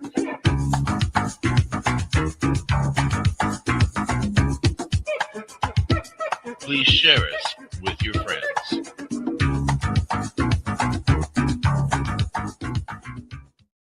You're listening to the Pace Radio Network here at paceradio.net. Our next guest comes to us from the United States, again, California. We're going to find a lot of doctors out there have been using cannabis with their patients as a medicine for a long time. And one of them is our next guest, a medical doctor named Dr. Jeffrey Hergenrather from, Sebastopol you're in, Jeff? Yes, that's right. Sebastopol, California, up in Sonoma County. Well, good morning, and nice to hear your voice again. I think what I'd like you to concentrate on, at least at the beginning, we've talked to Dr. Meshulam. I know you've heard him and Franjo about the science and the research, et cetera. How about telling us about you as a clinician? How is that all going, and how does clinical work in California go now? Is it getting easier? Is it getting smarter, or what's going on? Well, it's going both ways, really. But just first of all, thanks so much for the invitation, and I'm really honored to be with such a esteemed group of scientists and physicians, getting an opportunity to tell my story. I've been in the practice of cannabinoid medicine in Sebastopol with opening an office in 1999, but since we passed the law to allow medical use of cannabis in 1996, I've been making recommendations. I've actually been recommending cannabis to patients since the 70s when I became a physician, because I did appreciate that there were therapeutic uses. But it's come a long way since then, after opening an office and really learning from the patients what conditions cannabis was working for. In order to really develop my scientific basis around my practice, I did join Dr. Todd Mikaria in the Society of Cannabis Clinicians back in 2000, and along with Fred Gardner, who produces the journal O'Shaughnessy's, to put out information on a regular basis to people, both physicians and patients, in explaining so much about both the science and really the politics of cannabis medicine. And in answering your question, California has a unique law in that we can allow use of cannabis for any condition for which cannabis provides relief. And that opens the door widely. And really, based on our understanding of where these receptors are in the body, it makes perfect sense that it helps with such a wide number of conditions. So I also joined the IACM and Franjo's group in Germany and have been a regular member of the IACM. I've been a member of the ICRS, the International Cannabinoid Research Society, which meets annually between Europe and North America. So going to these conferences has given me a really broad scientific basis and understanding of the science of cannabis and why it works the way it does. Now, in my practice, I really designed the practice to grow slowly because I wasn't really into what I was seeing as these real quick evaluations where you hardly needed more than, be able to fog a mirror to get a recommendation. I just wanted to be able to spend enough time with the patient to really understand their condition, represent them in court if I needed to do that. I usually spend about an hour to an hour and a half with the patient on the initial visit and then see them on a regular basis after that. So I feel very comfortable in my own practice now with about 2,000 patients, probably at least half of them I continue to see on a regular basis. This is a pet peeve of mine, but this is a special show, and I want to bring up one of my pet peeves. I'm hearing that you, a medical doctor, are having your medical judgment questioned by attorneys and cops. Am I correct? That is correct. Law enforcement is really trying to get in between the patients and the physicians and determine what they can use it for and how much they can use. These are not issues that should be determined by law enforcement, obviously. Well, I agree. That's why I brought the question up, Jeff. Thank you. I wanted to tell you a little about the kinds of patients that I'm seeing in my practice. They range from those who have never used cannabis to those who are very experienced using cannabis. They range from infants to very old people. And I don't think there should be any limitation on the age that people are allowed to use cannabis for medical problems. I have an exciting case with a 1-year-old who presented with his parents with a large brain tumor, and due to a set of circumstances, they decided to try using cannabis oil rather than operate or irradiate or use chemotherapy. And over the course of several months, we saw this large, really inoperable brain tumor shrink, and now after about 1.5 years, disappear. So to put limitations on the age of patients is just way off the mark. This should be determined by the physician.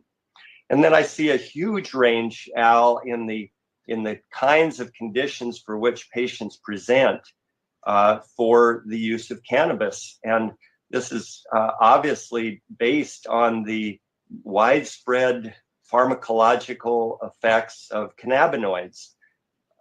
some has been said about the analgesic properties. That's probably the largest single group of conditions, but it's a very potent antispasmodic. It helps with spasms of all kinds, whether it's from stroke or paraplegia, quadriplegia, or whatever the cause.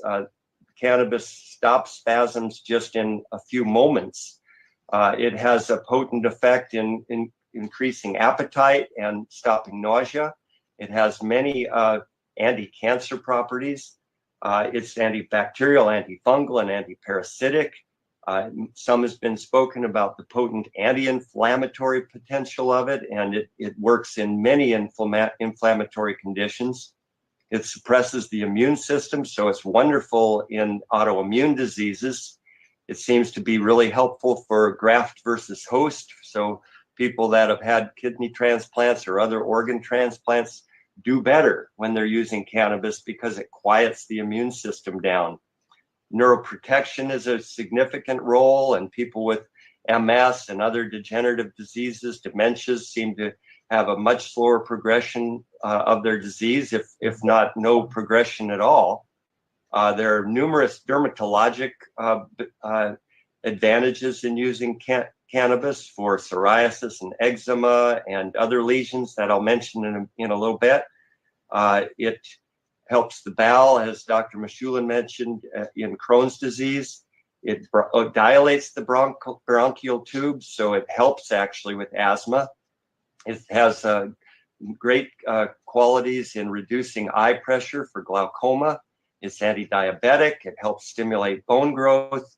It has numerous psychological benefits, reducing anxiety, helping with depression, and as was mentioned too, with cannabidiol especially, as antipsychotic. And it's anti-ischemic. It helps protect for heart disease, and it's also an anticonvulsant. So you get the idea that there's this huge range of conditions that really should be treated with cannabis. And in California, we do have that opportunity to use it for all of those various conditions. Yeah, well, that's good. You know, I was listening to your list there, and I was, after a while, I got thinking of the list that Dr. Mikaria made up many, many years ago. And your list echoes his after all those years. Well, yes, it certainly does. And his list echoed the clinicians from the 30s and prior, when cannabis was used before it was outlawed in this country. Give us a little on the American Academy of Cannabinoid Medicine, if you would. The American Association for Cannabinoid Medicine, as well as the Society of Cannabis Clinicians, are organizations that are really one and the same group. We're physicians largely in California, but we're extending out to physicians across the country. Physicians can join in and give us their case reports to help us understand more about the conditions that are successfully treated with cannabis, which really brings me to the patients themselves. And what I like patients to know when we see them really starts with some understanding of the receptor science. And some has been mentioned already about this, but I thought a little more would be helpful. And that is to say that these receptors that we speak of, the cannabinoid receptors in the human body and really throughout the animal kingdom, are based in the nervous system and the immune system. That's where they're housed. And when they're activated by these plant cannabinoids, the THC, the CBD, and the other molecules, they have this wonderful effect of bringing the body back to a home base. When we speak of homeostasis in medicine, we speak of the ability of the body to correct its getting out of line, too anxious, too cold, too whatever. The body has an ability to correct itself.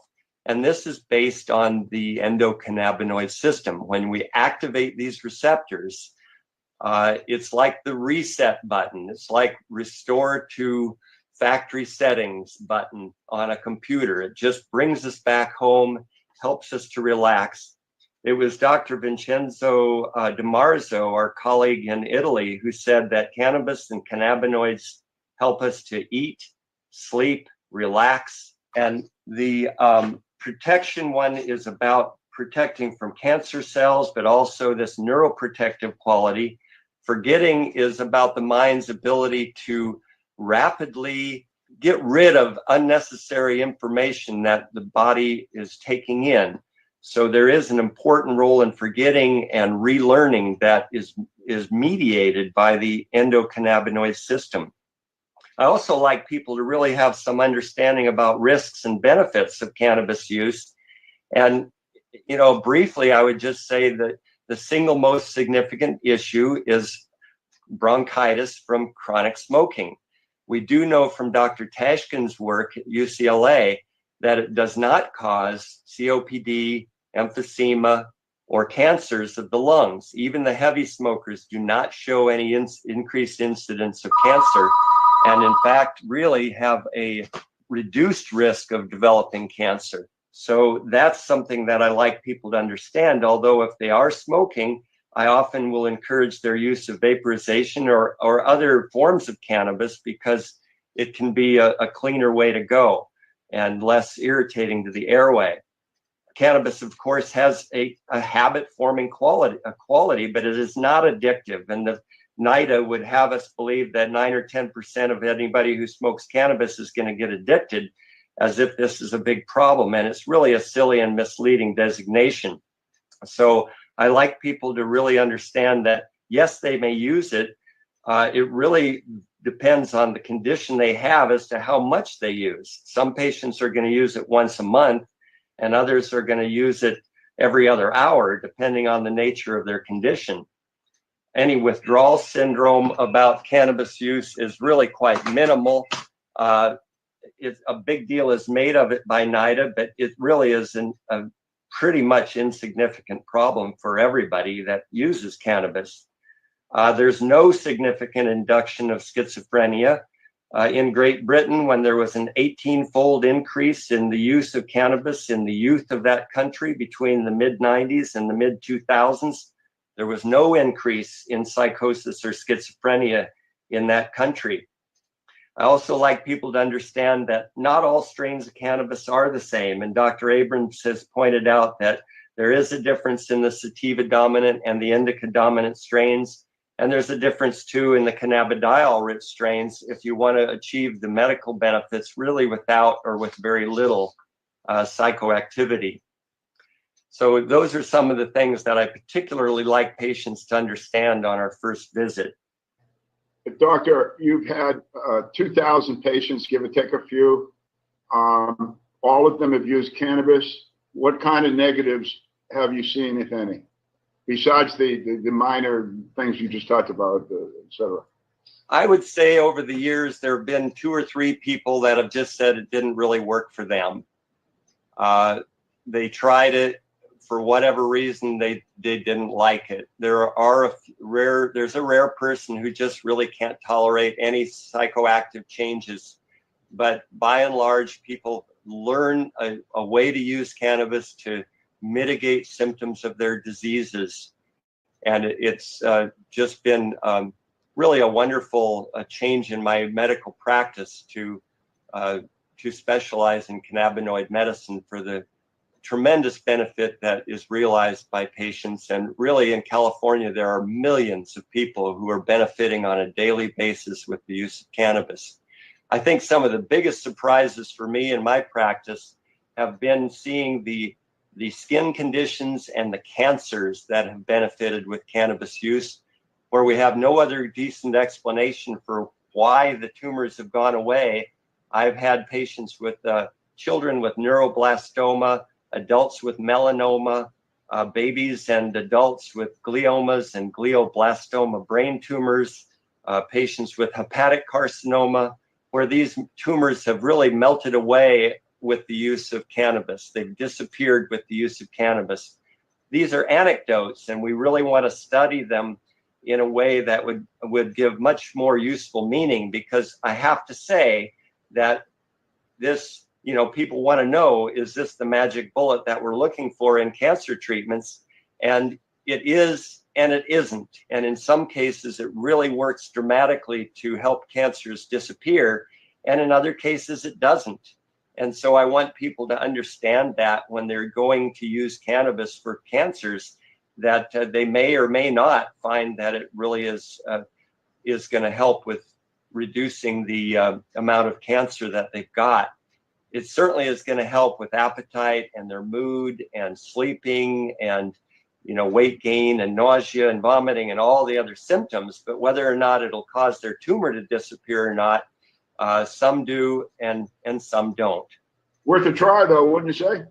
It's worth a try. And as Dr. Abrams said, when patients can grow this in their yard and have this relationship with a living plant, it means so much to them, and it's really worth a try, especially compared to some of the alternatives, which are going to make you sick, if not kill you, in an effort to try to control a cancer. In so many cases, we know that it won't kill the cancer to use conventional chemotherapy. It'll just give you a little more time. But in cannabis, even in some of the most difficult to treat cancers, we do see that people live longer and feel better. So it is worth a try. Dr. Hergenrather, thank you so much for your time and your knowledge, sir. We appreciate it as always. Thank you, Al. It's really nice to participate, and I appreciate the opportunity.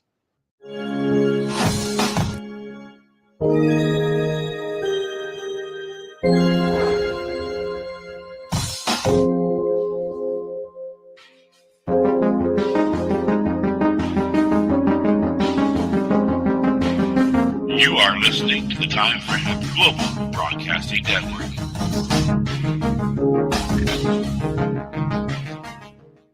You're listening to the Pace Radio Network here at paceradio.net. The next guest is Dr. Dennis Petro, medical doctor.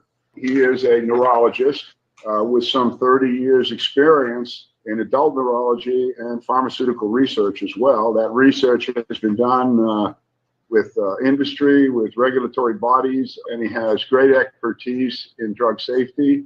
He's worked all over the place, U.S., Canada, the United Kingdom, and right now he's talking to us from Eastern Pennsylvania. Hello, Dr. Petro. You out there, sir? Hello, this is okay. Petro. Please let us know your background, let the folks about your background, and if you could go back in time and talk about your early clinical findings, especially with MS, and we'll go on from there if you could. Sure. I actually go back to another era in time, and that is the 1960s. So when I started in medical school at Baylor University in Houston, Texas, in an MD PhD program, I was involved in measuring cardiac output in patients at several of the Houston institutions, including the Texas Institute for Rehabilitation and the Houston VA. And in measuring cardiac output, I was astounded to see that actually a range of patients were using marijuana clinically. Actually, my first patient was a very spastic teenage boy at the Texas Institute for Rehabilitation whose mother would bring in these cookies containing cannabis. And that was the only way I could get good cardiac output measurements after she gave her son some marijuana. And this is actually the same hospital where Gabby Gifford got her rehab after her brain injury. But this experience was reinforced in the 70s when I saw a number of patients, one patient especially who had leukemia and was using cannabis to take chemotherapy, and she became the first recognized adult with acute myelomonocytic leukemia to ever have a successful remission from her leukemia. Another case was a young, late 20s vintage MS patient who actually smoked marijuana in the clinic, and his spasticity literally melted away. So I applied to the FDA to do a clinical trial, and after about 4 years of back and forth, was able to do the first American double-blind placebo-controlled trial that demonstrated that cannabis was an effective therapy for muscle spasms in MS patients. And obviously, this study was repeated by researchers in the UK, in Canada, in Germany, and to this day now, it is generally recognized that major applications for marijuana is in treating spastic MS patients. But this was sort of a sidelight to my more significant work involving drug development in terms of drugs used in neurology and psychiatry over these years. And in the last perhaps 15 years, I've done much work in terms of investigating the safety of drugs. Obviously, not only cannabis, but drugs used in neurology, such as the antidepressants, antipsychotics, and the therapeutic drugs in general. So that's my background, and I guess that's a good starting point for questions. I would like to cover the whys of cannabis use with neurological problems. First of all, Doctor, I think we ought to tell the folks that the federal government has a patent, does it not, using cannabis as a neuroprotectant?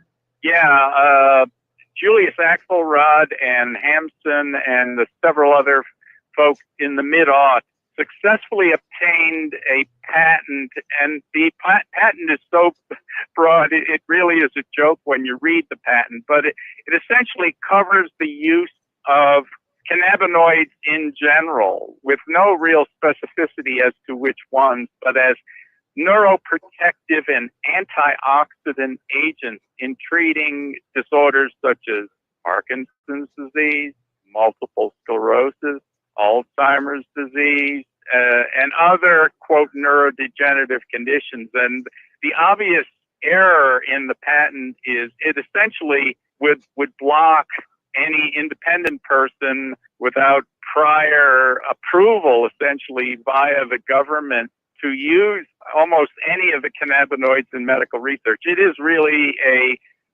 ploy by the government, which in essence is a way to block independent researchers in this country. But again, it demonstrates the fact that the government has this technique, which is sort of the emperor's new clothes approach. That is, even though there is a vast array of medical science supporting the indications, and they say that in the patent application, organizations like the DEA, the Department of Justice, and the FDA essentially are in denial about any of the medical literature with regard to cannabis. You know, the way the drug development process works, it's not the fact that cannabis can be used in pain syndromes or in spasticity or in nausea of cancer chemotherapy or in post-traumatic stress disorder, etc.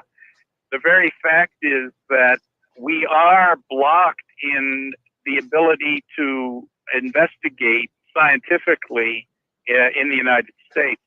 Could you tell folks about ALS, seizure problems, spinal cord injuries, Parkinson's, Alzheimer's?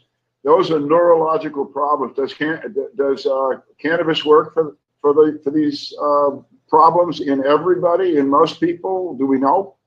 Well, I'm glad that you've given me the next 2 hours so I can go into detail about each of those problems. I'll start with spasticity. There is obviously a full range of data that demonstrates that cannabis has an anti-spasticity effect. Of the maybe 400,000 MS patients in the United States, spasticity is a major problem in perhaps 80% of that group of patients. And there is no doubt that cannabis is effective. Now, there is a small minority of patients that have a syndrome which is not that is not represented primarily with spasticity, but with other physical signs. And those patients may, in fact, not get relief because they don't have the symptom for which cannabis is effective. So there may be a small, maybe 10 to 20% of the patients with MS who will not get benefit, but that's because they don't have significant spasticity. In ALS, the evidence is clear that for certain symptoms associated with the ALS process, and that includes things like excessive secretions or excessive oral secretions, and in terms of appetite issues, and in terms of sleep issues, these things that some non-physicians may say are really not important. Well, to an ALS patient, they may be absolutely critical. And cannabis is clearly a benefit in those symptoms. And, although, if you say, well, has there been a clinical trial in ALS? Again, that goes back to the fact that it's very, very difficult to do the clinical trials. So it's mostly observational, but it does support the use in ALS. The second part of that is, in terms of ALS being a, quote, untreatable disease, remember that the government's patent says that, again, cannabis has antioxidant and neuroprotective properties. And one might suggest then that it might be a reasonable drug to slow the progression of the disease, but that has not been studied in any great depth. In seizure disorders, there may be 30 or 40 different diagnostic types, so I won't go through all of them other than to say that certainly there are many, many patients with seizure disorders who have been shown to either decrease the frequency of their seizures or, in fact, stop them pretty much totally. And again, the mechanism of action of cannabis on the nervous system would be supportive of an anti-seizure effect. But if you're looking for clinical trial data, there isn't a whole lot to hang your hat on. Now, in terms of Parkinson's disease, there are two approaches. Number one is going back to that government patent. Remember, they say, gee, the cannabinoids may be beneficial in Parkinson's disease as far as the neuroprotective aspect of the drugs. The second part of it is in patients who are initiated on the usual dopaminergic therapies, the drugs like Sinemet or L-Dopa, they wear off over time, and there are many patients who claim that when they use marijuana, it tends to smooth out the on-off effects of their Parkinson's syndrome. Going back to the neuroprotective aspects of cannabis, it may be a drug which slows the progression of this awful neurologic disease, but we don't have definitive data to say one way or another. But it certainly would be a treatment option in patients who are concerned about trying to limit the progression of that disease. So in terms of seizure disorders, Parkinson's disease, motor neuron disease, and MS, there's a multitude of publications which would support both in animal models and certainly in spasticity in human studies that the drug would be beneficial. Before we leave you, Doctor, I wonder if you could just give the folks a couple of examples of people with MS and ALS that you and I both know closely. I'm thinking here of Barbara Douglas and Kathy Jordan, who are both known to you. Could you tell the folks their experiences with cannabis? Sure.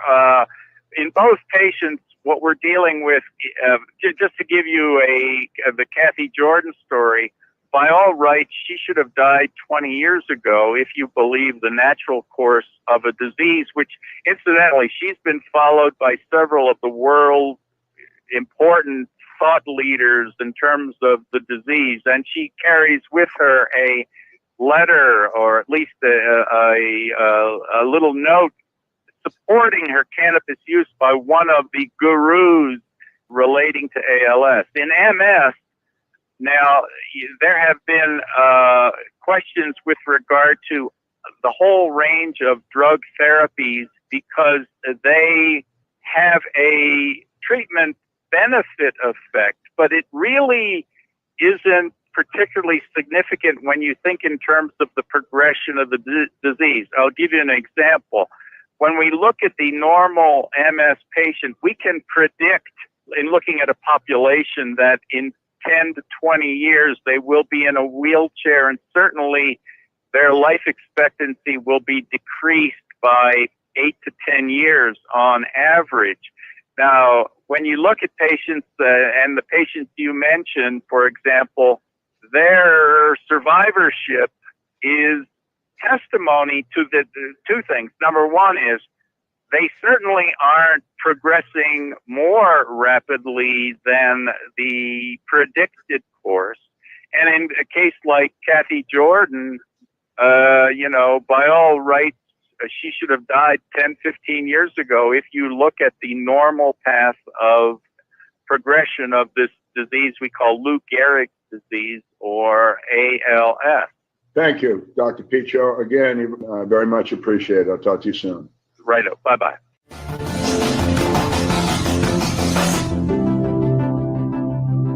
You are listening to the Time for Hemp Global Broadcasting Network.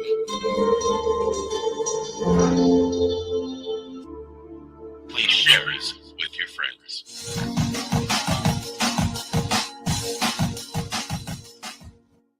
You're listening to the Pace Radio Network here at paceradio.net. Now, the final guest is Mary Lynn Mathry. She is a registered nurse and addiction specialist. She is the president of the American Cannabis Nurses Association. And her job today here is to finish up this conversation, explaining why the nursing community, as well as the doctors and other healthcare professionals, are so important to patient care and the care of cannabis itself. And hello, everyone. We really appreciate Casper Leach arranging for this show. And what we wanted to do is bring you some scientists and clinicians to talk about medical cannabis. And my job, as I said, we want to bring in the nursing perspective as well, since nurses do spend the most time with patients. In the United States, we tend to be voted year after year as the most trusted profession because we do see patients at their weakest time. And back in 2003, the American Nurses Association passed a resolution in support of cannabis. So I do want all nurses out there to know that, as a whole, our American Nurses Association does support cannabis as medicine. And that is a really, really important place to go to. My practice has been in hospital settings in the early years, first as a Navy nurse, and then later in hospitals as a medical surgical nurse. One of the most stressful jobs we have, and different hospitals do it different ways, but many times you might have a nurse being the medication nurse, or in other areas, the nurses just take care of all of the medications just for the patients they're assigned to. Either way, you're spending your shift making sure the patients get the right medication in the right dose, in the right route of administration at the right time. And it's very stressful. Finding out, sometimes you don't know these patients very well, and you might have 20, you could have 50 patients. In the military, I had quite high numbers of patients at a time, and you're trying to get them all this right medication and hope you don't make a mistake because of what could happen should you make a mistake. Now let's introduce cannabis as a medication to the hospital. I've looked at, and other nurses that I talk with who are familiar with the use of cannabis, we kind of look at it as nurses, as a great tool in nursing care. The medication is safe. We're not going to overdose anyone. We're not going to kill anyone. We're not going to destroy their kidneys or their liver. All of these things that can happen with the wrong medication to a patient. So right away, there's that little safety factor. But as you've heard before from some of the other clinicians, Dr. Abrams, Dr. Hergen rather, there's different routes of administration. Patients don't have to smoke. They can vaporize. One of the guests we've had before, Michelle Aldrich, was able to actually use a vapor pen in California while she was undergoing treatment for lung cancer. And the nursing staff there were very welcoming of that. It had no problems with her, with other patients in the area. No one else was going to get that medication. It was in a dose that she could handle, and provided relief almost immediately. think the other thing that for nurses, when we're giving medications, a lot of these medications that we do give have the side effects that are difficult to deal with. You treat someone for pain, they end up over sedated. You might treat someone for something else, and the medication causes them to be extremely nauseated and they're vomiting, or they just lost their appetite because of the medications. Cannabis not only helps with many of the symptoms that patients complain of because of their diseases, but literally helps with a lot of the symptoms of the side effects of the standard medications that they're given. And in that respect, again, trying to use cannabis, the nursing time, I look at it and think how much time I could save if I was giving cannabis to several patients. Again, whatever form is appropriate for the patient, whatever the route, whatever the frequency, but to give them that, and I would say easily 50% of my time. And that's not saying that we get rid of all the other standard medications. There certainly is room for that. But I think the point that I would like to make from a nursing perspective is this should be one that physicians should have the freedom to use their clinical judgment and recommend it possibly as the first choice because it is so safe. If it doesn't work, maybe they need to try other medications and something else. But why start with a powerful drug with potentially harmful side effects when the patient could try something that generally, literally makes them feel better all the time? The other point about cannabis is it's not all about the THC. THC has its therapeutic effects, but it also is the primary psychoactive cannabinoid in the plant. And that's why you've heard them talk about CBD, cannabidiol, non-psychoactive. When taken with a cannabis, when in the cannabis plant with THC, it helps actually lower the high effect. So when we're talking about medical cannabis, we're not talking about super stoner pot to get someone really high. We're talking about delivering medicine, whether it be by a vapor pen, vaporization in some sort of manner, and that's meaning that we're heating the material so that the effective medicine is released and people can inhale it, but it's not hot enough to where it burns, so they're not inhaling smoke. That's a wonderful delivery. But there are salves made for patients, whether it be skin conditions, psoriasis, arthritis, rubbing it onto their joints, using it for skin cancers. The oral, very concentrated oils or tinctures people can take, and they literally dissolve in the mouth, so they get into the bloodstream fairly quickly. All of these things can happen and are happening in places that allow cannabis, but the other states, again, I think the population only thinks of cannabis as smoking marijuana and getting high. One of the big problems we've seen with patients is non-compliance.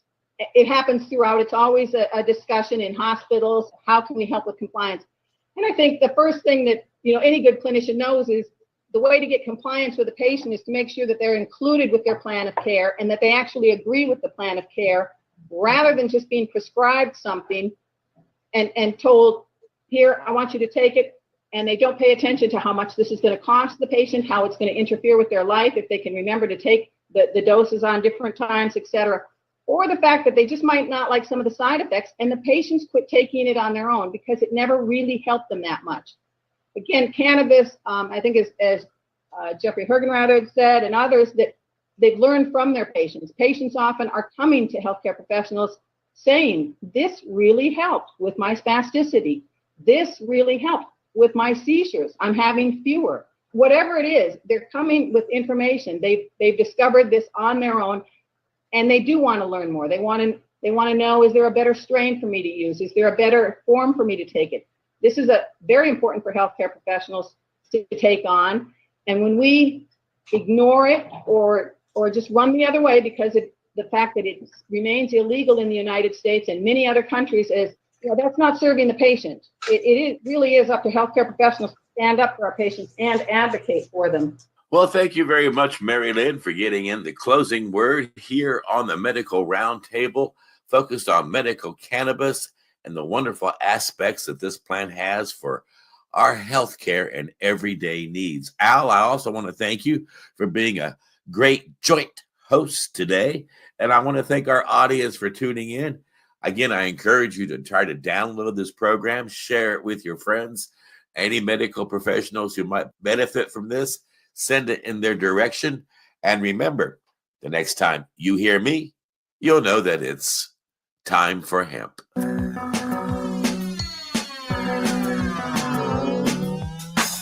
Look at all that money, yeah, the money that they spend. Take another look now and take some time for hemp. Don't cut trees for paper, cause it hurts the environment. Stop deforestation, yeah, it's time for hemp. Oh, an acre of hemp makes 20 barrels of oil. No need for pesticides to poison all our soil. People got no food, they got no clothes, they got no rest. Well, right now it's time for hemp. You're listening to the Pace Radio Network here at paceradio.net. The opinions of the individuals during this broadcast are their own and may not be the opinions of their group or other organizations they may be involved with. All medical advice during our broadcast is not a medical opinion and should be checked with your medical physician. Enjoy the buzz of legalization with Campbellford Lifestyle Shop. From lights to plant nutrients, books, consumption accessories, and more, we've got all your basics to grow or consume cannabis. Visit our info center or take a look at our piercing services and body jewelry, now available in-store through Campbellford Lifestyle Shop, 17 Bridge Street West, Campbellford. Limestone City Hydroponics is Kingston, Ontario's hydroponics shop. Take your growing to the next level and create the optimal environment with a tent kit or maximize your yield with an ebb and flow flood table kit. Either way, Limestone City Hydroponics has more sizes and options to fit your needs. Are you looking for the power of the sun that adapts to your budget? Then look no further, as they have professional grow lighting. They have indoor grow systems that are easy and cost effective with many options to fit your living space and lifestyle. Cultivate your growing potential. We have everything you need to succeed. And if you can't make it to the store, they offer local delivery to the greater Kingston area. Remember, when you're looking for experts to help you grow, then look no further than the locally owned Limestone City Hydroponics, 105 Sunderland Drive in Kingston, Ontario. Call them at 613-548-0420. We are people advocating cannabis education here at paceradio.net. Rerolled Saturdays. Check it out. Nothing but non-stop cannabis and psychedelic programming. Find it at 420pace.ca.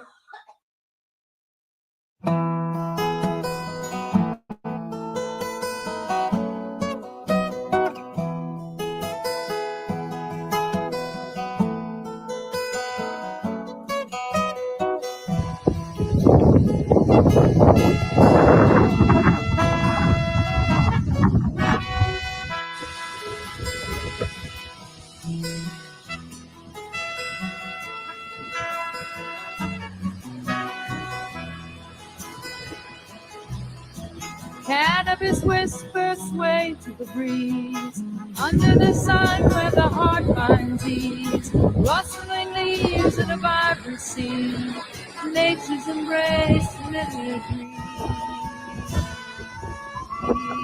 that the good times roll and shine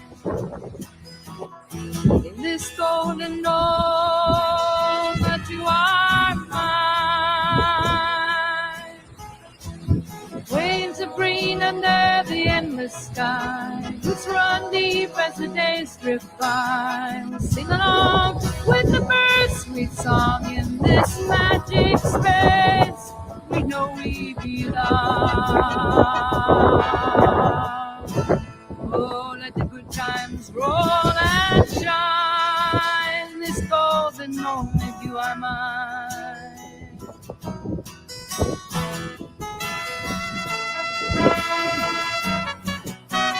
Rolling hills with the sun on our face.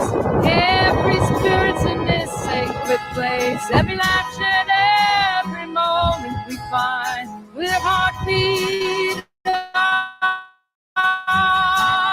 Souls intertwined. Let the good times roll and shine in this golden moment, you are mine.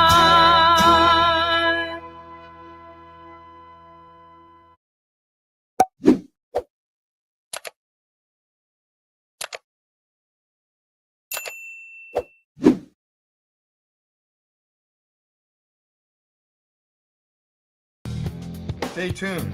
We'll be right back after this toke.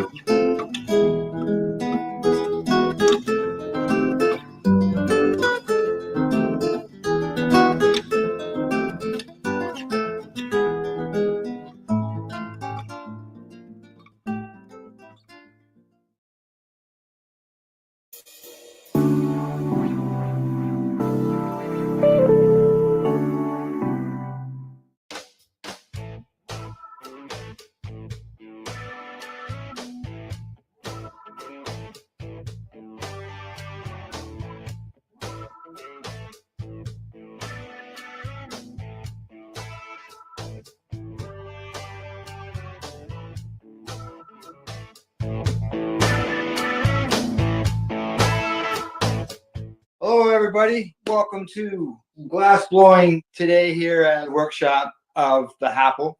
The creators of the Apple, Dave and Masta, are here with me today. We're going to watch them create some glass products, including we're going to go through the steps of the Apple with Dave.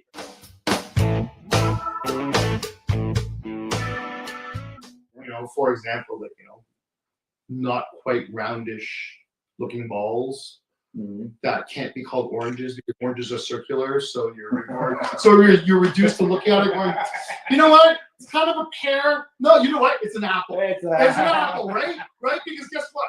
Nobody actually has a definition of what an apple shape is. That's right. Right? Yeah. And there's thousands of different breeds of apples, right? Correct. And so a little bit interesting. The only reason why they're apples is because of the fact that I got away with making oblong shaped circles.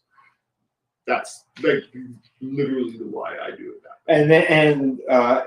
way. One day he said, "Hey, that looks like an apple." Yeah. You don't have to worry about a consistent shape if you're calling That's an right. apple, right? That's right.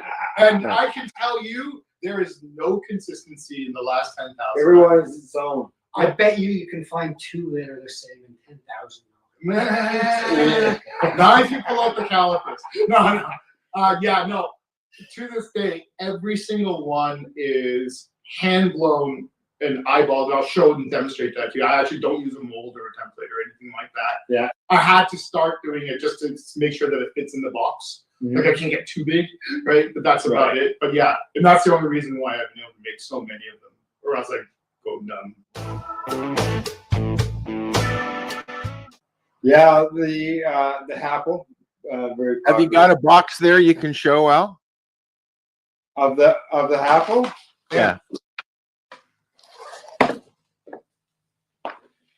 There you go. There's a apple. Yeah, this is the apple here. Right. Yes, that is the apple there. Okay. And there's a stem, just like on a apple. Yeah. Right. That stem essentially. Okay, so this, guys, is a BT bottle with a little straw on the end of it. Okay. Back in the day, we used to have glass bottles, soda pop in glass bottles. Okay. Soft drinks, glass bottles. We used to take a little pebble or a dime. We used to stick into the glass bottle. We used to use a lighter, heat up one corner of it, which is Damn, got to do it again. Evening out the wall thickness in the kiln, right? Correct. But we heat up one little corner of it, stress out one little spot And it of breaks. the bottle. And then if we do it in the right way and do the right tap, the pebble or the dime that's in the bottle will pop a hole out of the side of the bottle. And then therefore you can take your bottle, stick your joint or your cigarette with a little bit of hash on it into the bottle, and it was called a bottle toke. Yep. Yes. This is a bottle toker. This is your cigarette. Yep. But you don't have to use a cigarette anymore. You can just place your hash on here and put it into here. It fills up, and then you just pull it through there. Now, part of the reason why this has been great is for so many people who used to use this old style technique, but you can really only do it with cigarettes. Yeah. Right? Yeah, 'cause You couldn't do it with joints. People claim that they can do it with joints, but they're lying. Okay, it's not possible. It was always tobacco, right? And then so as guys got older and you had to quit smoking, you weren't able to do bottle tokes anymore because you were smoking. You just didn't want to have cigarettes around, right? So a lot of people had to give up hash because of the fact that they couldn't do any of it. So when we came up with this, it allowed more of the original old-timey smokers to be able to experience and enjoy hash for the first time without having to dilute it with tobacco, dry cannabis. Yeah, and I'm a person that doesn't smoke tobacco, so I wouldn't want tobacco. No, and so you never would have had a bottle toke. Yeah, like that would never have been something that you would have appealed to you, right? You're like, no, I don't want the tobacco. And when I did have one, it was yeah.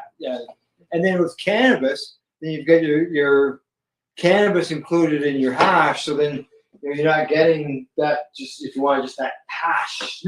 Well, what you're doing is you're making your cannabis a little stronger, but you're making your hash a lot weaker because you're just adding. It's like no. And here's an interesting development within the legal market that's kind of it kind of dovetails nicely into the hash devices. Is right now within the legal market, there's such a competition between the stores to attract and keep customers. They're doing everything they possibly can to keep them to come around. And what that usually means is that they're trying to get their customers as medicated or as high as possible, thinking that that's the best way to retain a customer. Is that fair? Right? Some people THC is the main thing, correct? Yeah. For some people, yes. So with something like this, we want to be able to provide them with a device that by the time they start smoking hash, they're already moved past dry flower, one strain at a time. They've moved into the pre-rolls, which are infused. Yeah. So the pre-roll dry tobacco or dry cannabis infused with this, infused with that, laced like dusted with this and that. Right. The kiff. Well, the whole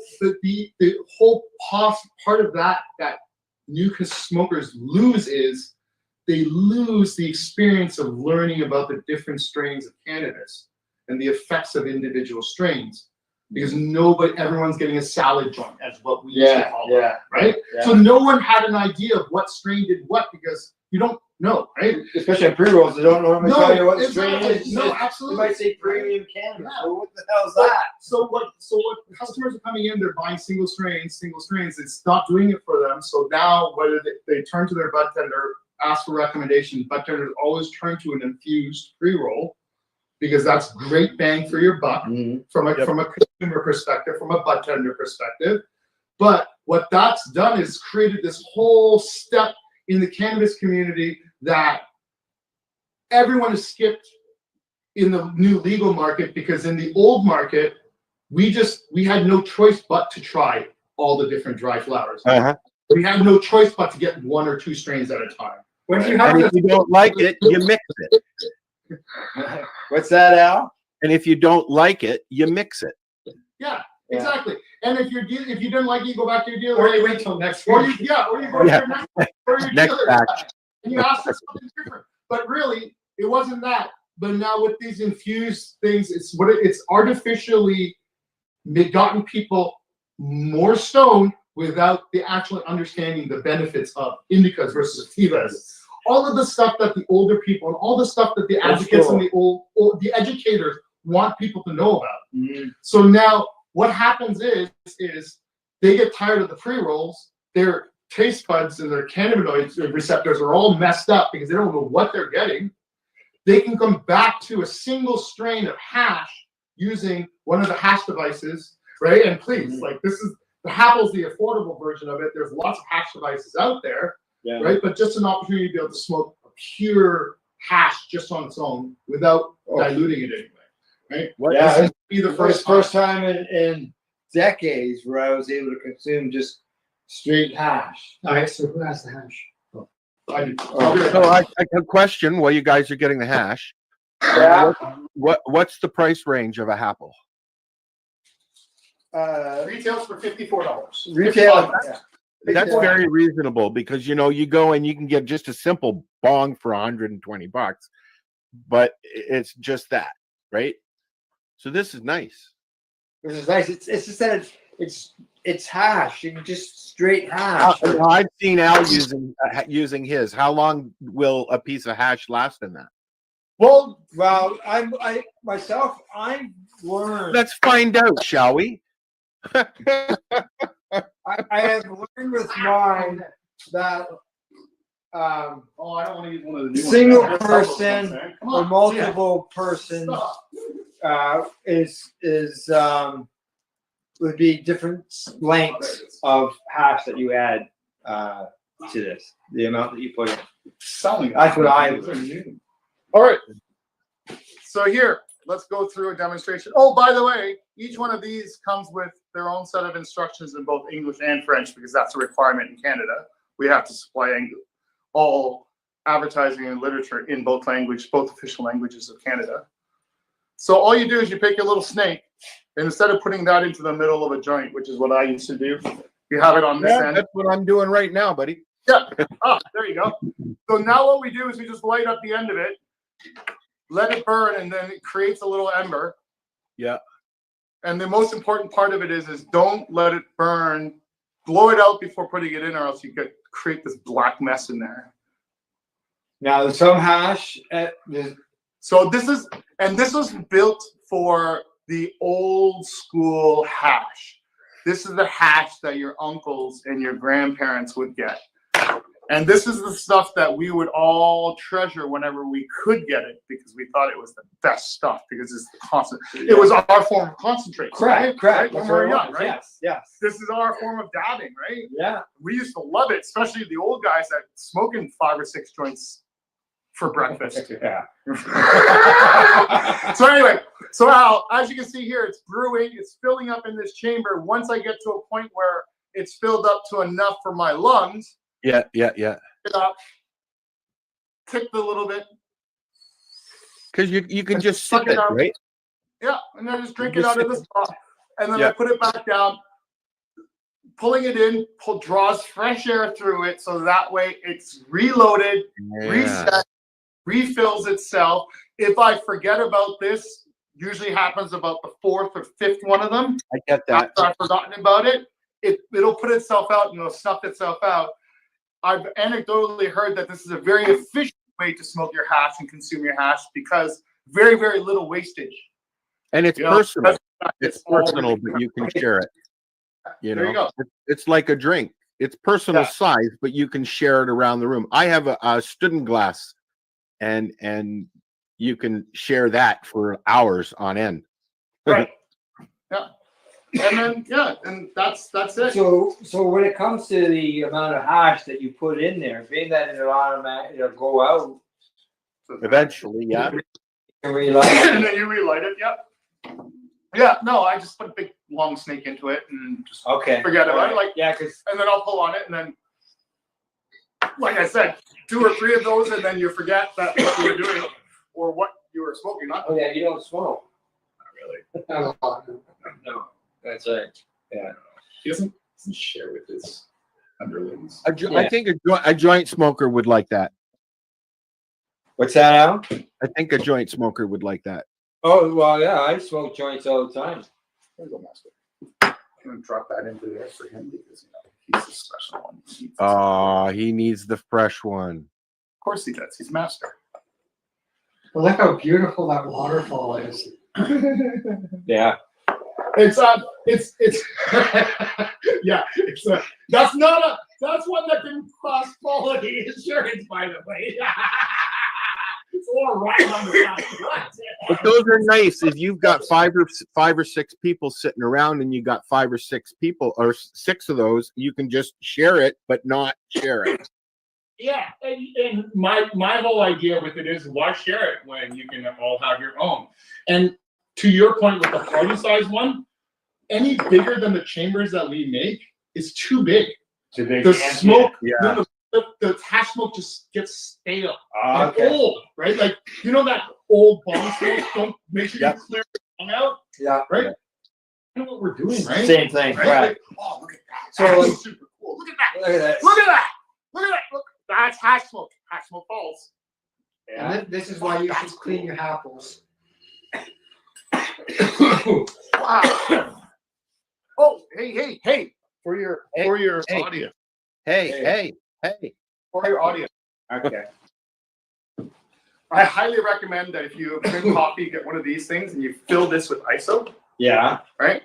And then when you're done with your apple for the day and night, drop it in there, close it up. And when you wake up in the morning, pull it out and you give yourself a little rinse in the water, and then you have a brand new apple for the day. Right? It'll always be clean, right? And then you just keep the lid on this, and then your alcohol will never be. That's really a cool idea. There you go. A tip. A Dave tip. An official Dave tip. Dr. Martha Stewart. Okay.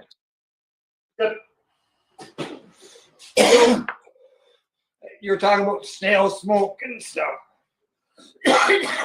With this, when it goes out, obviously there's going to be smoke in that chamber. That's the fastest way to make the apple dirty, is to let smoke sit in there. Because it clings to the side immediately. Yeah. And otherwise it just dissipates, because as you can see, once it spills up, I don't know if you can see it on the camera or not, once it fills up, it starts to overflow. Yeah. Right? And it's like, I got somebody. It's starving for oxygen. Yeah. That's what I was wondering. Like, at the end, obviously you're gonna have That's why And I then- have there's no oxygen. Yeah. And then here's another reason. So one of the things is I get a lot of criticism or questions about why this here is so loose and it rattles so much. Well, the reason for that is the airflow. Because if you had it sitting tight and not rattling, it just completely choke out and it would never stay lit. You gotta keep some air in there. You gotta have it. So that rattle has to happen only for it to work. So it's kind of one of those, which is a little contrary because people don't like glass rattling with it. So yeah, well, you were just because it's gonna break, right? And then where would you get another stem? If you break your stem, Yeah. or you message me. Yeah. Right. Yeah. So what I'll do is I'll do a call out and I'll encourage people to message me whenever they have a broken stem. Yeah. Mainly because of the fact that I'm doing impromptu quality assurance. Right. Right. The number of stems I have to send out as a replacement would generally tell me whether or not this is a viable product. Right. Yeah. Right. And I give replacement stems out pretty much for free. And I can still do that because I only get 1 in maybe 1,000 every few months. And it's never, but it's always because of negligence, right? Now people can lose them. Yeah. Or drop them.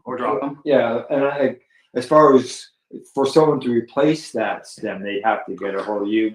Very unless you've got them available in the store. They are available. They're all separately. Yeah. Okay. Yeah, they're available individually, but realistically, it's so hard to put a price on that little stem. Oh, I'm sure. Because that little stem, in my mind, that's the secret to it. You can take that stem and use it wherever you want to. Mm-hmm. So the value of that stem is actually quite high towards the whole value of the whole piece. But I'm hard pressed to charge $25 for a replacement stem, right? It just doesn't make sense. Right. And then at the same time, I have no idea. It hasn't, like 1 in 1,000 every few months is probably like, that means I'm sending out 10 or 15, right? It's not a big deal at all, right? So anyway. Crap. Hash shapes different. So Yeah. it does. Yeah. This is the point of the video, Al, where you start recording faster, maybe. Jump.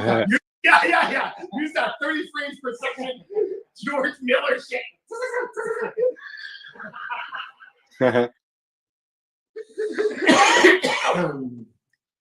Now let's see where else we can go with this. As far as the, so these are available. Take a moment, Al. So, as far as the retail stores, they could be available, and are they just available in Ontario retail stores? Everywhere. Everywhere, so right across the country. Yep. So for people to go into the stores, see if they're there, ask if they're not there, and maybe they'll bring them in. I have a question. Can you bang a nail in with a apple like you did with the other thing? Sure. Let's. I'll get you that apple right now. Yeah. We'll send you that video after. Yeah, definitely. Yeah. We certainly can. Yes, we do.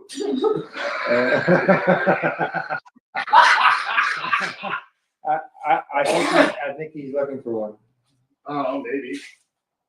I know that I've taken my apple on the road with me quite a few times. So what's that? Now I know, and I know, Al, I did the full-on block when I said I didn't want to talk about this, but I will talk about it a little bit. The next iteration that both Master and I are working on our own versions of it. Water filtered hash devices. Oh, so water filtration. Yeah. So this is particularly my design. It's called the Drew Dot, and it looks a little bit. It's supposed to look like an egg in honor of the egg farming that happens here, but nobody sees the egg. I know. Okay.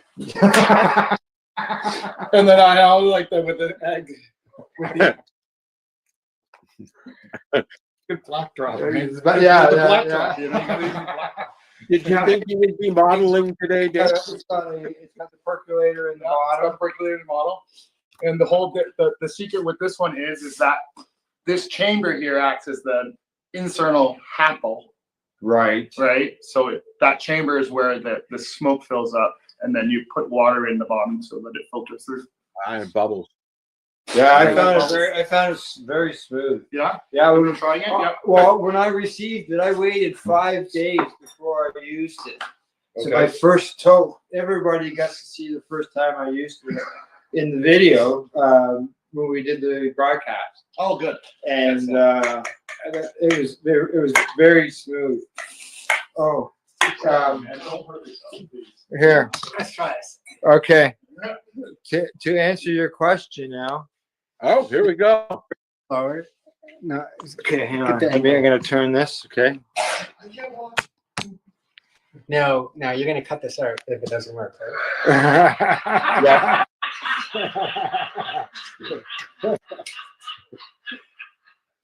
You just cut it out yourself.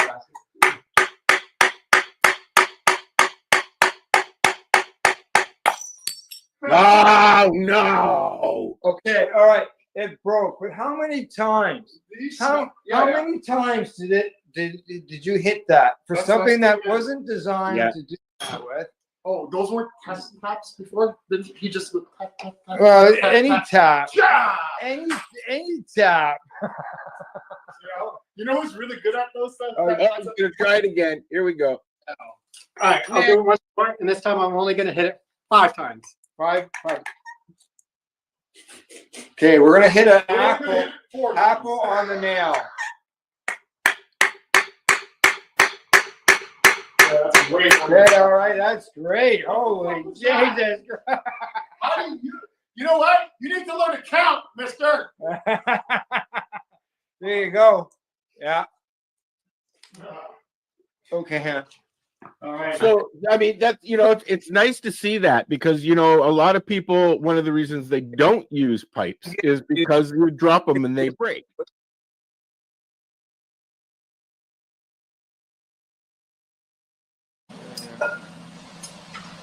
So this tube is for the handle body. That tube is for the mouthpiece. And this glass rod here is what I make the stem with. Cool. They come in 5-foot lengths. And we get them from Nortel Manufacturing in Markham, Ontario, Scarborough, Ontario. What I've got is set up a section of the tube. I take one of the long tubes and I break it in half. So I use half a section at a time. I plug up one hole on it and I put a mouthpiece on that. And a mouthpiece on the other side. They're hooked up to these blow hoses connected to this valve, which allows me to control which side I blow into. I've got a glass tube on this end, which is what I use as a blow tube or a handle, which I'll show you when I take it off. And here's the raw glass on this side. Now, these are the 3 tools I use to form and shape the handle. And then the only other thing I have is this piece of glass here, which I use to pick molten glass off so I don't have to do it with my fingers. Makes sense. Which you're not supposed to do, I learned. This Bunsen burner acts like the oven, and what it does is heats up the glass and gets it to a minimum temperature so that it doesn't blow up or crack when the higher temperature of the torch gets on.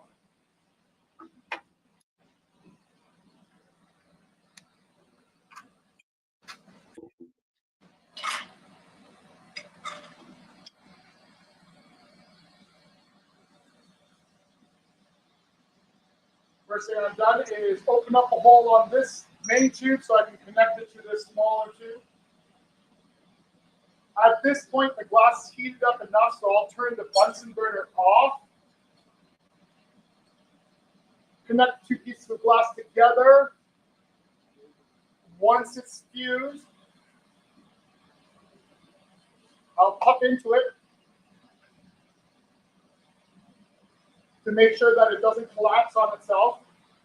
Because as glass heats up and becomes molten, it wants to condense on itself. So it's always collapsing. So one of the things I'm doing with the blowing into the blow hose is to keep it from collapsing and closing itself off.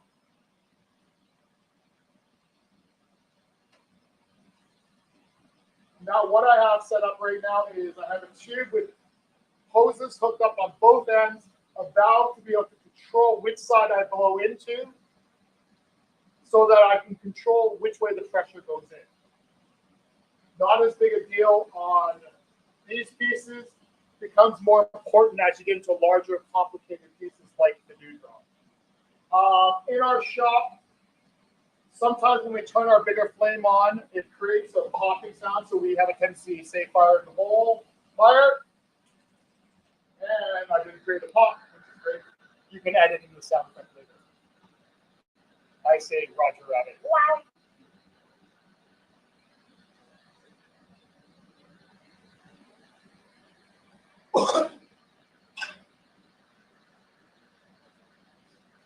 So now what I'm going to do is I'm going to heat up a section of this glass here. And you'll see here I have a little template that I've taped here.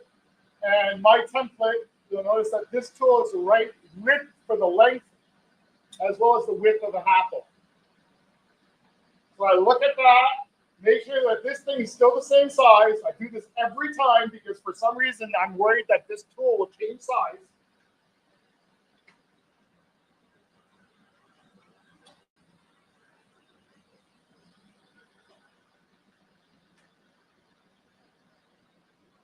Once I've gotten it hot and molten enough, I'll start pumping it out to shape and form the bottom of the apple, of the first apple.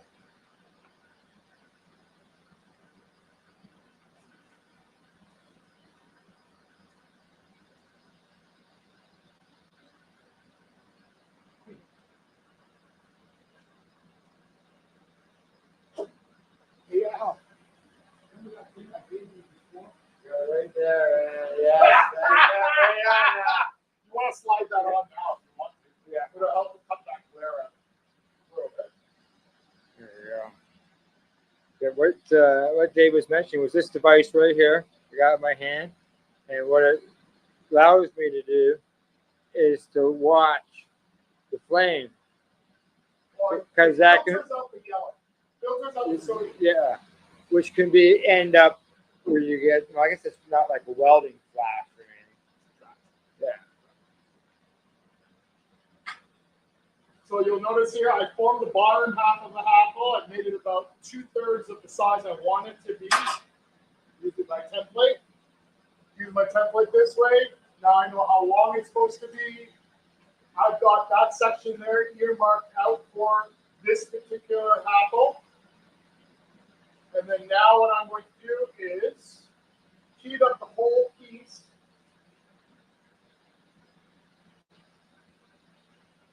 And then at that mark, this mark here, I'll pinch it down, puff into it a little bit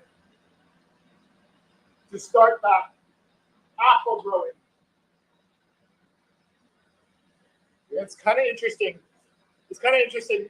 I actually watched a bunch of YouTube time-lapse videos of apples actually growing because that's kind of what it was. It didn't help, but it was cool to see. So that is extremely hot. Oh, yes. What's the temperature when glass is molten master? 2,500, 2,000 degrees Fahrenheit.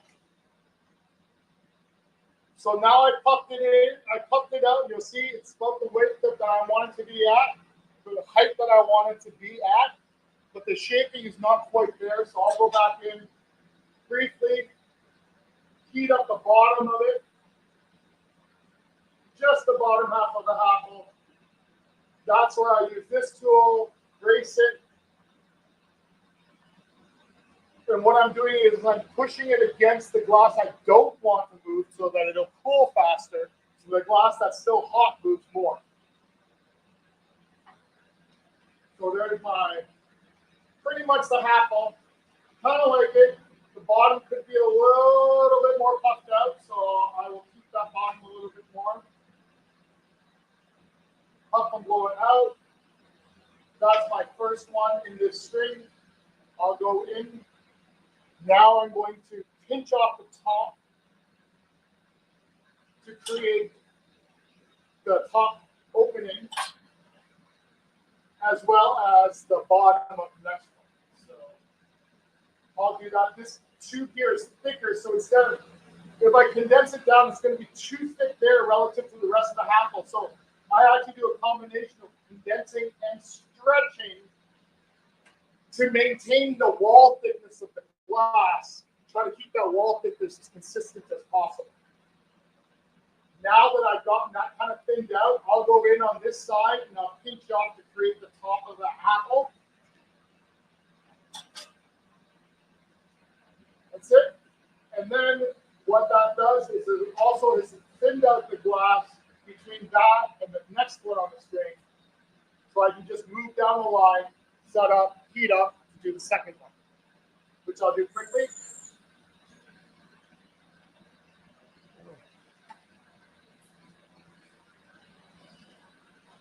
See it swelling as I watch it through this lens.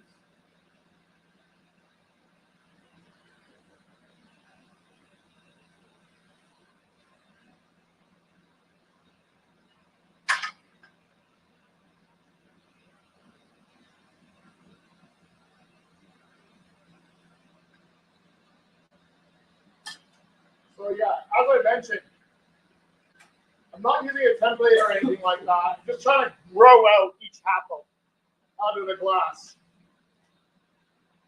And I only do it this way just to keep it interesting. Like, it would be faster and easier if I used the template, but this is what's been making it somewhat interesting for the last 10,000 tries.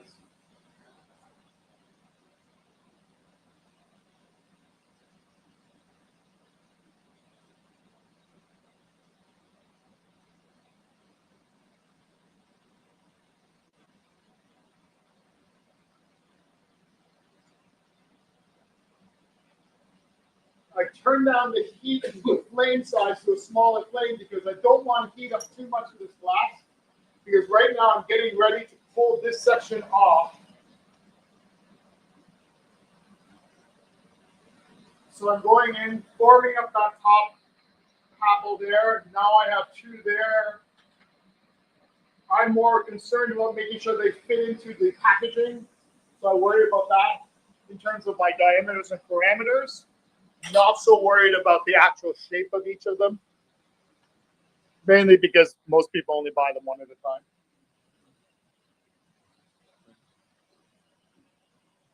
And as I said, I challenge anyone to find two apples. The same. Yeah. Now, what you'll notice I just did there was I really thinned that out, made it nice and thin, and pulled it apart so that when I rip it off and separate the two tubes, there's minimal amount of glass that's there. I'll do the same thing here. This is something that Master has asked me to do, which is to thin out that section in between the apples so that when he's working by hand, it'll be easier for him to separate out. Whereas I'm working on a machine, and essentially it allows me to take coffee breaks or dad breaks. So I've gone in and I've gone in and thinned out that as much as I need to, so that way when in the next stage when they're removed from the string, it'll be easier to cut. Finally, I'll go in on this end. I'll heat this section up here. I'll let that condense down. It's two bottoms against each other. Two top. Well, no, that's the bottom. Oh, okay. See? Apples.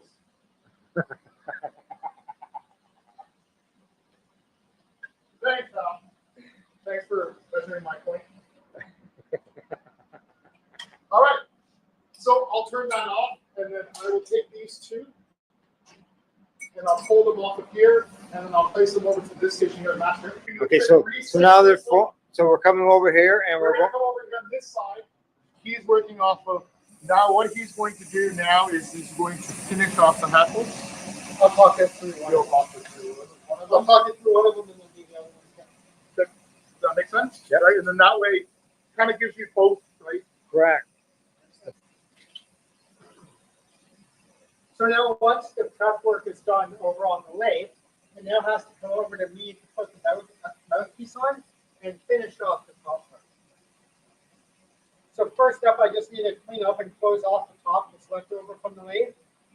This is to prevent condensation from building up on the inside. So it's just a quick little maneuver there to tear off a little excess glass.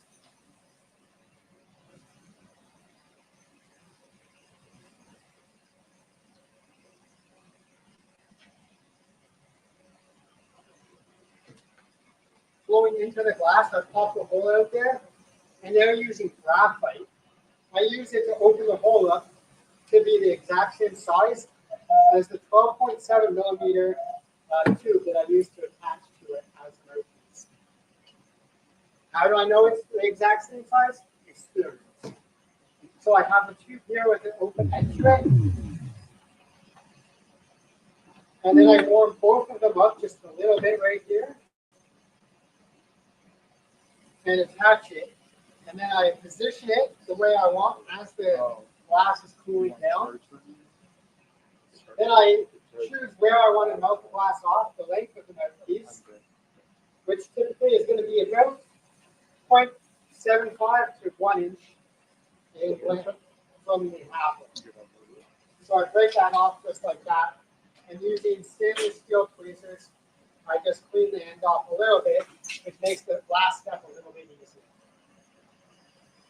Now I need to make that mouthpiece fully melted in and lodge this with the rest of the apple. This creates the strength of the apple.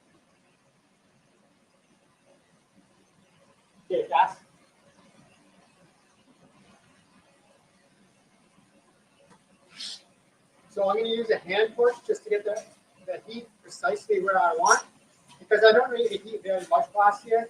I just need a very small section at a time. And I'm just going to work around slowly, get it all melted in, getting tiny little puffs between heats to put the glass to the position I need it to be.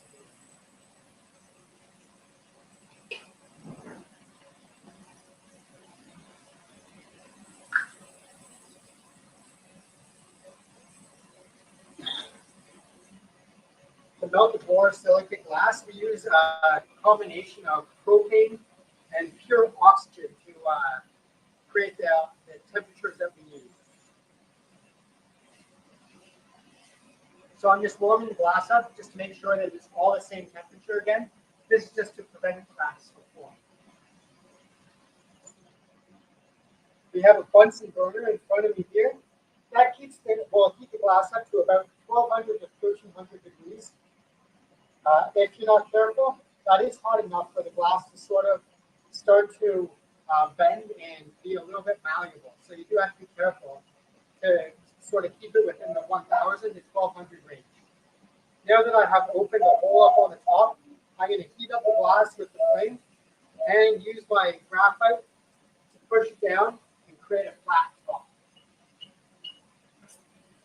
Now, one area of the apple that needs to be consistent is the hole at the top. The top needs to be consistent so that stem that we've shown you fits properly and has the right amount of wiggle space. So I use another graphite reamer here, and this one has a measured line on it. So I open the top of the hole here to 14 millimeters.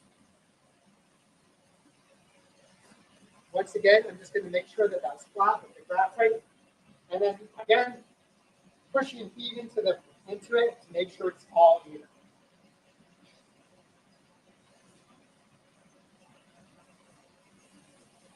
Now, what I need to do is open up the mouthpiece and make it functional. So to do that, I'm going to heat up a different piece of glass. It's in my right hand now. I'm going to get it to be molten hot, whereas the glass that's in my left hand is going to be technically cold, but really it's going to be like 1000 degrees. But compared to the 2.5 or 3000 degrees that this side was cold, relatively speaking. So now I'm going to allow that heat line to dissipate, which will create stress and allow me to snap it off in a very nice, clean way right there. Now, if I just left that, it would have been razor sharp. So a little bit of flame goes a long way. Now, once again, bring heat in, introduce it to the glass, bring it all up to the same temperature. And then when I'm ready, I'm going to use tongs covered in Kevlar to hold the piece of work and melt it off. This is why the step that Dave took earlier for me is so important. I'm not able to manipulate the glass very effectively in the tongs, so the less amount of turning that I can do, the better off I am. Now I need to make the bottom flat, so I'm going to spin it around, and once it's all hot here, I'm going to once again use graphite to bring it down and flatten it off.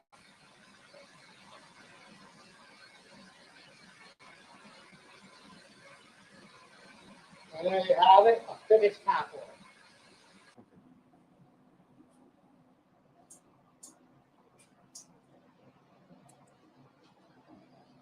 Place faster. I'm going to go through making stems. Here's that long piece of rod. 8 millimeters in diameter is the one I like to use for the stems for the apple. Just going to break this down really quickly in half. So a little bit more manageable for my short little arms. First thing I'll do is I will heat up the corner and I'll push in the Maria, which is the circular lump that acts as a stopper. So I'll get a section of it hot like this and molten, pull it out of the flame, and then I'm squeezing it together to make that rounded disc. Okay. Second step after that is I will take and pull out the end that I'm going to form the little wedge side of it where you attach your hash. And what I'll do with that is I'll rip this off, set this aside for the next one. Use my handy trusted butter knife that forced my wife to have to buy a whole new set because she was missing a butter knife. And I'll just take it and I'll press in that little wedge in that, or as has also been described, a little butt crack.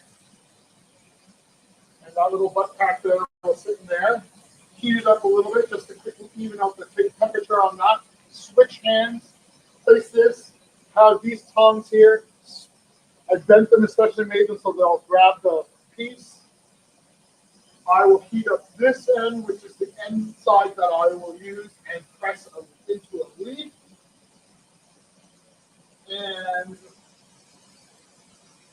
it turns out that Master had bought this little leaf pair of tweezers that have a little pattern on them. And I've been using these for every single apple stem. Take it, do a half cut, and that squishes it up to form that leaf pattern. There you are.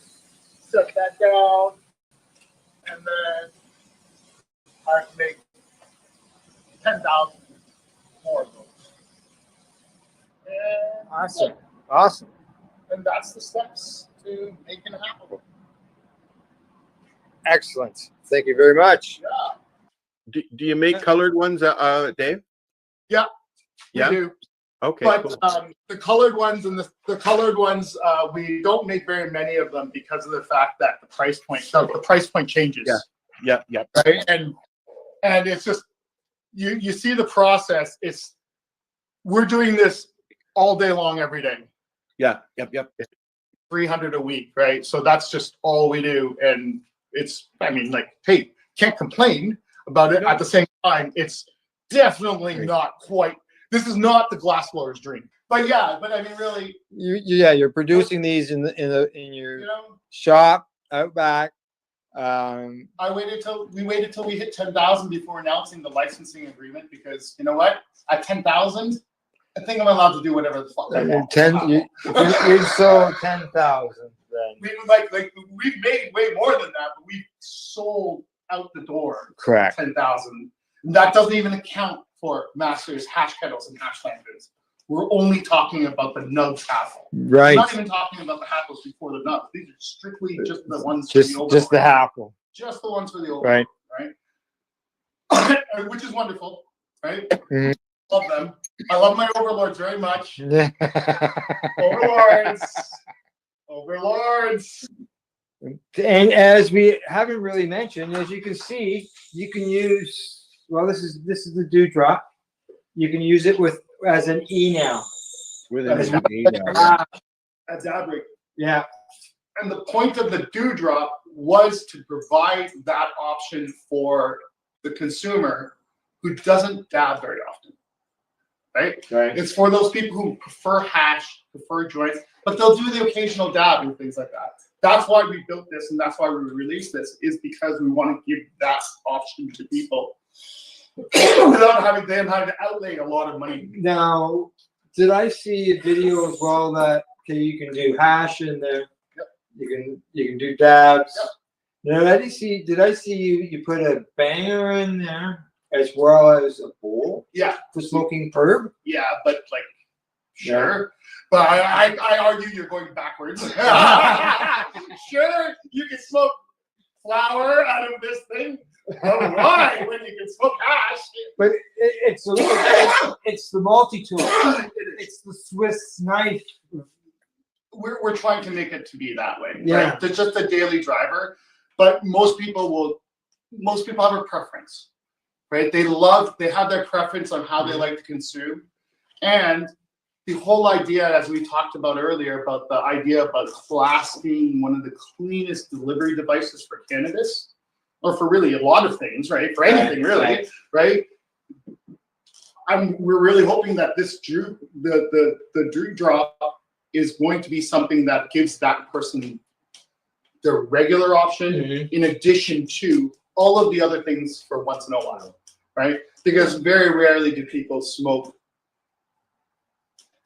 flour, hash, and dabs out of the exact same piece. Well, Because yeah, the taste exactly. is really weird. Like it Well, tastes yeah, really and weird. if you're doing it in a vaporizer, you know, especially some of those old style ones, yeah, that was a mess. Right, it's a mess, and so therefore, right, so that's why I'm like, no, you don't want to. But yeah, this gives you the base. People have to have their own adapters. Is it the ideal dab rig? Possibly for the right person, right? But there's so many different designs out there.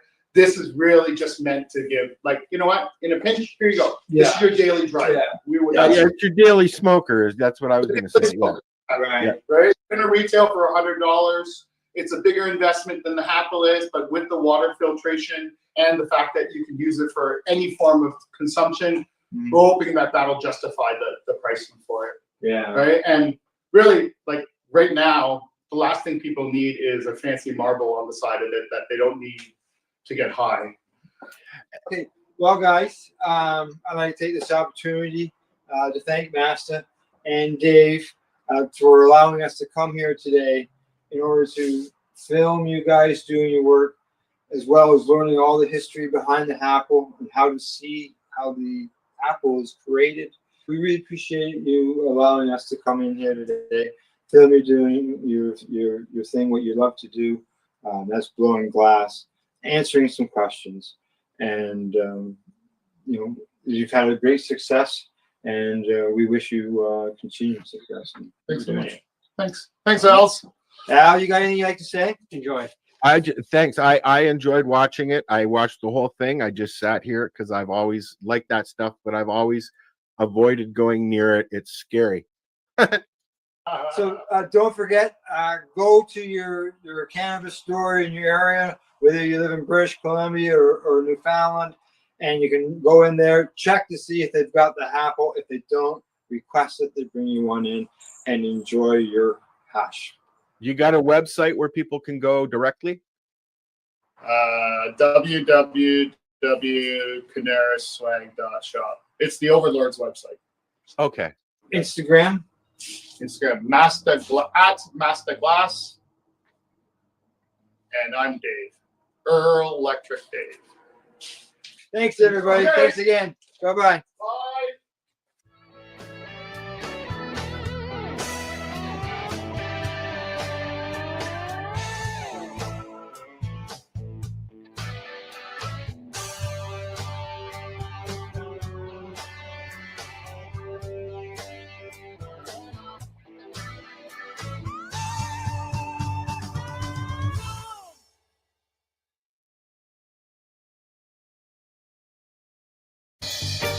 You're watching the 420 Pace, found at 420pace.ca.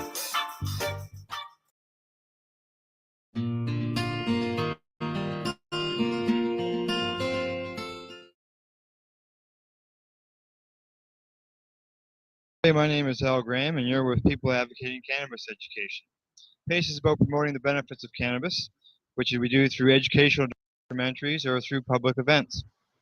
Today we're at the Carp DM Cafe in Peterborough, and I'd like to introduce to you Russell Barth and Christina Lowe, the cannabis advocates from Canada, Ottawa, and they'll talk to us about what they're doing to help legalize cannabis around the world.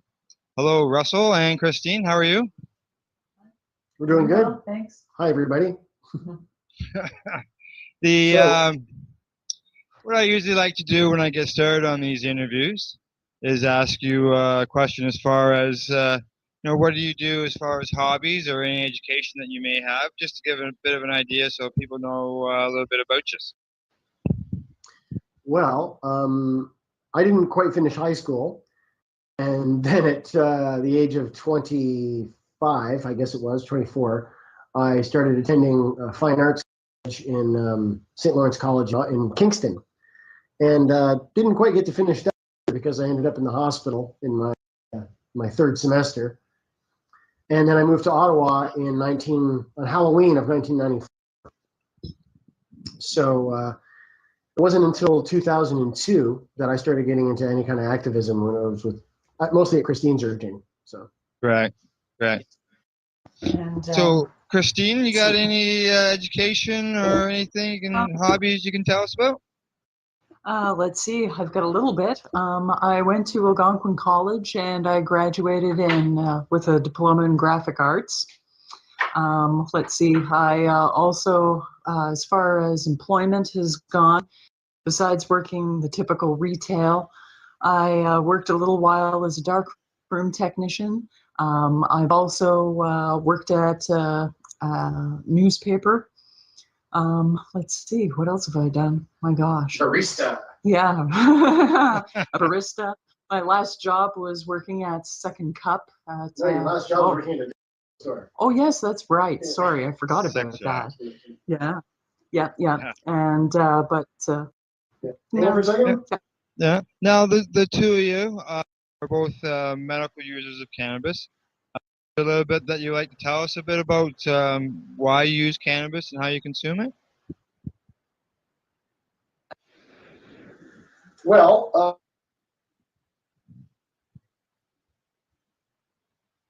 and PTSD, and we consume is about 9 grams a day each. We eat melted into olive oil. We just simmer it for a long time in the olive oil, strain it through cheesecloth, and then that's how we take in most of it. And then throughout the day, we have various, sort of every 3 hours, we have sessions with the volcano where we inhale it, and we also use the bong, dry bong, to smoke it too. At the beginning there, when you first started talking, Russell, I missed basically why you both use cannabis. Oh, fibromyalgia and PTSD. Yep. Epilepsy and PTSD. Okay, great. We caught that one. Was it hard for the two of you to become licensed under the AR program? Well, it was hard at first for me because I needed a chronic pain specialist to sign specifically. This is back in 2003, back in the days when a specialist had to be the one to sign, not just the GP. Mm-hmm. Now, in Christine's case, it took from right into early 2003, but she was doing so well on cannabis that her doctor finally relented, and her neurologist relented and signed. So she got it before I did, shortly before I did. And then I had a chronic pain specialist who signed for me. Right. Then he lost his license. Then I had to go a year with no license.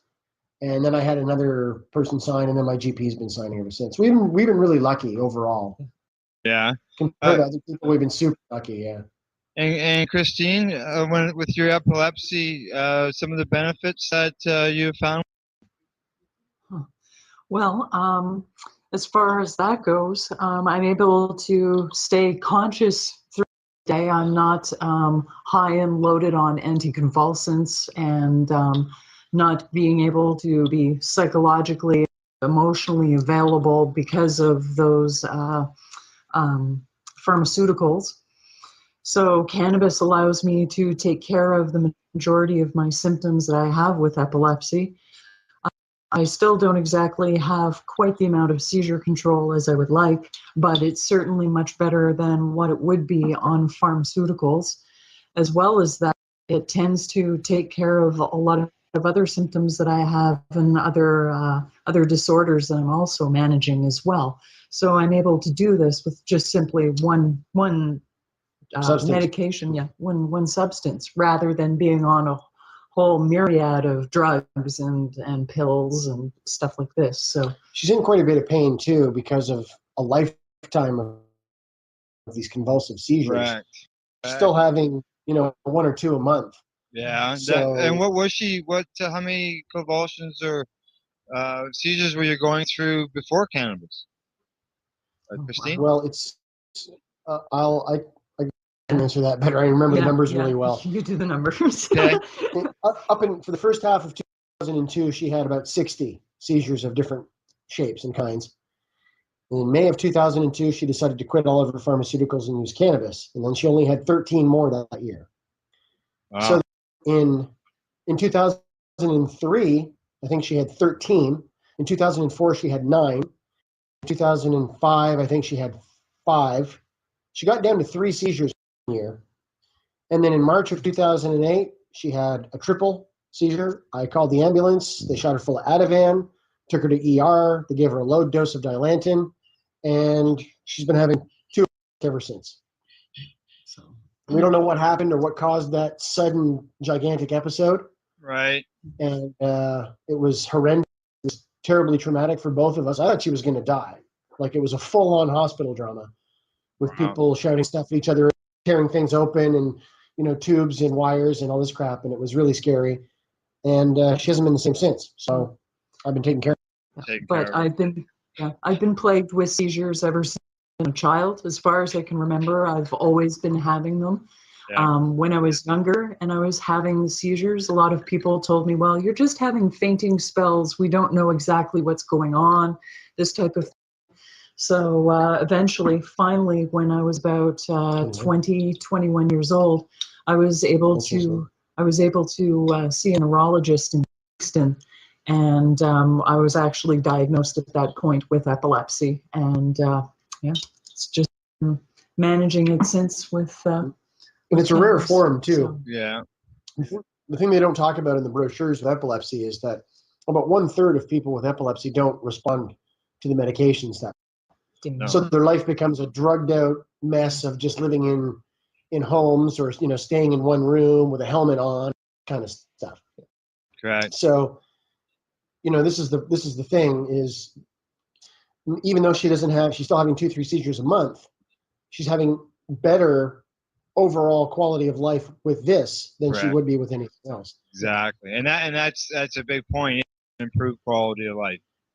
No. Hey, if she was one of these people who could just take 2 tablets a day, have some side effects that weren't that great, and no seizures, like some epileptics, well, that would be the wisest thing to do. And if cannabis works better than that, well, then use cannabis. But if it doesn't work better than that, then use that. But in her case, she's tried all the medications. All they do is bring a lot of side effects. I mean, the whole list practically. And they bring more seizures, not fewer. And the quality of life falls apart. There's no sex drive. She puts on a bunch of weight. Her gums recede because they puff up and then they pull back, and then the teeth are more exposed. And it's very bad. And there's all kinds of other side effects.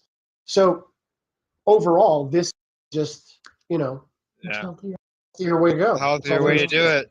I've been commented to me, about if you start to cough, people say, "Oh, how's that medicine if you start to cough?" Well, if coughing is a small side effect of cannabis, I'd much rather have that than the ones that you just described and what Christine goes through with her medications. So, if anybody ever wags their finger at me about having a cough, I'll get up in their face about it, because I've had a sinus problem since I was 16 years old.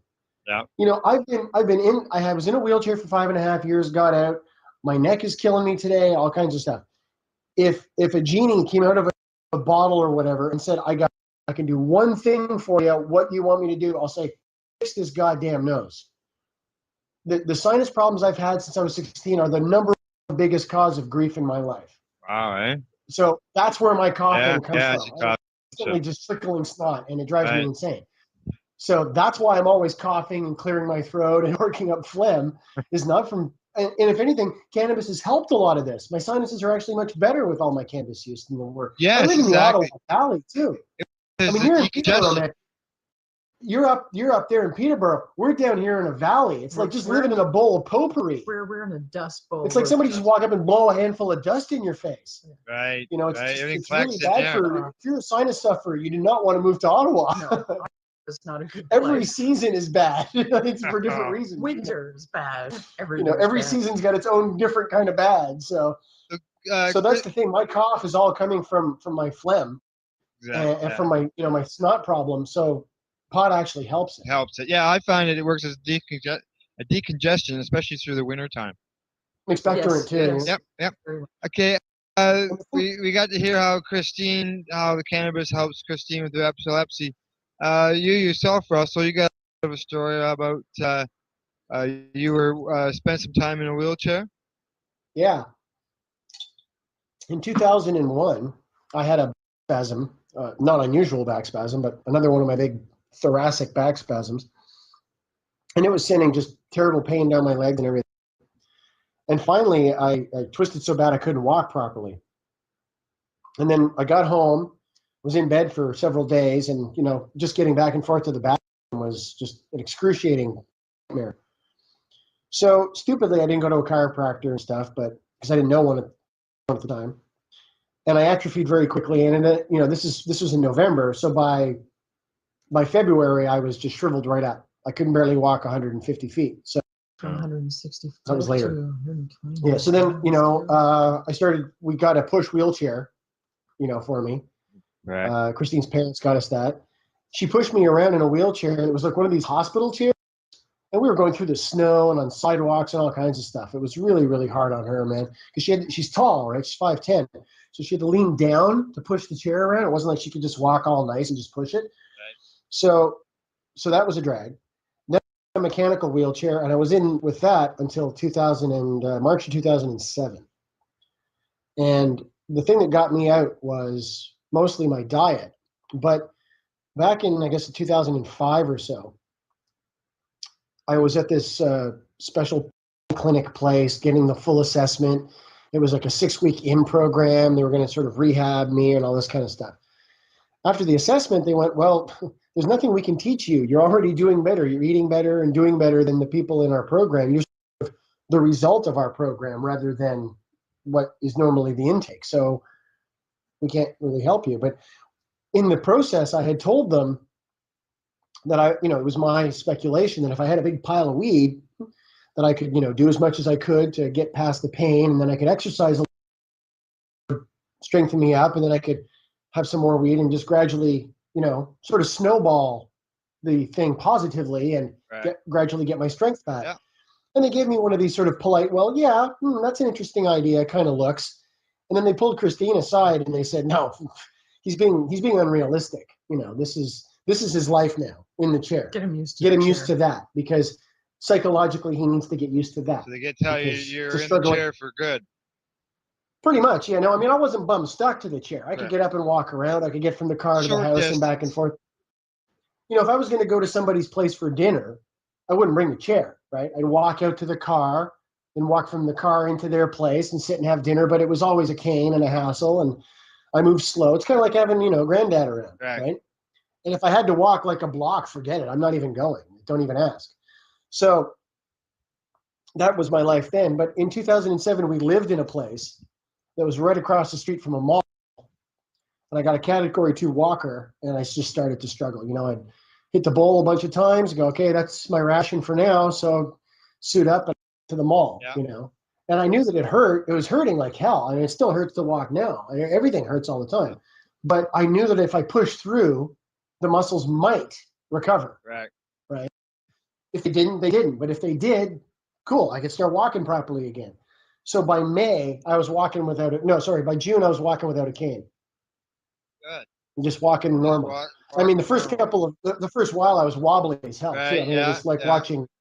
And then, then you made your way out of the cane, out of the wheelchair eventually, to the surprise of the doctors. Well, yeah, they were really all thrilled, It helped having a chiropractor right next door, too. My doctor's office was right up the same parking lot as my building, and then the mall was just across the road. So, I was seeing a chiropractor, and then I could just go home and relax. I didn't have to take a long bus home. Yeah.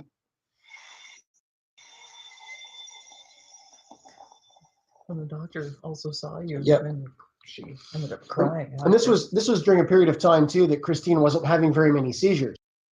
So I could leave her alone at home to work on paintings or whatever. She could go to the mall by herself, get groceries and stuff by herself. There was a big period where she was doing stuff by herself. And before we got together, she was just living on her own and trying to keep a job and trying to keep an apartment. But she was having 2-3 seizures a month anyway. Right. Falling down and hurting herself, wrecking stuff in her apartment, getting robbed, all kinds of stuff. Breaking her nose, Oh, yeah. So that's a good story to hear. You're able to get out of that wheelchair and be able to use your legs and move around. So and I walk fast. That's too. good. It's not like I'm I walk Right. briskly. Faster than me. I walk briskly, and I can go like 4 clicks in one. Nice. Okay, now you're also involved in activism, trying to get the word out there to people about cannabis. One of the ways that I understand that the two of you have done a video of Christine and her epileptic seizure. Why did you guys do that, and what's been the reaction to it?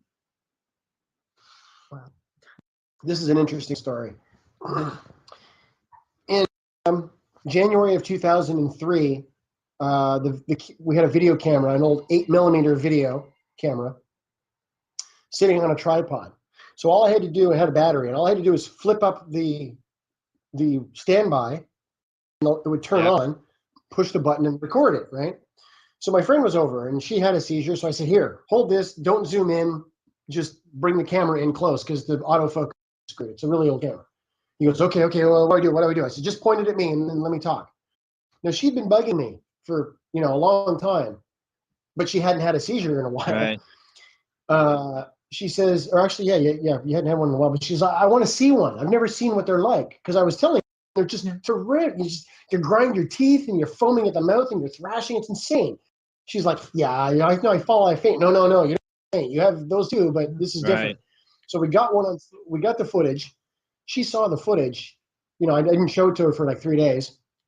She's like, okay, I'm ready. She watched it, and she was like crying, pawing at the screen, like trying to help whoever this person was stumbling around in our apartment in this video, right? It felt like a person that I'm missing a part of. I feel like this is a sliver of my self-conscious that is just not available to me. And to be able to see myself, see my body animated and moving without my consciousness in it is just horrific. It was spooky for anybody. It's seeing something absolutely voodoo on television. And this It is was where incredible. Where she referred to it as, she looks like a meat puppet, right? Wow. So that was in 2003. So we got the video, and that was intense, and Yeah. So fast forward to January of 2007. A friend of mine says, you should check out this thing called YouTube. I said, what's YouTube? And he's YOUTUB.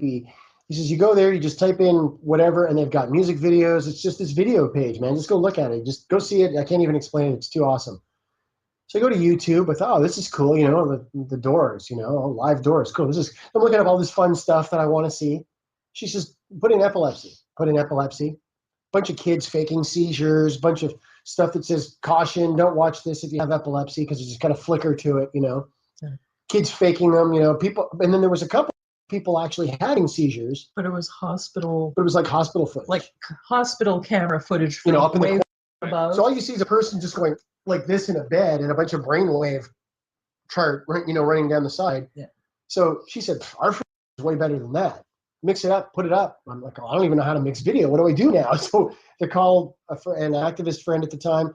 He brought his stuff over. We had to mix the 8mm video into digital, and it was just a big problem. Added a bunch of text to it about medical marijuana, and we put it up. Right away, the thing starts getting like 1,000 hits a day, right? I email it to the Ottawa Sun. It wasn't like I'm talking like 10, 12 minutes later. He calls me. He's like, "Are you crazy?" There's a reporter I met before. He goes, "Dude, are you crazy? You putting your wife's on your wife on the internet like this? This is not." Broke my tooth. She even breaks a tooth video. It's intense, right? I break a quarter off of my molar. So he calls up Epilepsy Ontario. He's like, "What do you think of this video?" And the woman's like, "Well, I don't know. I really like the idea of that, meat puppet and all this marijuana talk. I don't really know if that's a good idea." So right away, there's controversy with this thing, right?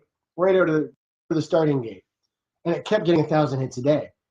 And it went on and on like that for a long time. But people kept saying, the main comment we got was, hey, the text is going by too fast. It's kind of cluttered. I can't really see it. So right away, we put up the second one. The second one has Christine talking at the beginning. She mentions about the rude comments. We're leaving those comments there. We let everybody put up their rude comments, their horrible comments. Yes. We leave it there. We leave it there for the world to see. The kind of shit that epileptics have to go through. Ignorant those people are. Because people pile on.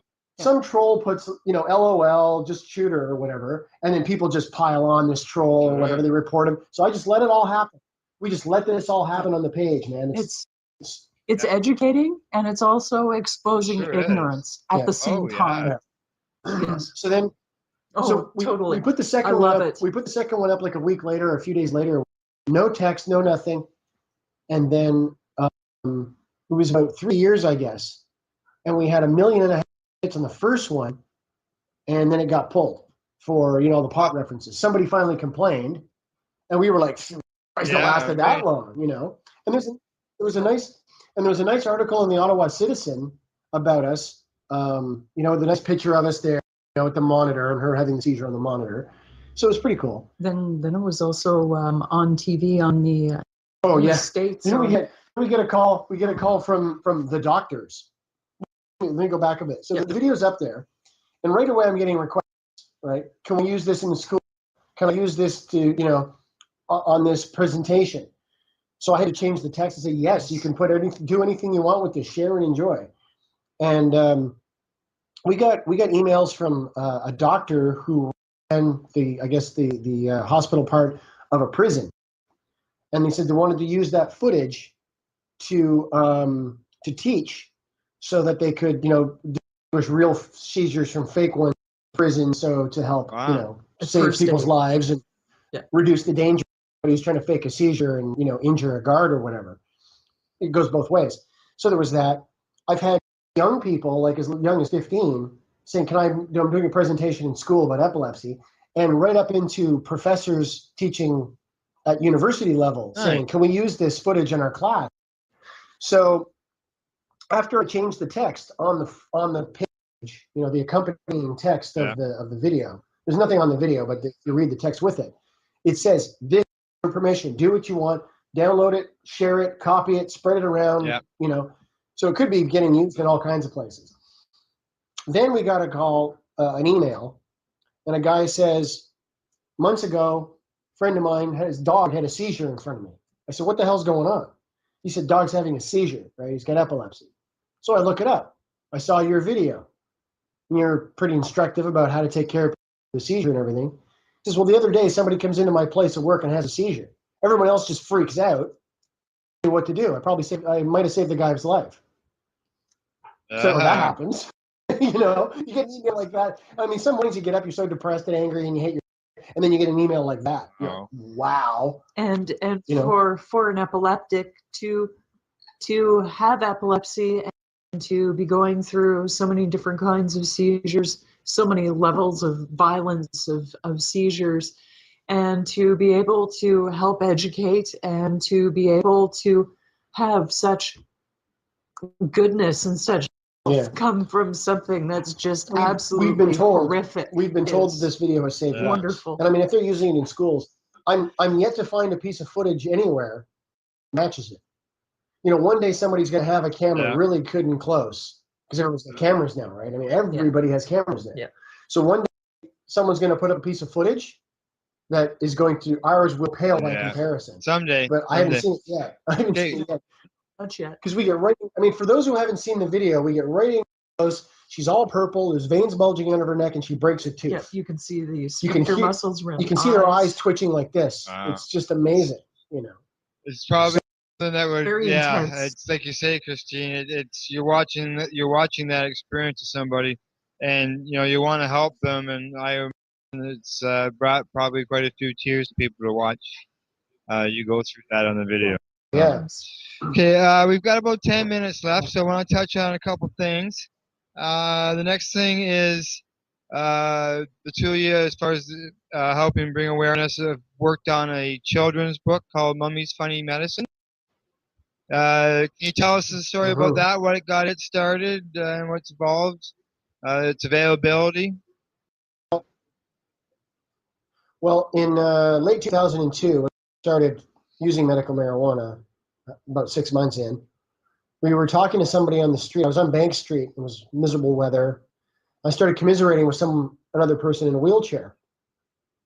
So we got talking about, why he was in the chair, why I was in the chair. And she said she was using a lot of codeine. I said, oh, well, you should try medical marijuana. She's like, oh no, I couldn't use that. It's as bad as heroin. It's, I mean, you're gobbling up codeine, and you're telling me pot's as bad as heroin? It's not. I mean, like, read the science. So she goes, oh no. I said, you ever try quitting codeine? And I saw this, look on her face, and I knew because I've kicked codeine 3 times myself. I saw this demon fly in between us. in between both of those two people. It was just like, it was, she knew I was to her. Like when she runs out, this codeine withdrawal is a nightmare. It's not as bad as what I've seen heroin. I mean, you don't go into convulsions and shock, but God, it's a nightmare. So as we pulled away, she's like, what would I tell my grandson? I said, tell him the truth. Tell him your purple medicine you get when you have a cold is for you, and this is Granny's medicine. I mean, it's pretty simple, duh. So she goes off in her chair, So we go off, and one of us said to the other, we don't even remember which one, somebody should write a children's book. And we didn't think anything of it.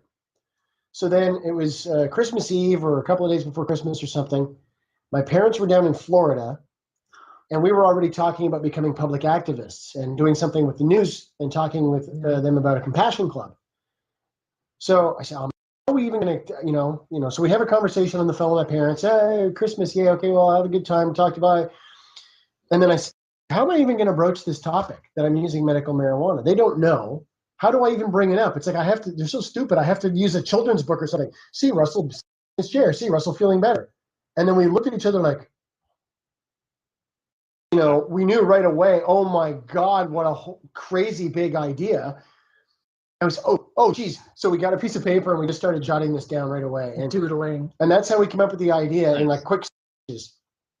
I said we should do it from a kid point of view. Kid looking at the parent who's sick. So in the book, Heather, the girl, is basically Christine's point of view, and mommy is me. I'm the, mommy's carrying my sort of symptom. People might have thought it was the other way around. Like, Christine was the... Right, exactly. But so the thing is, so in the book, I'm basically mommy. Right? We just switched it around because it was easier than daddy's man. We kicked it around. So we literally hammered the sketch, the text as it went in the book. It must have come out in about a half an hour. Because what is it? I mean, it's like 1,000 words, not even. It was very quick to write it out. So we had some quick sketches, and we're like, oh, this is so great. This is so great. So we told Mike Foster. I mean, he's only a few pages in. His eyes are all wet. He's like, we got to do this book. You got to do this book. He is the owner of Crosstown Traffic, which is the flagship head shop in Ottawa. Yep. There's lots of other head shops. There's some that are physically larger, but the original. He was really the first one. It's just like awesome place. Premium quality. And he's also been a big activist for like 25 years in Ottawa. He's not just some guy who owns a head shop. He's an activist. And Yes. I should actually have my hat off talking about it, quite frankly. Yeah. No, seriously, he's Canadian activism royalty when it comes to marijuana. Okay, continue the story. So he said, you got to finish. You got to do this. You got to do this. So we're like, we're on it. But I mean, how do we publish this? He goes, I'll think of something. I know publishers and printers. You leave that to me. You get it done. So she starts doing drawings, right? And I'm getting, every time she goes, come here, look at this. What do you think? She pencils something up and I'm like, oh my God. And I start crying. It looks so great. So she gave me all these line works. I scanned them all, touched them all up, get rid of all the weird little dots and whatnot. And then I colorized them all and put it all together with the text. And that took, it took her about a month to draw, I think it was, and about a month to colorize it, something like that. Mm-hmm. And we managed to get it published. When we showed Mike the galleys, we had it all, just as big images. He said, okay, they got to be set properly. But he says, I think I'm just going to do it myself. So I said, oh, wow, okay, cool. So he just talked to a printer and got got a price and everything. And he had 2,000 copies made. So we said, that's awesome. We'll do it for charity. We don't want any money for it. So, and it's the book itself, when you hold it, it's an educational medium in a very non-threatening form. Having information such as that available in that book, but in a format that is just very simple Yeah. and very non-threatening. It's easy for anybody of any age to leave that on a coffee table. For example, if I was going to be getting starting using cannabis, if I was be trying to approach this topic maybe with my parents, if I Yeah. feel that I couldn't actually talk to them about it, I'd maybe, get a copy of this book and leave it out on the coffee table underneath Dad's Sunday newspaper. People have told us, this type of thing. older people have told us, our young adult children were totally against us using marijuana. Then they saw your book. It totally bridged the gap, and it started to help change their started mind. healing. Yeah, people in their 20s are saying, my adult parents, my older parents, obviously, they couldn't cope with this. They saw the book. There's peace in the family again. They've shown it to little kids and stuff. So we've got a lot of positive feedback about the book. And there's a read-through video on YouTube where, we have some nice patent theme music in the back. Christine just reads, Now people reads all can the just text. search out And- Mummy's Funny Medicine on YouTube, and they'll be able to get the video of it. Right. Okay. I'm just watching my time here.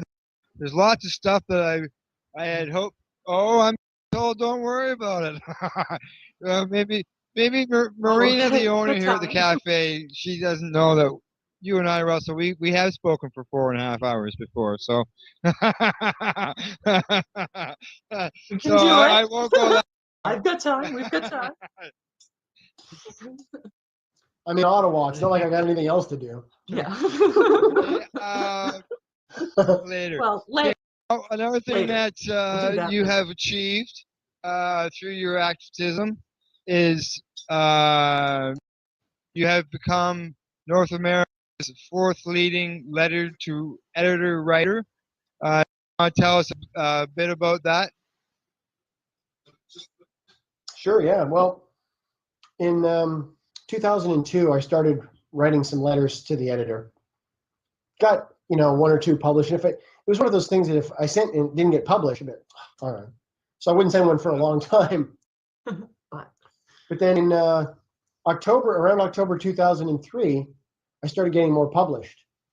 And again, this is before we knew about Facebook, and there wasn't Facebook and Twitter and YouTube. So I had a lot more time on my hands.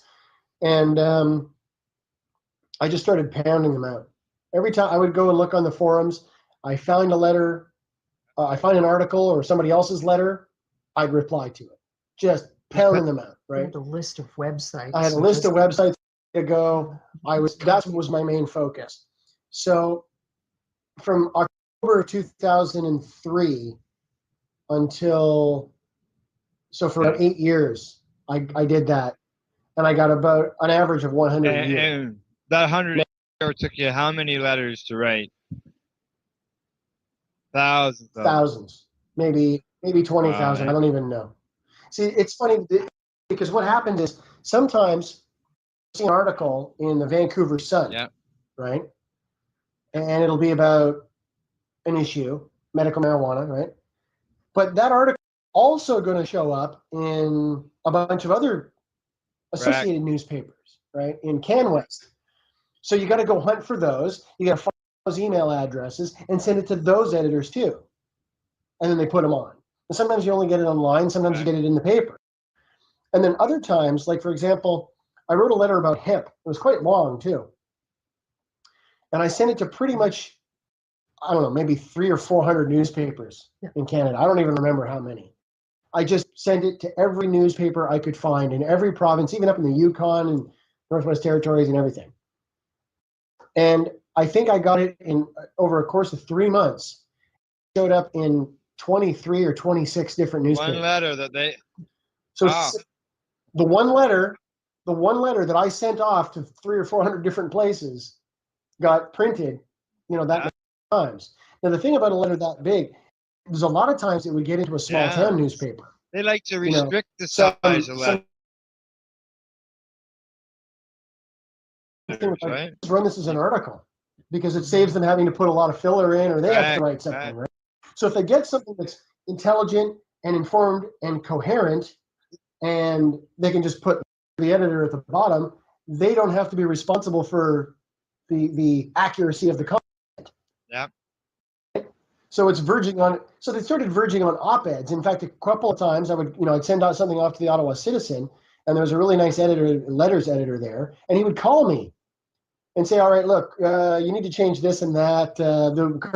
So he would work with me to get it right for his paper. And then he had me in, have a serious photo like this taken, of me, the writer, of a letter and stuff. I have to break the law to kill myself and all this. So this kind of stuff happened. And then there was a lot of times I would write one letter and just send it to every newspaper, and it would show up in 3 or 4 places at once, over one weekend, over 1 week. I had one letter in 4 newspapers in one day. That was pretty awesome. I think it was the one about Pierre Burton. So advice to somebody who is writing letters is, even if your letter doesn't show up, keep pounding them out, because eventually they will get. And the thing is, too, the editors read them, right? The editors are looking at these letters, and if they start getting more a consensus of people who are sending in a lot of intelligent, concise letters, especially if you correct them and say, well, actually, your article about this, correct them. And people are like, oh, I don't have time for that. Yeah, well, you got time to sit on the bus and play some game on your phone or whatever. You got to play a video game. Take an hour to write some letters. Exactly. You're part of the problem by sitting there and playing video games versus out and trying to help change things. Yeah. So there's other guys who have done a lot more. Yeah. Robert Sharp is Kirk Muse is the other one, and Stan White. Those are the 3 guys ahead of me. Now Robert Sharp, he does a lot of it in the States. I hardly ever wrote to any place in the States. If I had taken the time to just write to places in the States, I could probably, my numbers would be up like they his, probably too, would, and it's quite the accomplishment just to become 4th. Yeah. Well, yeah, and that's 4th in the world. Trading basically in Canada. Yeah. In Canada, yeah, and the thing is too, I don't know for sure, but I don't think anybody else in Canada has ever written 800 and some had 800 and some published in Canada. So I might just be the most published letter to the editor writer Canadian in history. Canadian And history. just so people know, this isn't just this is all letters, not just cannabis letters. You're the fourth published exactly. editor writer on all subjects. Now, I don't know about that. I don't know about that, but if you go through the history of Canada, is there anybody who's had more than 800 letters published? Yeah, really. In their life? I don't know. So letters to the editor, I don't know. So I can't really say, I'm the biggest real letter writer in Canadian history, but it's starting to look like I am. I've been writing for years. And I got maybe 20 in. Because I know Stan White, Kirk Muse. Those guys are all American. Yeah. Robert Sharp, Kirk Muse, and Stan White are all American. So I think the next thing I want to touch on, all right, is a news conference that you held. Not many people get an opportunity to hold a news conference to oppose an opposite of their prime minister of their country. So would you like to fill us in on this story and how you're able to accomplish that? Okay, well, how we accomplished that was with the help of Tim Meehan. Yeah. And he knew a little bit more about getting onto the a press conference at Parliament Hill is actually pretty easy. You call up the press gallery. There's a phone number. You can find them online. And you say, I want to hold a press conference in the Charles Lynch room. And they'll say, okay, what's that about? And what date? And when do you want to do this? And this sort of thing. So we did this kind of stuff. And we learned a lot of stuff about that, but that's another story. And this story, what happened was Stephen Harper was going to be giving a speech right over at the Chateau Laurier, which is quite literally next door. It's just over it's right next to the canal, and the canal is right there by Parliament Hill. They're right there at the Chateau Laurier at the Canadian Chiefs Association, right? All the Canadian chiefs of police are there. So he's having a big press conference. He's giving a speech at their big thing. So we said, all right, we're going to have a press conference right after the, whatever. He's scheduled to have his speech at a certain time. We'll have our press conference at the same time. So we show up. I was using my wheelchair at the time. Christine's there, me and Tim. I think that was about it. I don't think anybody else came with us. So maybe John Ipata was there. I think it Excuse was me. So we go there, and there's like nobody. Oh. Right? There's like almost no. I think there was one or two reporters. I don't remember, but there was hardly anybody. It was not a big press conference. So we stand up there, and Tim gives an introduction. And he's got ready, and I get up and I talk for like 11 minutes or something. She gets up and she talks for like 7 minutes, and there weren't too many questions because there's only one or two guys there, and then that was it. And we went, wow, that's a drag. Yeah. Oh, well. So we went home, and we found out afterwards, someone told us, oh, my God, you were on CPAC. And we said, what happened? And they said it was the craziest thing. Stephen Harper's there giving a speech live, right? They're feeding this live on CPAC. Stephen, we're going to give you the tools you need, and blah, blah, blah, this and that, and wank, wank, wank. So everyone's like, yeah, it's great, okay. And it cuts to Van Dusen in the studio. We're going, okay, so that was Prime Minister Stephen Harper at the blah, blah, blah, and this and that. And now here's some activists who disagree with their crime policy. We go live to the Charles Lynch room, and they cut to the middle of Tim's introduction. And then her and I get to talk uninterrupted for whatever, like 17 minutes. Nice. And they didn't cut back to them. They just let us talk. They didn't like, okay, that's them. They're going to talk for days, so we're going to go to another thing. Yeah. Like a lot of times they do in the news, right? They just let us go. And we never saw the footage of this. Probably. It's probably in the archives there someplace, But when we were done, then they cut to Van Dusen. Okay, well, they gave this thing and gave a couple of highlights. He probably had the teleprompter ready for him, and then they went on to whatever else. I didn't have CPAC at the time, so I didn't know. But people called. They're like, "Oh my God, the whole thing!" It's Yeah, I guess so you would we be. were really happy about that. Following And the of course, Prime and then of course Minister. we had quotes. There were quotes by both of us. There were quotes. I think there were quotes by both of us in print media the next day too. There's that as well. There was that. Well, Another time we showed up, another time we went to talk about driving, nobody came. Yeah. Like there was the cameraman and us. Not one reporter came, not one. And we were like, man, this is just the worst ever. But it was about driving. New driving laws they have with marijuana driving, right? And drug driving. So we thought, oh well. The next day, it was like the bottom half of the front page of the Vancouver Sun was this article about the driving and long quotes from me and the whole press conference. Oh, and everything. yeah. You never know. So, it's tricky living in Ottawa. It's such a trip living in this town, man. It's so weird. It's like living in a time warp. Yeah. Marina here, the owner, she agrees. Okay. Now I want to move on to the MMPR. Everybody knows that the MMAR is changing, and we're being forced to swallow this MMPR unless some action can make some changes. Can you tell us a bit about how this program is going to affect the two of you? We're screwed. That's all I can say. We're screwed. Affordability, strain selection, that's all gone. The affordability, quality, strain selection. Gone. We contacted Health Canada, right? Contacted Rona Ambrose. I got my MP to contact Rona Ambrose, right? And say, listen, we're not going to be able to afford this. What are we supposed to do? So they said, she replies, contact your health care provider, health insurance provider, right? Well, in our case, that's the province of Ontario. So I contact the province of Ontario, and they said, hey, medical marijuana is on the Controlled Drugs and Substances Act. We can't even talk about it. Until it has a DIN. Like we can't, until it's a medicine with a DIN, it's not we can't do anything about it. So it's like you ask your dad, hey, can I do this thing? And he says, well, you better ask your mom. And you go ask your mom, well, what did your dad say? Right. I know there was a couple of years ago when all these meetings were going on and they were meeting with people.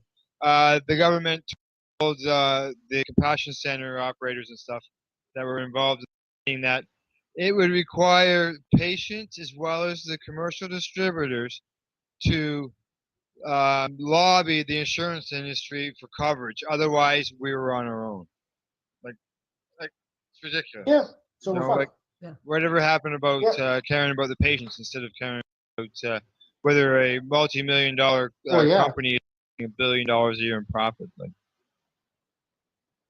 Exactly. And this Ontario government is already so mired in yeah. scandal. The last thing they need is, oh yeah, we're going to start just, giving people ODS, people on Ontario disability and welfare, we're going to pay for their medical marijuana. Now, forget the fact that it's safer, more effective, and cheaper than many of the drugs that are already probably covered under the ODS. reduce healthcare costs. Exactly. They would look at this and they go, wow, this is a no-brainer. But how do we tell the public this? With Tim Hudak, yap, yap, yap, yap. With Sun News Network, yap, yap, yap, yap. How do we get any of this across to the public, right? It's up to us. It's up to people like us to sit on the bus and talk loud. Pot cures cancer. And the government's taking away our medicine, we're going to die. So, have a mission to every person out there who's advocating for cannabis to talk to at least one or two people daily, constantly, in order to. Well, I mean, I usually wear a T-shirt that has something that's going to attract attention. I do the same thing. Usually it's my marijuana cures cancer T-shirt. Got which my always time gets for people hemp talking. T-shirt on. Yeah. Yeah. I think everybody should get one that says marijuana cures cancer. Now, some people wag a finger about that and they go, well, cure, you can't really say cure, but let's talk about the word cure for a minute, right? If you take a treatment for a medical condition and the medical condition goes away, then it's a cure. But if it doesn't go away, then it's a treatment that failed. Well, as a medical treatment, marijuana has cured people's cancer. In the past, doing so in the present, likely will in the future. But a good friend who we never got to meet in person, Michelle Rainey, she was taking a double dose of the stuff, cancer ate her right up, man. So it's not magic. A lot of people are getting chemo or radiation. They're like, yeah, I'm doing great. I feel great. I'm doing great. All of a sudden they get some sinus infection. Boom, the guy's dead 3 days later. Or something like that. It can be that quick with cancer. So to say, oh, marijuana cures cancer. Well, water doesn't cure thirst, but it's a conversation starter. And that's why it says marijuana cures cancer. Look it up. So they're going to go look it up online, or they can take their phone out and start looking. There you go. It's better than walking around with an Ottawa Senators T-shirt on or a Toronto Maple Leafs or some other. Talking about Michelle Rainey, I see you have a medicinal T-shirt on from Michelle, and as I look at the calendar, we are 5 days away from, I believe, the third anniversary of Michelle's passing. There will be the third annual Michelle Rainey Walk will be held in Toronto on the 20th. And that is looked after by Erin Butterfly, and she organizes that every year. So, yeah. Awesome. I wish we could try to organize one in Ottawa, but honestly, we struggle just to get our own errands and stuff done, our own sanity in order, And this town is just pitiful. It's hard to get even 5 people to do postering and this kind of stuff. It's different in Toronto. You get the Vapor Lounge, you get all these people congregated. It's like, running the same problem here in Peterborough, and there's a fellow by the name of Blazer Wrinkles who's working very hard. He does the Peterborough 420 and Peterborough Cannabis Day, and he's working on some other secret projects right now that I can't elaborate on till another time. But if they come through to fruition, it's going to be a huge step here in this area, I'll tell you. Last question. I'm guessing. And this got to do with legalization of marijuana. And the stories that we're hearing in the news with Justin Trudeau and when he's talking about legalizing, and he talked about how he thought that the new MMPR program had to remove grows from people's houses. Is this a pipe dream of his? Or is this something that it could be a possibility? Because you and I, we both know we've heard this for 40 years. But does this seem a little bit different this time? think it's different this time because of, the cancer information, internet, doctors like Sanjay Gupta, the changes in the U.S., Yeah. Israel, this kind of thing. I think we're off to a good start. The problems I foresee with the liberals is that they see it as a contentious and difficult issue to get across to the public already. As you can see, it's sort of helping their popularity, but it's still kind of scrambling to get coherent, right? It's not and the thing is, I mean, people keep like, oh, Justin Trudeau saying this and Justin Trudeau saying that.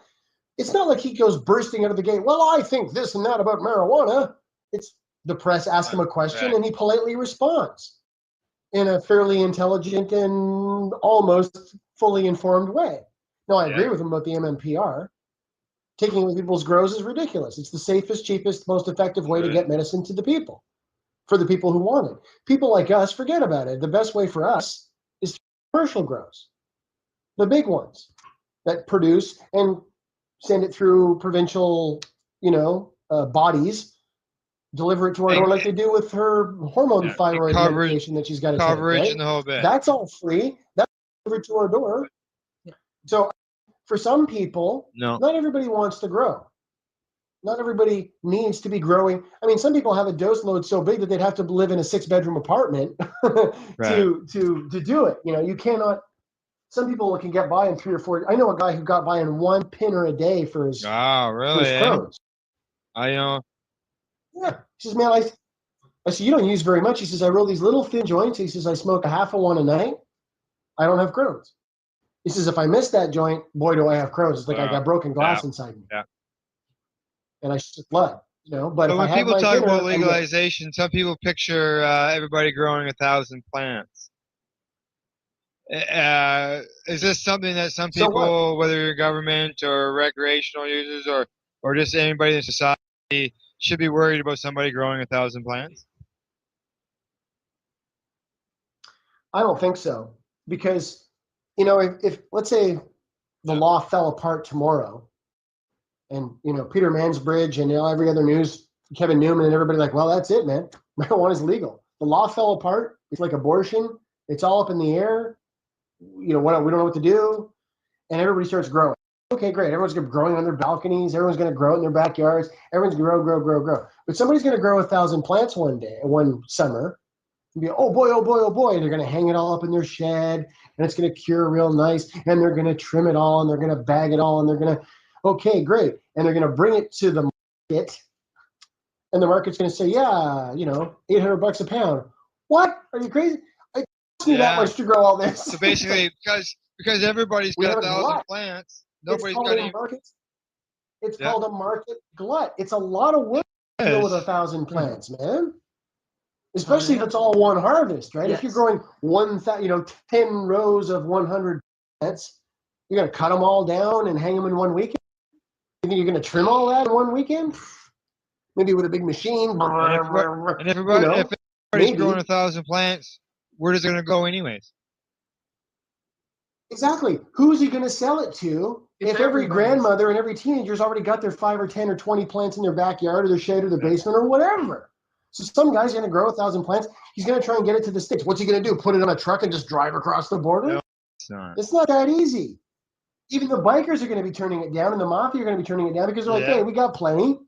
There's a market glut. No one's buying it. And there's only so much you can push across the border before it starts. That's right. Everybody starts to buy. So, I'm not worried about stuff like that. The thing I'm worried about with everybody, free for all, is much like we have the problem, or much like the problems we have now, is that people are growing crap weed and they think it's great. You go into any head shop that's like a grow shop place, right? And you get talking to them, and people will bring little samples, like, oh yeah, look what I grew. And the guy's like, you don't know a damn thing, man. You don't know what you're doing. Get that book, this gear, this is how to do it properly. Because people are growing all this chemical-laden, raggedy-ass weed, and they're selling it to people on the street. They're selling it to teenagers. They're selling it to old people. They're selling it to sick people. No. And it's not cool. I just wish people would take the time to grow it clean. I don't even necessarily mean organic. but just Flush it out. Get clean. rid of the Flush chemical it really salt. good. Yeah. Flush it really good. Use lots of neem oil so you don't have a lot of dead in there. use a lot of neem so you don't get fungus. Really control your environment so you don't get mold. This kind of stuff. But no, man, just fungicide that shit. Just pesticide that shit. Just pound it. Snap, crackle, and pop, baby. It's dog shit weed. It's skunky, chemical, stinking dog shit weed, and it really depresses me because it's like eating. It's just like eating, junk. It's like McDonald's is organic beef. McDonald's doesn't have any beef in it. It's just exactly. That's what I'm saying. It's just a lot of chemical crap. It's just dreadful. So this is what bothers me more about the free for all. I like the idea of, like I said, the only control I would really see is in terms of smell and in terms of sort of electrical, water, and chemical runoff. Because if every other house in the suburbs starts growing anything, pot, food, whatever, in their basement, starts dumping this stuff down the drain, the water, there's going to be algae blooms or whatever growing in our water systems and our lakes and rivers. Well, all the sewage, our sewage treatment plants have to deal with all this stuff. And in Ottawa, every time we get more than like 2 inches of rain, our sewage treatment plant completely overflows and raw, untreated human toilet flushings go downriver toward Laurel and Hawkesbury and all points east and south. Okay. That's not good at all. Every time we get a heavy in Ottawa, and it's been like this for years, and I don't think they fixed it yet. We're talking 700,000 liters at a time. And then people swim in those rivers. People drink, the towns suck water out of those rivers. Down to Carry On, yeah, exactly. Carry On Beach, yeah, they're pulling water out of there for their farms or whatever. It's just disgusting. It's disgusting. Okay, to wrap things up, have either one of you have a final word that you would like to say?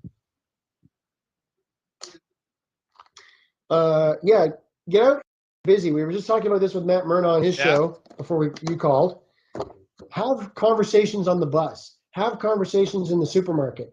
Fake a phone conversation with your cell phone. You don't have anybody to call. Walk around the supermarket, blah, blah, blah. Pot cures cancer. You should have seen this woman on TV on the internet. Her breast was rotting right off. Her breast is all fine from the cannabis oil. Amazing thing, blah, blah, blah. Get out and get active and just get into conversations with people about marijuana because the fucking media is not going to do it. Get involved and speak up.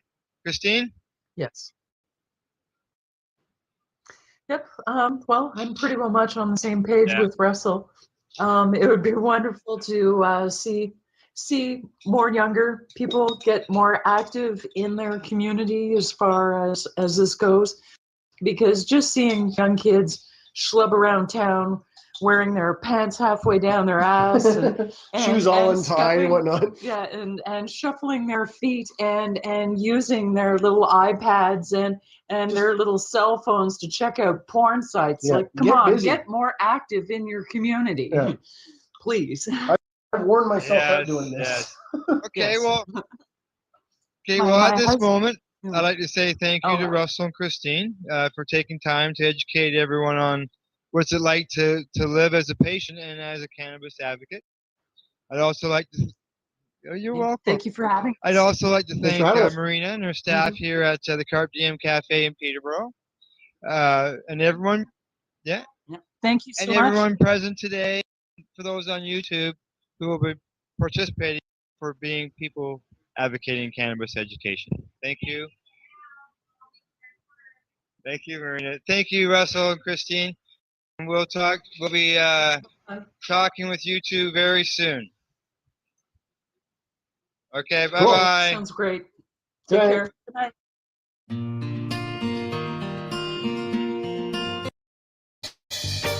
You're watching the 420 Pace.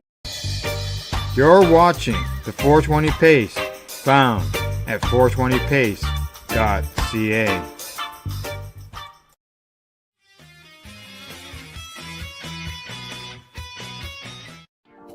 You've been watching